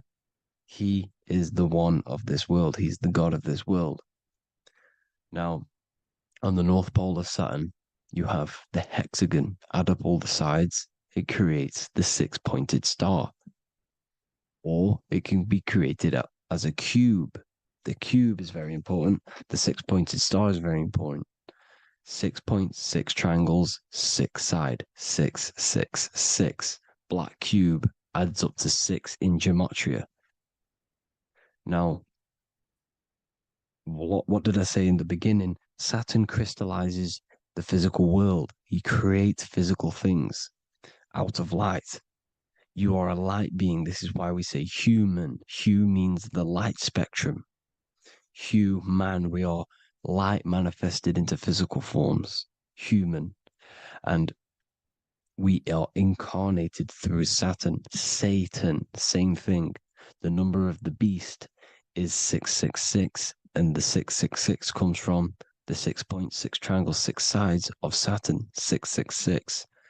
We are all known as carbon-based life forms. Carbon, the atomic structure of carbon, is 666, 6 protons, 6 electrons, 6 neutrons.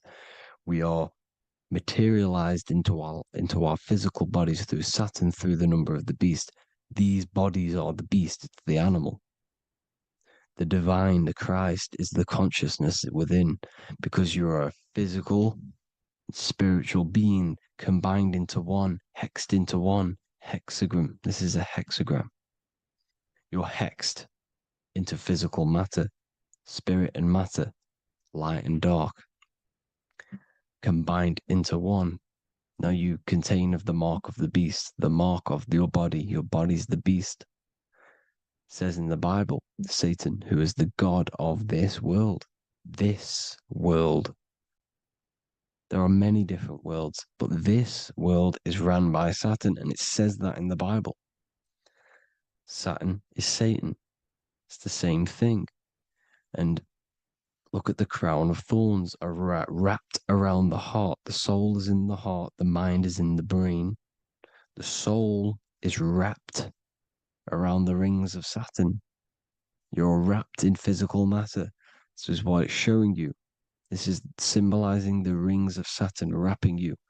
And the cross on top is the cross of the cube. The cube, the black cube of Saturn, unfolds into a cross. So Satan, who is the god of this world, Corinthians 4:4 in the Bible, Satan, who is the god of this world, has blinded the minds of those who don't believe. Saturn blinds your mind because the god of this world materializes you and he blinds your mind when you incarnate into physical matter. When you enter this soul system, not the solar system, you hit Saturn first. He materializes you. And look at the symbol for Saturn. This is the symbol for Saturn. All of the planet symbols are created out of the Holy Trinity. The Earth, Moon, and Sun. Body, mind, and soul. The Sun is your soul, the Moon is your mind, the Earth is your body. Your body's made out of the 5 elements. The Sun is your soul because the Sun is life force. Gives life to everything. Your Sun is a soul. Your soul is the sun of your body. The moon is the mind. The moon is the moon of your body, the mind of your body. Intelligence. So all of the symbol of the planets are created out of these. The Saturn symbol is created out of the Earth cross, matter, and the moon crescent, moon, mind, matter over mind. This is why Satan, who is the god of this world, has blinded the minds of those who don't believe. He blinds your mind. Look at the symbol, it's showing you. The Saturn symbol is matter over mind when it should be mind over matter.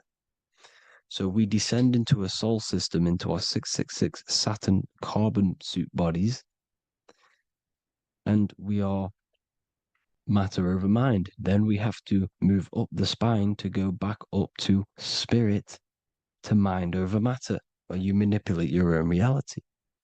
Now look at this. It creates the number 5. 5 is the number of change. You're moving from this side of the number sequence over to the right side. You're moving from the spiritual into the physical world.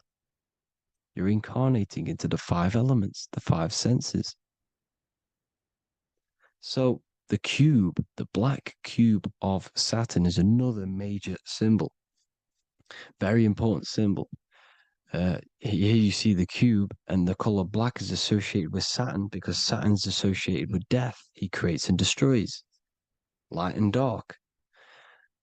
Death is associated with black, spirit, because you can't see spirit, which is blackness. So the black cube is black because Saturn rules the nighttime, which is dark, blackness. And he rules the winter, which is death, blackness. So Saturn is the black cube.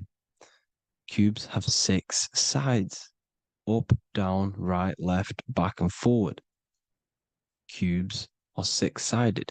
Everything is 6-sided inside of this creation because you're incarnating, you're materializing, crystallizing into the cube, the world of the cube. Everything's a cube. Everything's got 6 sides. Here's Leonardo da Vinci showing you that you're in the cube. Leonardo da Vinci did this famous painting. You're in the cube, you're hexed into physical matter, or you're incarnated into the 3rd dimension, the 3-dimensional world, which is a cube, 3D. And black cube adds up to 6 sides of the black cube. The Kabbalah means cube god in Arabic. And look at what they do. They worship the cube, the black cube, and they stand in rings like the rings of Saturn. Australia, Denmark, Manhattan, Santana all have these black cubes. You go to New York, you will see the black cube there as well. These black cubes are everywhere because it is the real God of this world, So look at the cross. The cross unfolds into the cube.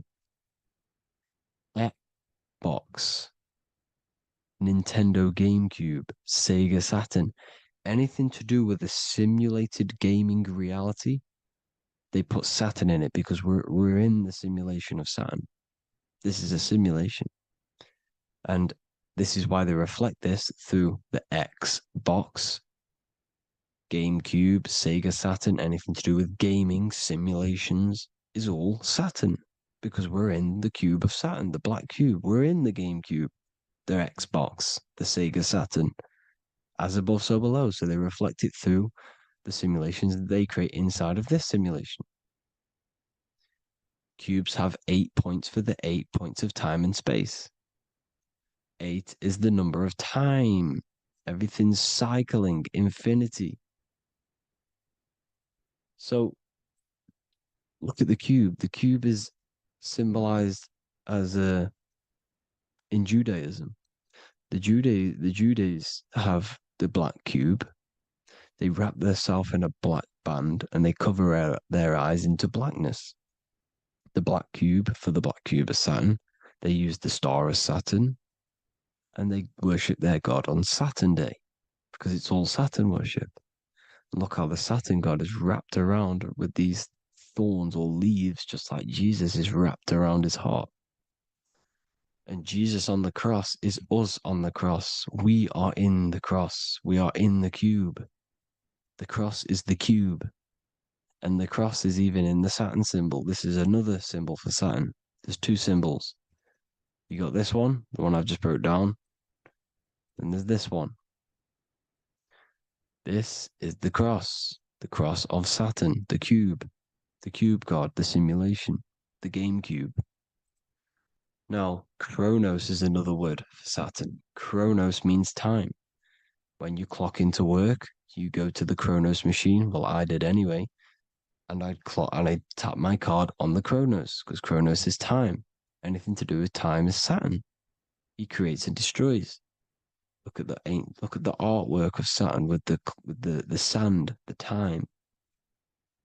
Look at this, how he's cutting off the baby's wings. He's crystallizing the spirit into matter. He's cutting off your wings.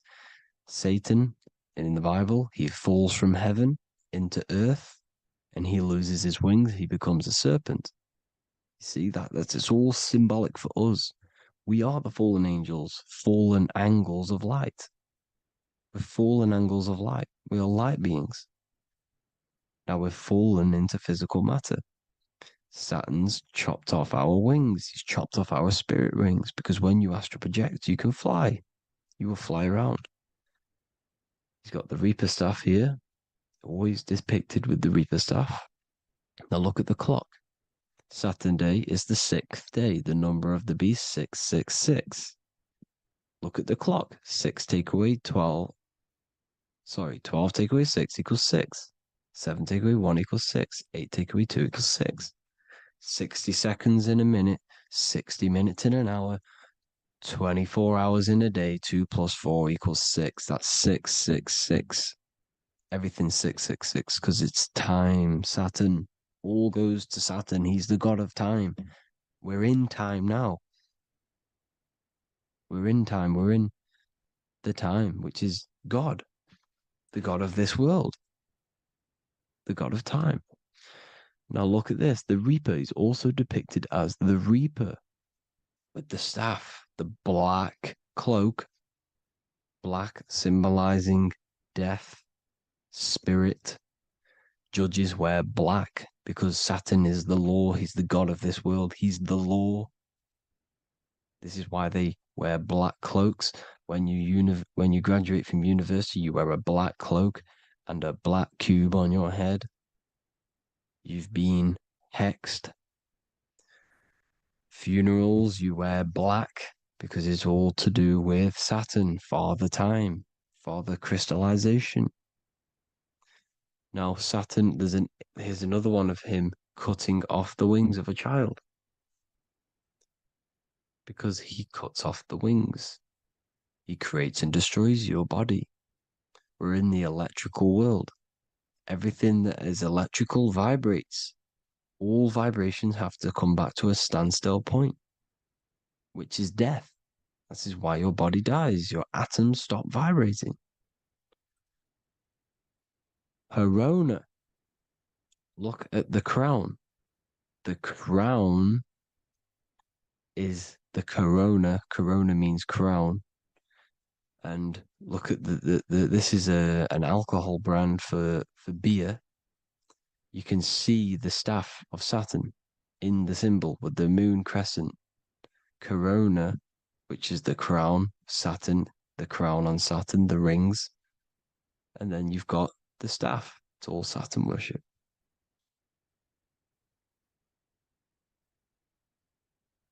Is the black cubes of 9/11.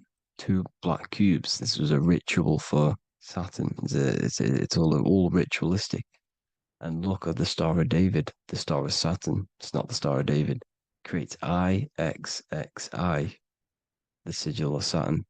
IXXI means 9/11 in Roman numerals. 9/11. It's all a ritual for Saturn, and they have the 2 black cubes of Saturn. Now look, XX. There's more symbolism of Saturn now. We're going deeper. XX is more symbolism for Saturn. The sigil of Saturn is XX, as above, so below. Same with the Star of David. You split it in the middle, as above, so below, as above, so below. XX, this is a Knights Templar Cross of Lorraine. XX, Knights Templar, high order of Masonry. They all worship Saturn. Well, Saturn's the real god of this world. X Eon with the XX, XXL magazines, which is all to do with famous rappers and stuff like that. When you die, you put XX on the eyes because it's Saturn. He's the Reaper. Is Jesus with the XX crown with the thorns around his heart, around his soul, with the cube on the top, the cross cube. Le Lucifer with the XX Cross of Lorraine. Jay-Z with his alcohol brand, XX Cross of Lorraine. The X Factor with the rings of Saturn. All Saturn worship. The seal of Melchizedek is also Saturn. This is the cube. This symbolizes the cube with the 8 points for the 8 points of space and time. And this is the cube.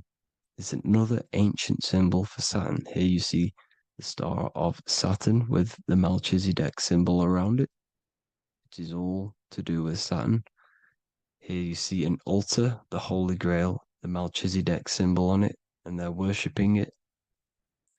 This is why we wear rings, wedding rings for the rings of Saturn. It all goes back to Saturn. Earrings. The 8-pointed star of the ancient Sumerians is all Saturn. It's all Saturn. So the ancients, the symbols of Saturn goes on forever. It's in all of the major corporations. You can see it everywhere, the rings of Saturn. Toyota is an obvious one. Internet, Nike, Target, Sega, Saturn. It's all Saturn worship. All Saturn worship. Because he is the real god of this world. Here's Kanye West's album with a Saturn here. Here's Michael Jackson's album saying X, escape. There's the X again.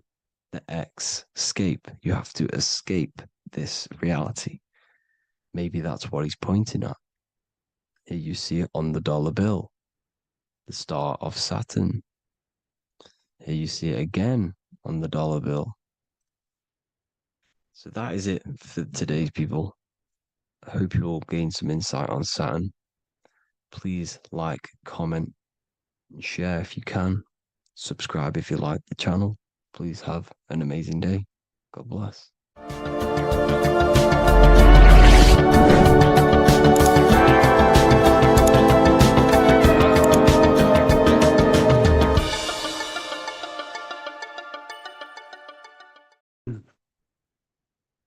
third eye, or the all-seeing eye. This is an important video because there's a lot of misunderstanding when it comes to the third eye. People tend to think that the third eye is the pineal gland. The pineal gland is not the third eye. It is the radio receiver for our eye. It's not the third eye, it's the first. It's the eye where everything begins. So the pineal gland acts as a radio antenna or a radio receiver because the pineal gland has crystals on it. And crystals are used in your phone, they're used in radios because they pick up and transmit frequency.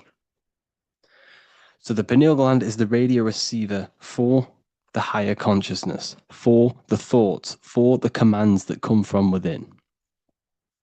Before you move your body, it begins mentally in the eye. Before you say something, before you kick a football, it all begins in the eye. What happens above happens below. What you think, you manifest into the body. Whatever you think, your body reacts. You see, this eye is the universal cosmic intelligence, the higher consciousness, which is controlling the physical body. Like I said, you have the Buddhic, mental, astral, etheric plane. This is a page from the brand new Book of Wisdom, Volume 2. You have the Buddhic plane, the nothingness. Then you have the mental plane, infinite potential. This is the I, the singular consciousness. This is the infinite potential within you. The I is where the thoughts are. This is the mental plane. And it is this I which experiencing everything. It's the I behind the body. It's the I behind the thoughts. Yes, the mental plane is the plane of thoughts, but you are the I experiencing the thoughts. You are the I behind the thoughts, behind the emotion, behind the words. Deep, deep down within your being, there is the all-seeing I, which the body obeys. Everything that I says, the body does. This is the I in between the two pillars, or in between the sun and the moon in the Masonic artwork. Sun, masculine, left brain. Moon, feminine, right brain. The all-seeing eye in the middle, consciousness. The I, the order, the intelligence, the infinite potential within you, the creative force within you that can create the good and the bad, the left and the right. So you are either creating negative or good. You're even doing good, which is God, or evil, or the devil, which is do evil. You have this creative ability within you, which is God, the consciousness, and you have the choice to do the devil or the God. So the third eye is the human mind. It's the mind. It's the infinite awareness, infinite potential within you. And when you see it in the triangle, it represents the ethereal plane. This is the ethereal, the triangle. This is the eternal. This is the material. Because the physical plane is the box. It's the square. That's why we say think outside of the box. Because you got to think outside of the box to awaken your divinity. You see, humans have been given the tools to awaken to their true divinity. No other animal on this planet, or whatever you think it is, on the earth, has the ability to have self-awareness. Humans have been given the tools to understand the very, very complex things and understand who we are, what we are, and what the universe truly is on a higher level, not just physical. We have the ability to access planes beyond the physical world, which is unlike any other animal. This is why the humans are gods. So when you see the pyramid with the capstone on top, it's cut off, it's separate from the rest of the pyramid. This is the consciousness that is looking through the ether into the material plane. It's like I discussed down here with these planes. This is the I, the mental plane. Your consciousness, your I, is looking through the ether. It materialized through the ether into the physical plane, and you are now the I looking into the material realm. And when you come here, you lose that divinity, but you have to awaken. So you don't lose the divinity, you forget your divinity while you are incarnated in physical. So when you see the triangle with the eye in it, this represents the eye looking through the ether. It's materialized, but it also represents when you see it's illuminated like this and it's separate, because this is separate from the physical plane. The consciousness within you, the thought within you, that intelligence within you, that voice is separate from this physical world. And everything above manifests below. Everything what happens in this realm of consciousness, of thought, manifests into the physical plane. It's separate.